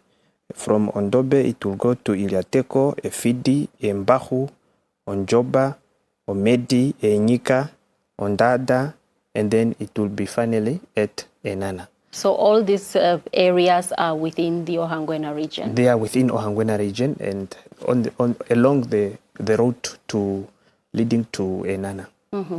Now, Colonel, we've heard from the lecturers or the teacher that my colleague Tonateni spoke to, describing the founding president as a man of love. It is a trait. That they will remember him for the most, in addition to others. So, in this case, as a military man, yourself and him also being one, what is his love language? It's to love your country, to have your country at your heart, and to have your nation at heart. And that is the love that also the teacher is talking about, that they have learned something from him. It's to love his people. And as a nation, we need also to love one another, whereby you can also care for another person, for your neighbor. And you said, the teacher said, they have even dig into their pocket, because their school is far from the tire road, to make sure that they bring some of the learners. It's not the whole school that was brought there, but they have selected certain learners that have to come and pay their last respect to the founding president, which is needed actually, and that is the love they are talking about. You are a teacher, it's true, you don't have maybe enough resources, but you have sacrificed because of these learners. You want them really to pay their final respect to the founding father. You dig deep in your pocket and make sure that at least you took your learners as a school, maybe a certain number of teachers that have make a contribution, put resources together, and then they have now brought those learners, which will remain in their mind to say, yes, we were taken by our school teachers to go and pay our last respect of the founding father. To the founding father. To the founding father. So it's basically to have love for your country, love for your fellow men and women, fellow as Namibians, and now, as they are saying, one of the best ways to honor the memory of the founding president. Now, the commanders on site, Colonel Shilumbu, as you earlier alluded to, are able to take decisions when there is maybe a need to slow down the speed of the procession so that people will be able to view the casket and pay final respects, pay homage to Dr. Sam Shafishuna at Nujoma. Is still that the case? Yes, they are in contact with Chief Mona, because the Chief Mona is a little bit, their vehicles are just following each other. So they will always consult with leading vehicles, either to increase the speed or to lower it. But as of now, they still sustain or maintain the speed of 60 kilometers per hour. So if there's a need for them to increase, obviously the Chief Mona will be consulted, and then from there the decision can be taken, and then they will reach on time. But we are still fine because it's just now 20 minutes to 1500 hours. So I can see that they are in Engela. They are passing through Engela. Which is another town in Ovamboland. Yeah, we're leading now to Mafo, and then they will reach Onuno. Very soon they'll be in Onuno in a minute's time, but maybe 10 to 15 minutes because of the speed. But nonetheless, everyone will be accommodated as they make their way to the roadsides to pay their final respects. As we are speaking right now, the speed have already reduced. You can see the motion of the camera. It's very stable, meaning they have reduced the speed because of the number. Look at the number. These are members of the public who came, and you cannot come and drive 60 kilometers and leaving them without seeing the casket, because it will be fast. So that's why they have really reduced the speed now. And one can tell that the moment you have visuals coming in like this, that's 20 kilometers per hour. It's a very slow motion. And the learners there with the Namibian flag and waving, paying their last respects to the country's founding president. That is the gun carriage. There are the learners. And they want to start now following the procession. You see, some of them are running towards the direction where the procession is facing.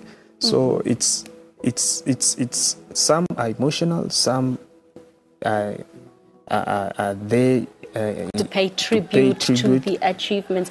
And that also speaks to what we spoke about earlier, Colonel, how relatable the late founding president was to both young and old. Everyone, every sector, every industry could relate to him as a leader.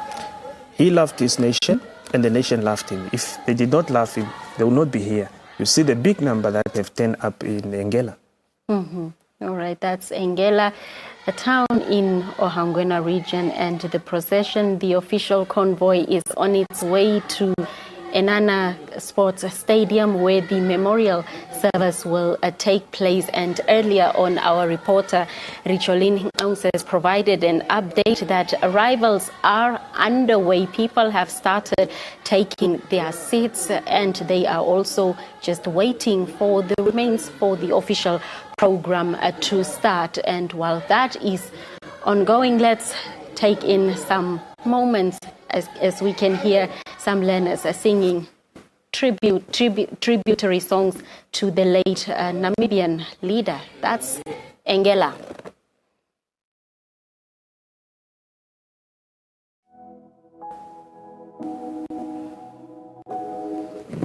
monitor was supposed to be.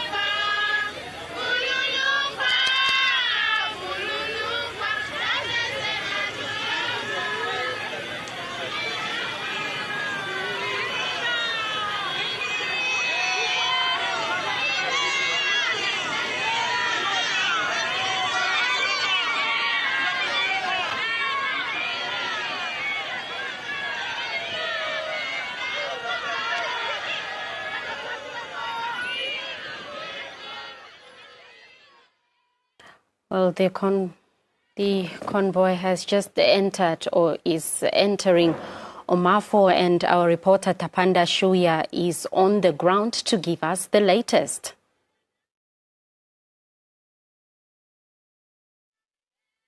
To our viewers, we are disturbing the remains of the late president in route to Enana, where the second regional memorial service will be held this afternoon.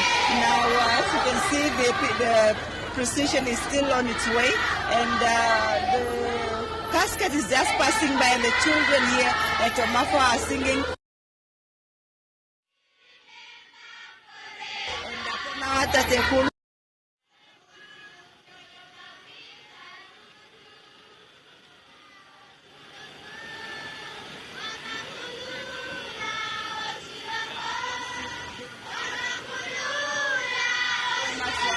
You have liberated Namibia.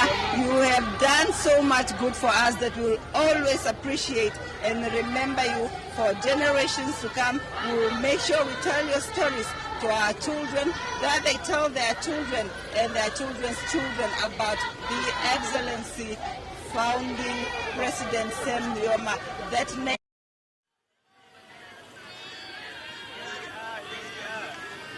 keeping you up to date from here now in Omafo.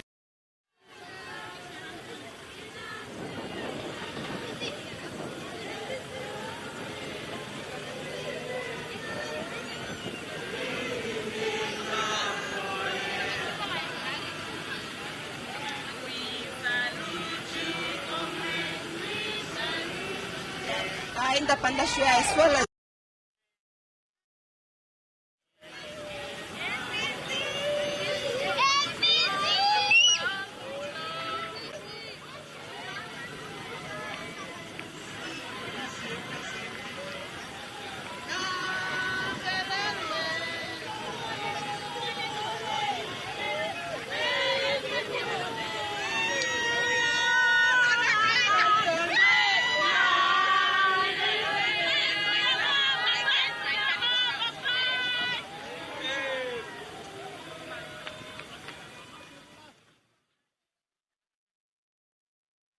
Well, the procession is still moving through the Omafo village, from where our reporter Tapanda Shuya just provided a brief update with the mourners waving and just paying homage to the founding president as his remains are passing through just various tributes. Some of them, as I could hear from Tapanda's explanation, some of them saying that you have brought us freedom, we will forever be grateful, and so on. But Colonel, what do you make of the scenes at Omafo? It's another big crowd. Some are really praising the late president. Some are very emotional. You could hear the sound from the background. Some are crying. And there are those with different messages. I can see some posters, they've been created with messages. Some have his pictures, displaying his picture. Well, it's just not easy to accept and to believe that our days are numbered on this earth, and one day all of us will depart. And it's unbelievable. And people now only understand that it's true. He departed because they have seen the casket. They've seen the casket. And the procession again, it's been delayed, and we need just to bear with the procession, and I believe it will eventually make it. It will make it, but patient on the other side in Enana, it's really required at this time, because you cannot leave the nation behind if they came to see their leader. So allow them to have that 5-10 seconds, a minute, because the moment you have a big crowd like this, the procession immediately delay. It slowed down, and it comes up to 20 kilometers per hour, because that is the only way you can at least certify these people that have turned up in big numbers like this at Omafo. And now we are proceeding to Onuno. Very soon they will be at Onuno. So from Onuno, how many more stops? Not stops, it will depend it now. Will depend on the number of the mourners along the road. There's another distance for you to reach Enana from Onuno. It's about 60 kilos. So it's another distance which will require an hour, depending also on the number of people that will be alongside the road, because there's a lot of villages alongside the road, as I've mentioned them earlier. But we'll get them. And the memorial service will kick off around 4 o'clock, because it's already 3 o'clock. Yeah, it's already. Yeah. Now, Colonel, we've seen that among the large crowd of mourners standing alongside the road paying final respects, we've seen a number of them are learners, school-going learners, and they are also paying tribute. What does that say about the education or the kind of reverence that the late founding president had for education, for a Namibian child to be educated today, for them to be able to recognize that that is the casket of the leader who laid the foundation for me to be able to obtain qualifications in an independent country? Not only that, it is also the syllabus at school, meaning most of these learners you see here, they had read the history. They know the history of these men. So it is now them who also decided to see that, let's go and have this opportunity to say goodbye to these men that we have been reading about in the history books. So it's really a touching moment for everyone. And as learners, they have that understanding that we had a leader who led this country, who liberated us, who gave us independence, who started to preach from the early 90s that every Namibian child should be educated, should go to school. And that's why he also built, you remember, he also built a school at Tunda for those farm workers to have their children educated instead of them just been working and kids are not going to school. So that also give you a better understanding to say the men really wanted every Namibian child to get educated for a better Namibia. And I remember in one of his speeches where he mentioned that the country is capable, to train its own doctors. Today we have School of Medicine. The country is able to train its engineers and all the other professions. And our colleagues who are following the procession with the latest updates. So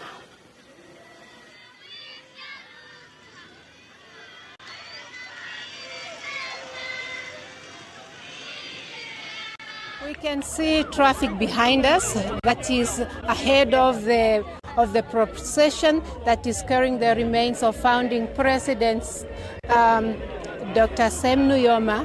It's making its way here at Onuno in the Ovamboland region. It will indeed pass here to Ondobe and will to pass at some of other villages ahead of Ondobe before it reaches Enana in the Ovamboland region. In Enana, a memorial service will be held there in honor of founding president. And of course, we have learned that the people have already gathered their numbers, just waiting for the remains to arrive there so that the memorial service can kick off right away. Indeed, iconic founding president has been praised for his visionary leadership of bettering Namibia and uplifting it from the yoke of colonialism. And indeed, Namibians are thankful. We saw sorrowful faces. People are sorrow. Others are also celebrating a well-lived life of Nujoma, whose life it actually wanted to see Namibia getting development. He wanted to see Namibia being developed and in par with other developed countries in Africa and in the world in general, so to say. Indeed, the remains are fast approaching. We are just waiting for them, and we can see people are lined up indeed here, including children who are looking and eager also to pay their tribute to a hero of the liberation struggle. Some are singing hymns and revolutionary songs. Indeed, people are waiting to say goodbye to founding President Sam Nujoma. And they are saying in some of the songs, go well, Nujoma, go well, Tatekulu Nujoma. That is what they are saying in some of the songs that they are singing here as they are looking forward to the remains of founding President Nujoma. We are just here and we'll keep you indeed updated as the remains. Some are indeed sorrowful. Would you like to say your tribute to Nujoma? What are your tribute to Nujoma? Would you like to say something? Your tribute to Nujoma, ma'am? Your tribute to Nujoma? Amondaleke kucham. Eso la tete kulu ole tuku masiri ke mwenyo. Okwakula shiri medula. Mala mejepola no monjokone na eshi te akuda. Eshi atukulu okuda tete sema. Okwari efima no kuse. Okukala pentambula komenga mwenyo detu. No tu dana ishiri. Eshi tate kulu etufiapo. Omwenyo tate kulu na utulumu kwe mombili. Yeah, indeed, they are heartbroken. That's what she was saying when she narrated what she has learned from Nujoma. And we are just waiting for the remains to make its way, or the procession to make its way here at Nana. We were just later, a few minutes ago, informed that they were just moving towards Omafo. They were at Omafo nearby. And indeed, we will be informing you. We are just getting the visuals here and the songs from the mourners who are here.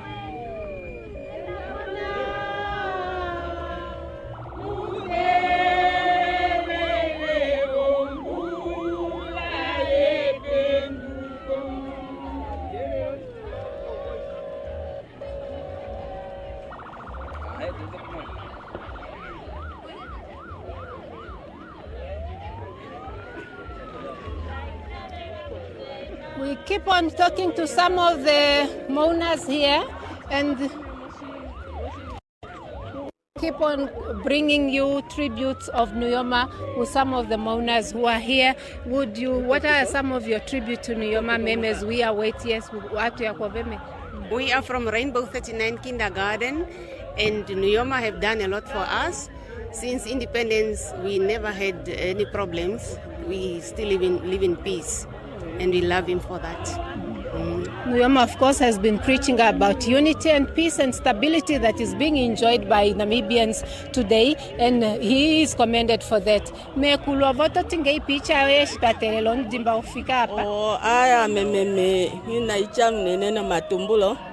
Kakele ondouda naishili meumwa konjeli mangulu ko silongweshi awatafika Namibia mo 89 kakele modula ya itandidimbuluka nao kuja ko Windhoek otajako natatekana na ngishono nda tukenda putate kulu onkokoli ketunda ko falama yae tafika popo he aliongula atudiko poimwe atuyako pate ketundaku oye umwo wa apange momakange oshimali watatitambule ninkali omusha omwe unenongula osili tandidimba kulila tatekulu okuja kombada meumwo ukwalinda tofika mo tobiasha hainyeko tukakale mo senda okukafilo shisho ana babaja ko road ko kwitokwa na vale mana tatudimba kulila fionena. because she said she'd been in exile and she recalled Nuyoma's leadership in exile. And also after independence, they made a tenet, Otavi, and Nujoma was generous. He's a generous man. That's what some of the things she narrated with us. Meme, would you like to share your tribute with us as we await the remains here? Tatu dimbakulila sema, tatekulu wetu, natulumu nombili. I think we'll cross over to you as the remains touched down here at Onuno because they are still maybe a bit far to reach here. It's back to in studio.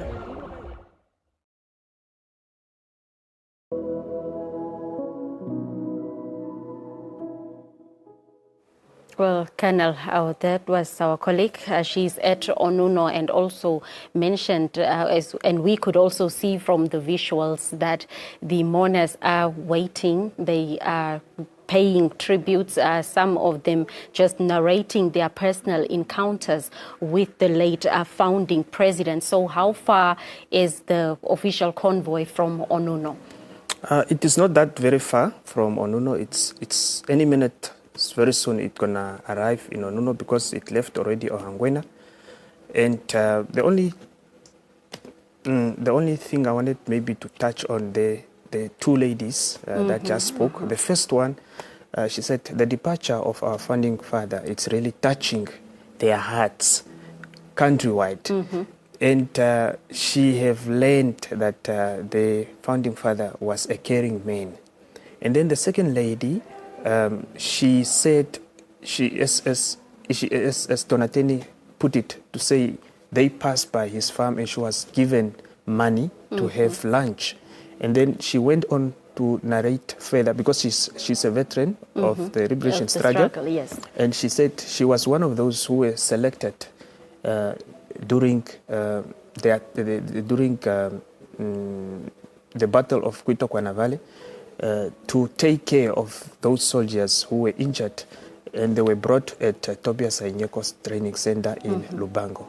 So that was a very touching moment that she's recalling about the founding father. About the founding president, and then also just the emotional scenes as well. So as we are looking at the visuals, Colonel, where exactly is that? We are about to, you see, they are already approaching the weighing bridge at very close to Onuno. They are about to turn to their right, the road that is leading them to Enana. Very soon you will see them approaching Onuno itself, the turning point, and then they will turn to Onuno. They are not far from turning to the direction of Enana. So, Colonel, earlier we spoke about the impact of the founding president in the education sector, and I do remember that his foundation, even after he left the office, his foundation has been providing some financial assistance to students, to various students to pursue further studies or tertiary qualifications in this regard. So, and this to the two mourners whom Donateni spoke to, now narrating also about his generosity, to what extent he would be generous when it comes to a fellow Namibian. Yeah, I remember also, and I know some individuals who are also in the Defense Force today, their education was paid by the founding father. During the 90s, these kids were staying very close to State House. And some of them are kids who were born in the liberation struggle. So the founding father assisted financially towards their education. So he really, really cared about a Namibian child to make sure that that child is not staying away from school. And he has been emphasizing and assisting to make sure that all the Namibian kids are educated. And get a better education also. And how are the members, the soldiers, doing today? They have progressed very well. Some of them are lieutenant colonels. They have grown. Some of them are majors, and they appreciate, and they always tell you that, no, I grew up getting assistance from the founding father. And that is the legacy. Remember earlier on when one of the teachers also spoke to one of our reporters stating that the legacy that we need to now take forward as it was cemented by the founding president is that of helping one another, having love for one another and assisting each other as Namibians where and when necessary. Yes, you find a person, it's for example, here in Windhoek, a person have nothing to eat. They go on empty stomach to bed or under the bridge. But this person will come and ask you, please, can you give me a $10 just to go and buy a bread?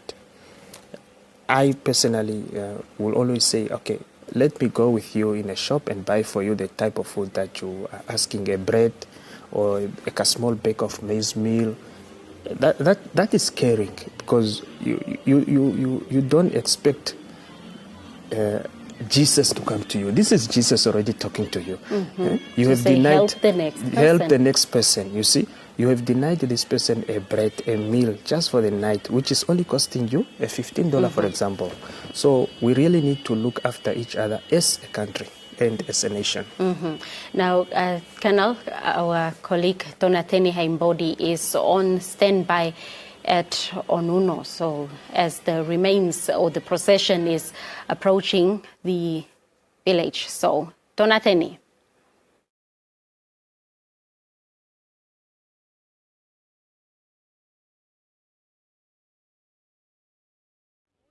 Finally, the remains of the stalwarts of the liberation struggle, founding President Sam Nujoma, are here. They are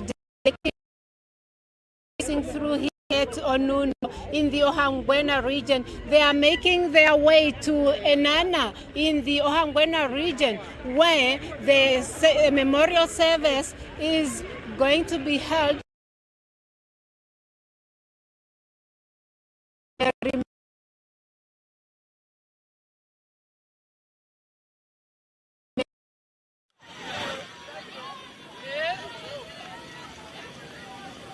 Will start.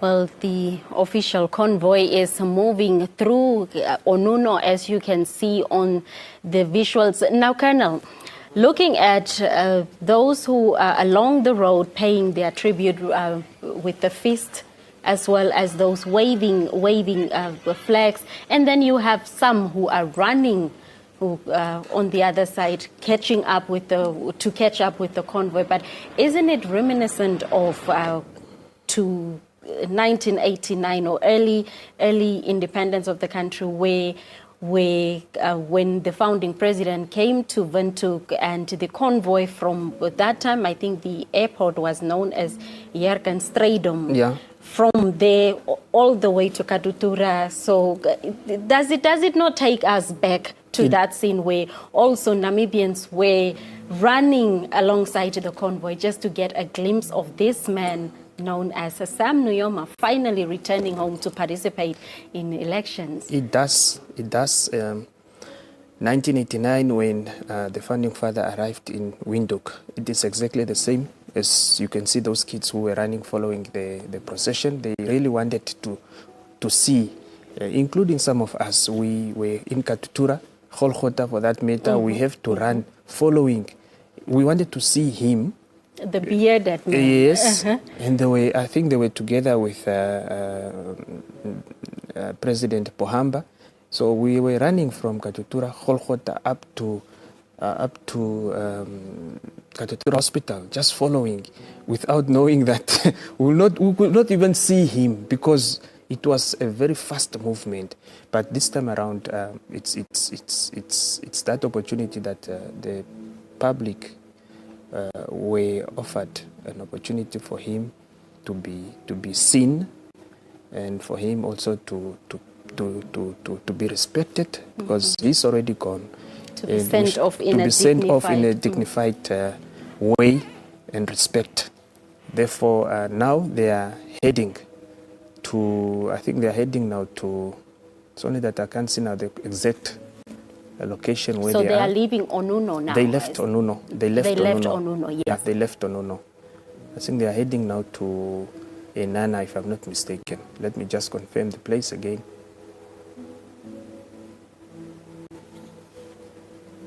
And also quite a number of people came out there at Onuno. Scenes were quite emotional. Exactly.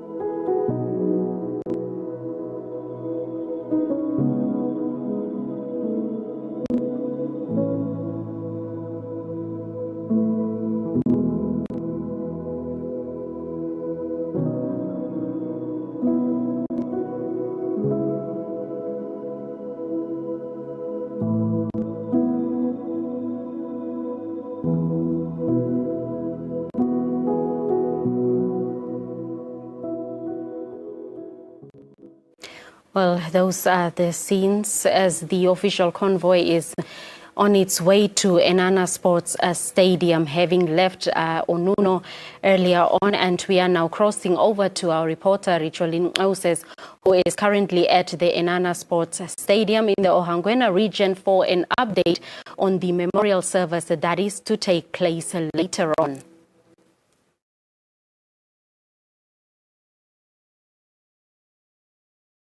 You are still tuned in to the special broadcast of the late Dr.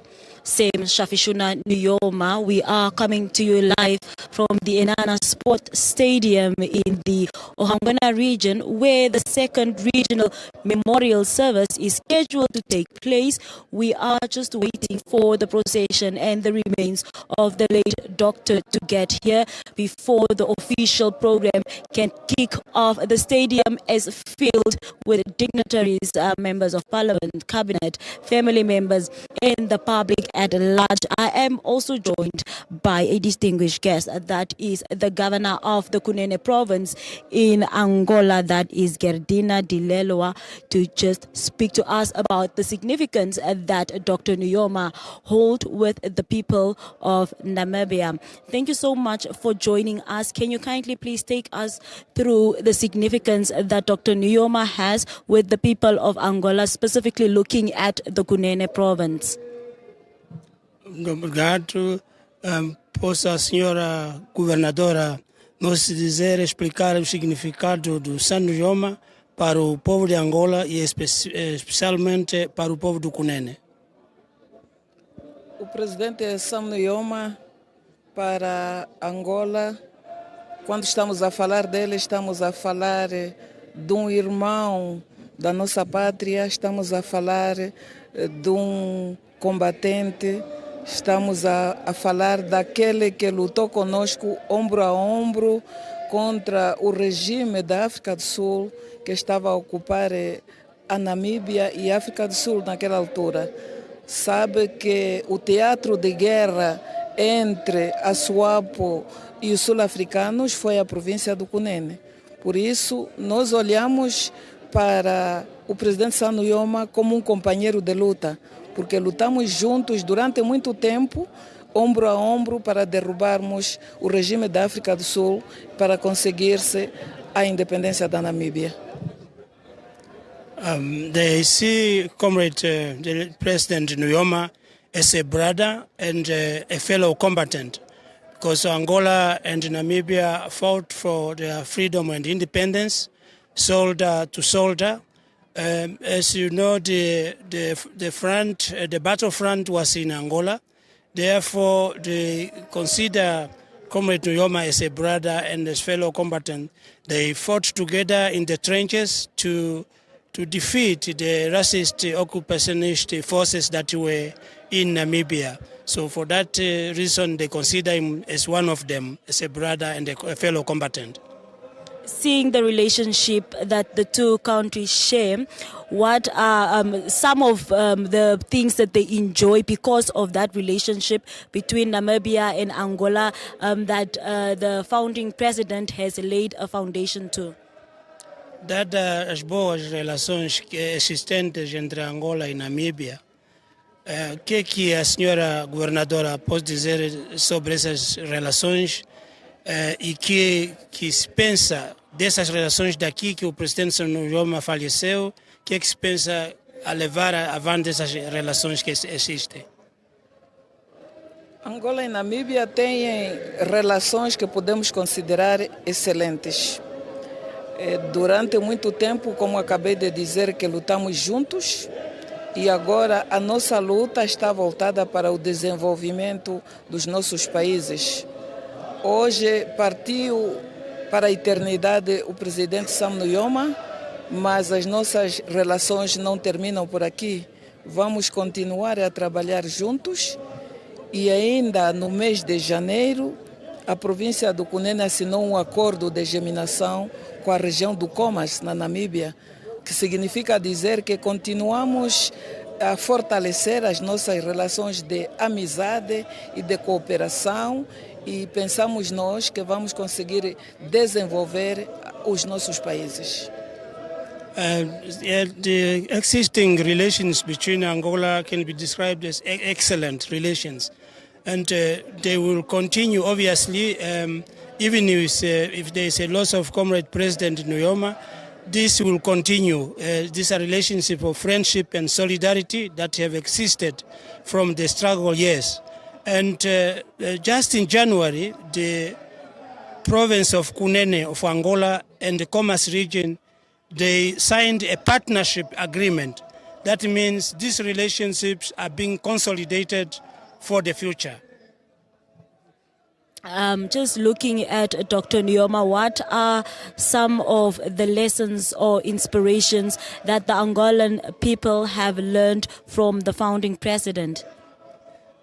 Olhando ao presidente Sam Nujoma, que o povo de Angola aprendeu dele? Algumas lições da vida dele que o povo de Angola aprendeu?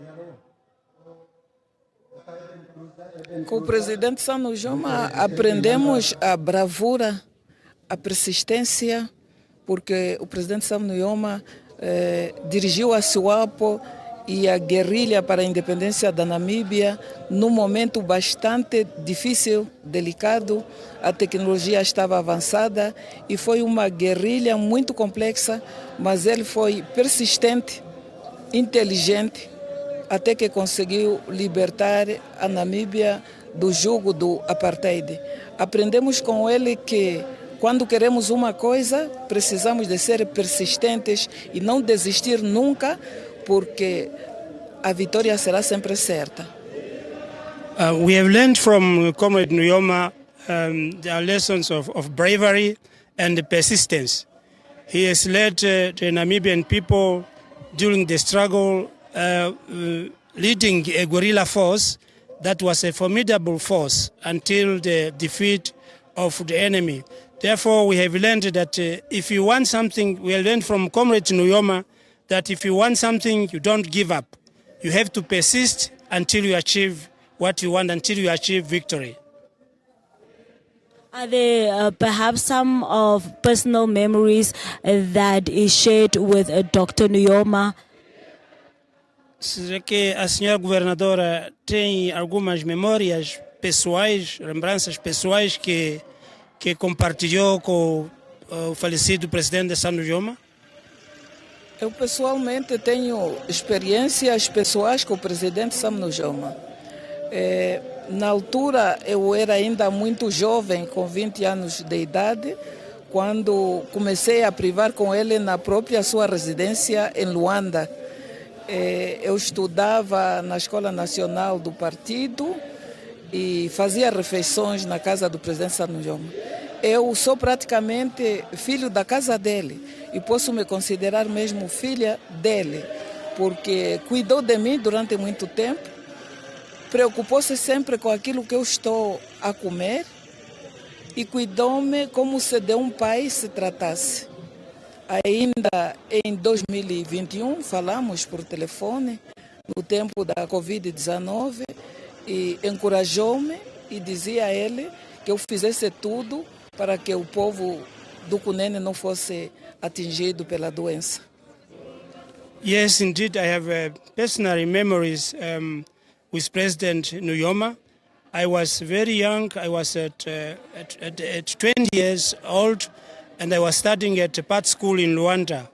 And I had the opportunity to visit his residence on several occasions. And when I came at home, I felt at home. I felt like one of his daughters. I ate in the house. He was always worried what we have to eat in the house. So he's taken care of me during that time when I was studying.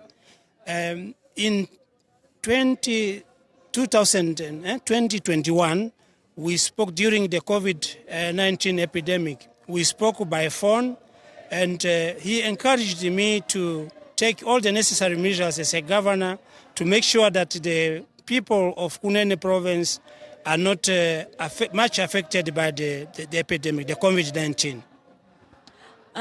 Will we see perhaps a collaboration between the two governors, that is the governor of the Ohangwena region and of course the governor herself of the Cunene province in Angola, in honoring the late Dr. Sam Nujoma's legacy in the going days? Será que haverá alguma colaboração, alguma cooperação entre o governador daqui de Anguena, da região de Anguena, e a senhora governadora, como governadora da província do Cunene, de Angola, sobre esta ocasião, sobre a questão do falecimento do presidente Sam Nujoma? Nós temos uma colaboração estreita com a Excelência Senhor Governador de Ohanguena.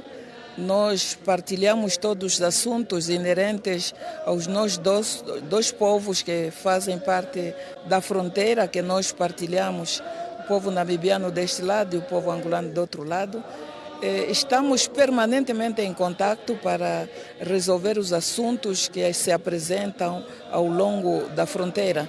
Mesmo agora, o dia que faleceu o presidente Sam Nujoma, a primeira pessoa que me deu a notícia foi o governador da região de Ohanguena, e eu mandei uma mensagem de condolências para o povo desta região de Ohanguena e, em geral, ao povo namibiano.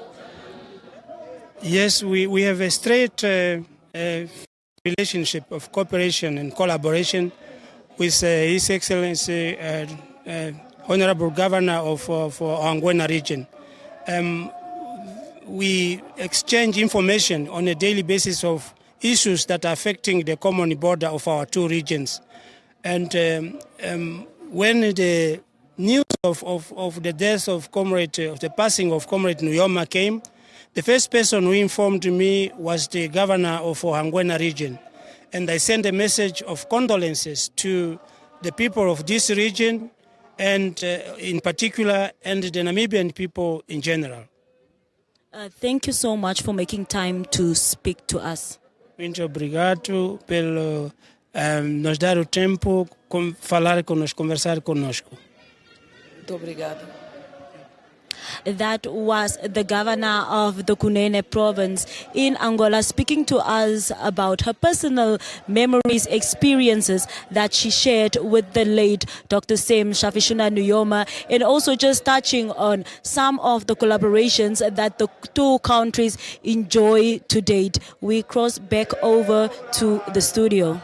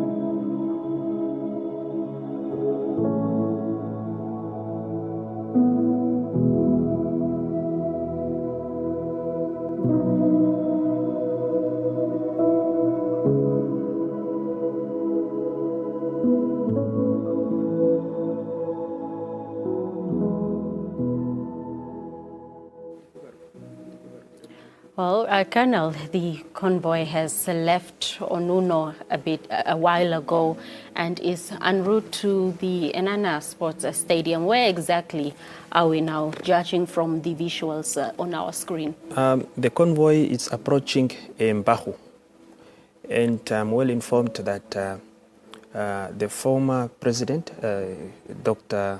Hifikepunye Pohamba, have just joined the procession from his village. From his village, Okangudi. So they are currently now approaching Mbahu. And then after Mbahu, they are again just to cover few kilos before they reach Enana. So now it's quite interesting that the former president has joined the procession. So what were the provisions made? Did the convoy of the former president catch up with the procession somewhere, or was he accommodated from his village? No, he just joined them. So the coordination in that regard was quite small. Yes, there's those who are leading the procession, and they were informed that along the way, just next to the road, the former president was already waiting to join the procession, because they know already where the position of the former president is, because that provision was already made since yesterday from Windhoek up to today. So the position of the former president is there in the convoy. Yes. So that's why you have just joined them, and then they will reach together at the same time. And then talk to us about the significance of the former head of state now forming part of the procession leading to the Enana Sports Stadium. We've also seen from the scenes at the stadium the former or the retired army personnel also have started singing praises to the late founding president, tributary songs, messages of condolences, and so on. Now the former president leading also, or being part of the procession, just the significance of what it says about the peace and stability, the foundation as laid by the late founding president. These are comrades in arms. He will feel very guilty if he was to remain in Windhoek, not to join the procession. I think it is a decision that he took as a former president, a close friend to the late Dr. Sam Shafishuna Nujoma. They have come a long way. So he just decided to say, I'll take him, whatever comes, I have to make sure that I'll take him around to his people. And we have been together for a long time. We know each other. We have suffered together during the liberation struggle. You can't part them away. It's only now that the founding father is no more. But they've been working together very, very close. Since 1990, even after independence, they've been just very close to each other. He has been appointing him. Sometimes he was a minister without a portfolio. So there's no way. And that shows how K is the former president also, and how close they were.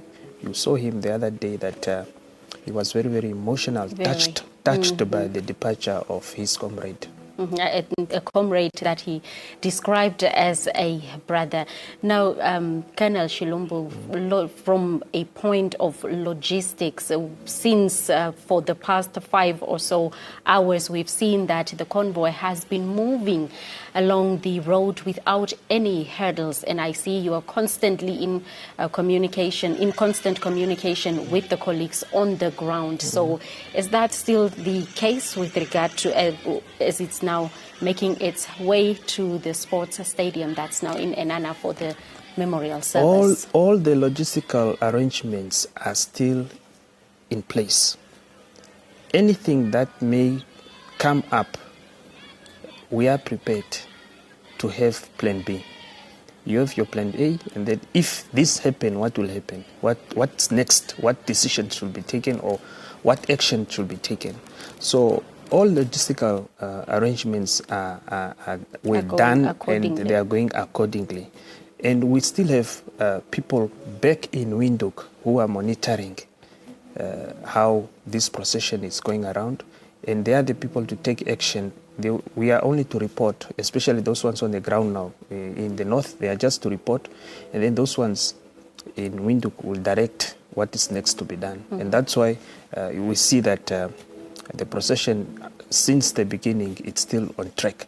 And then talking of the former NDF members whom you saw unshaved at the memorial service. Yes, those are veterans of the liberation struggle. They went with their uniform home, because when you go on retirement, you are entitled at least to take one pay. It is given to you in case you have to attend an event of this nature, or even a commemoration of Heroes Day, or a celebration or Independence Day celebration. You can put on that uniform. You are entitled because you are a member of the Namibian Defence Force. And then in this case now, it is a former member of the Defence Force who wants to go and honor his commander-in-chief from the liberation struggle days and even after independence. So there's nothing wrong for them to put on the uniform and go and pay their last respect. The last respect. Now, Colonel, we've been seeing on social media your members in other towns where memorial services will be held, also just going through the logistics, or just going through the roads in this case where the processions will take place in those identified towns. Just to share a bit more on that, as how prepared the other regions are. The Chief of the Defence Force gave a directive to say, as a Defence Force, he's going to commit 5,000 men and women in uniform to take part in this arrangement and preparation of the state funeral of our late Dr. Sam Shafishuna Nujoma. So each unit, each service, each formation, each battalion got an instruction of what to do and what is expected from them.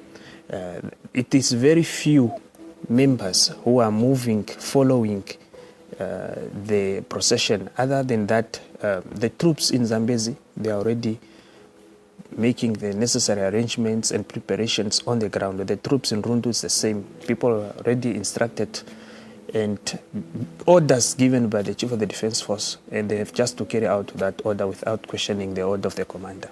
Without questioning. Now, looking at the visuals, Colonel, where are we heading to?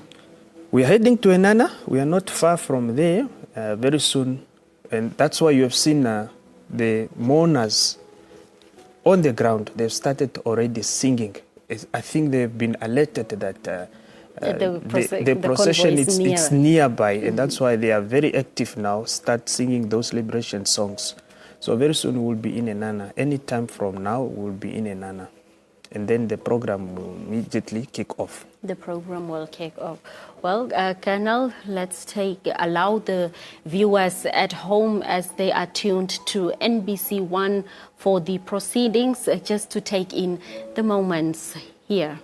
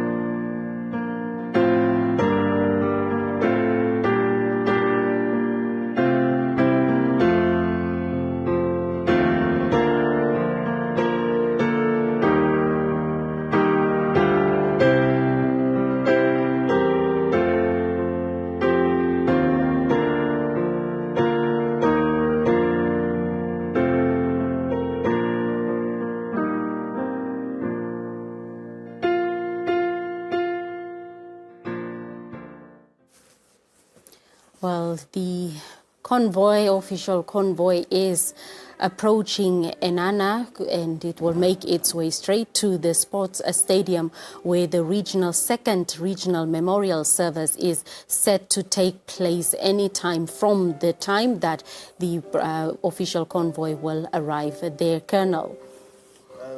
Yes, it was a long day for them.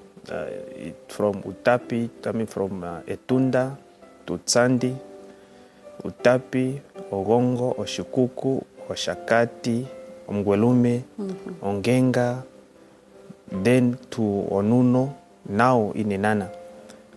They've already entered town of Enana, as you can see the visuals on your screen there.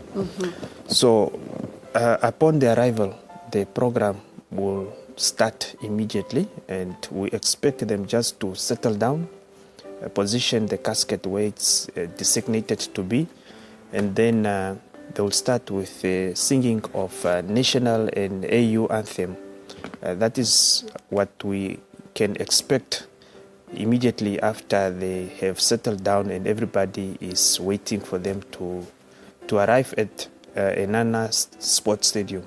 Now, Colonel, from the drone shots there, we can see that there are mourners also along the road, and in terms of the pace of the convoy or the speed of the convoy, will they be accommodated as it was done throughout the procession, or are these ones expected to make their way to the sports stadium? What I see here, they are receiving. These ones are receiving the casket or the procession, welcoming it, and after that, once it has passed, these people will make their ways to the stadium, and I'm not expecting them to immediately go home. These are school kids. They will want to go and listen to some of these speeches and tributes that are going to be delivered. So it seems to me the whole Enana town residents are here than those who are at the stadium, because the stadium is already packed to capacity, and all these people are still going to make their ways to the stadium. And the procession, if you can just check on those visuals coming from the drone, those other cars are just following the procession. They are not part and parcel of the original procession that started yesterday or this morning. You see all those other vehicles. So they could be cars of the civilians, yes, the mourners. The mourners who are just following and forming now part of the procession. But from the initial starting point, we did not see so many cars as we are seeing now.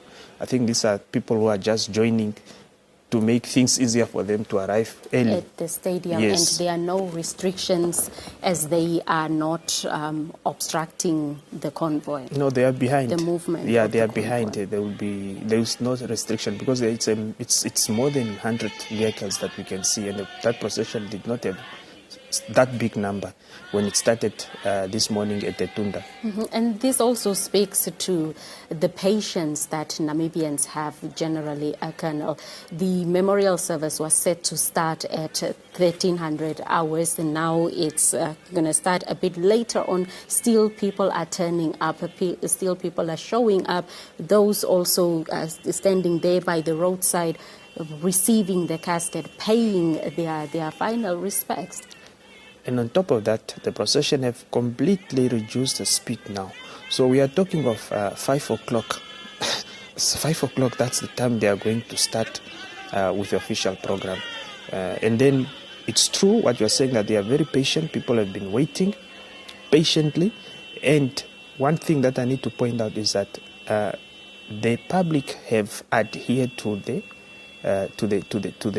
instructions that was given or issued, that they should at least maintain a certain distance from the road. And you can see from these visuals that there's a distance, a very safe distance. Even if these vehicles were moving fast, no one was going to be hurt or something to happen to them.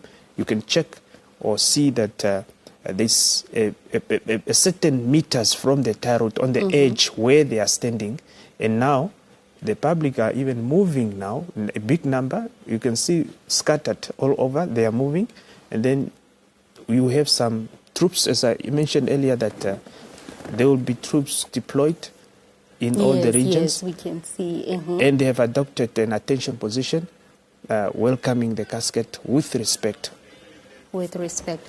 And Colonel, also on the media aspect, as the NBC has pulled out all stops together with the counterparts from MICT as well as your office, NDF, to bring this broadcast to Namibians, making sure that we broadcast from the first point when the procession started up until where we are now without hindrances, even though there were technical glitches and so on. The collaboration from NBC, MICT and NDF being superb.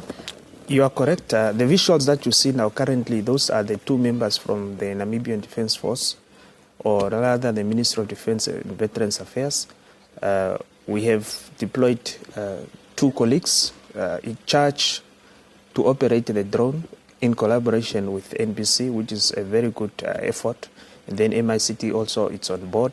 So we have put a lot of resources, and we have a corporal by the name Johnson Namolo, and we have a PRO by the name Ndina Kasheta. They are the ones operating this drone, and they are really doing a good job.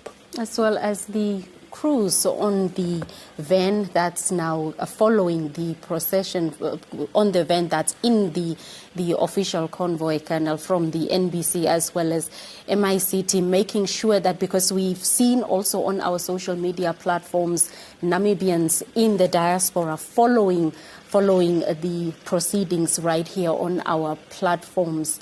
And those are just the scenes at the sports stadium, Enana Sports Stadium, where the casket will be taken to and assume position for the official memorial service to start. Yes, I think the casket is entering the stadium anytime very soon. You can see there's few meters to enter the stadium. And you have seen, since they started approaching the stadium, the number of troops that has been deployed. And now I can also see members of the public moving, following the convoy or the procession. I told you that these people will not go home. They've been just there waiting, and immediately the casket have passed by. That's when they are going to make their ways to the stadium. And that alone will also make the program to start a little bit late, because we want everybody to take their position and to take their seats so that you officially can begin or start with the program. And that is the Enana Stadium. The convoy has just entered, as we can see members of the force also saluting the fallen Namibian leader.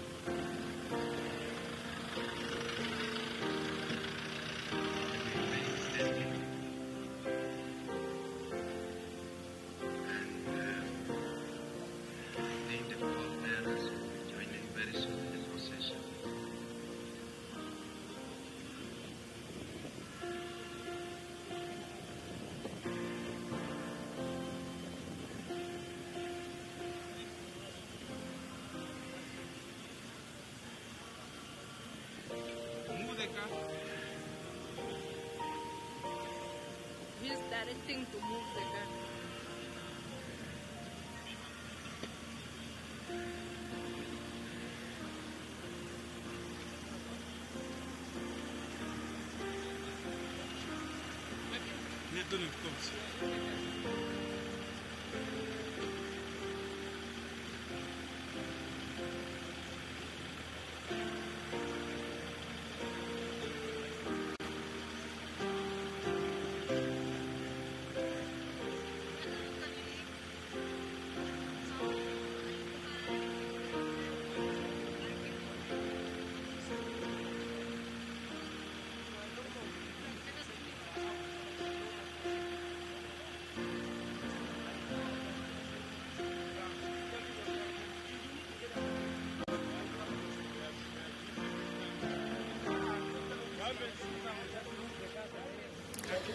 Well, the casket has entered, or the official convoy has entered the Enana Sports Stadium for the memorial service that's to start. As you can see from the visuals, members of the force just assuming position. Colonel, what is happening, what's to take place from now up until the official proceedings start? The pallbearers and bearers have just taken their position to prepare the casket and unload it from the gun carriage, take it to the position that has been secured for the casket. In this case, the pallbearers will now accompany the casket, because the bearers themselves are the ones who are going to carry the casket from the gun carriage to the designated position, and then they will hand over the casket to the vigil guards. The vigil guards are those ones who will be guarding the casket throughout the memorial service, and also after the memorial service, during the laying or lay in state. The vigil guards will be there throughout the evening to make sure that the public are able to come and view anytime during the night until early morning before 6 o'clock, before the pallbearers can come back and collect the casket. So looking at it from here, Colonel, how many pallbearers do we have? We have 6 pallbearers, and those pallbearers are of the rank of Major Generals, or with Air Force, Air Vice Marshal, or with the Navy, Rear Admiral, and then we also have some Brigadier Generals, or Air Commodores, or junior grade or admiral junior grades.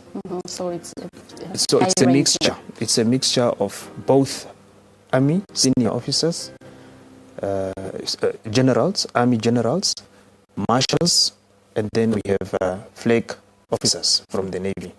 So we have the army commander, Major General Aktofel Dengu Nambahu. You will see him. He's the one leading, and on the other side is Major General Petrus Nathinge, and then Major General Nambahu is followed by the Air Force Commander, that is Air Vice Marshal Tefeles Shaende, and then on the other side, behind Major General Petrus Nathinge, is followed by Brigadier General Willem Ankama, and then after Air Vice Marshal Tefeles Shaende is Rear Admiral Untep, the Navy Commander. And then on the other side, behind Brigadier General Ankama, is Rear Admiral Junior Grade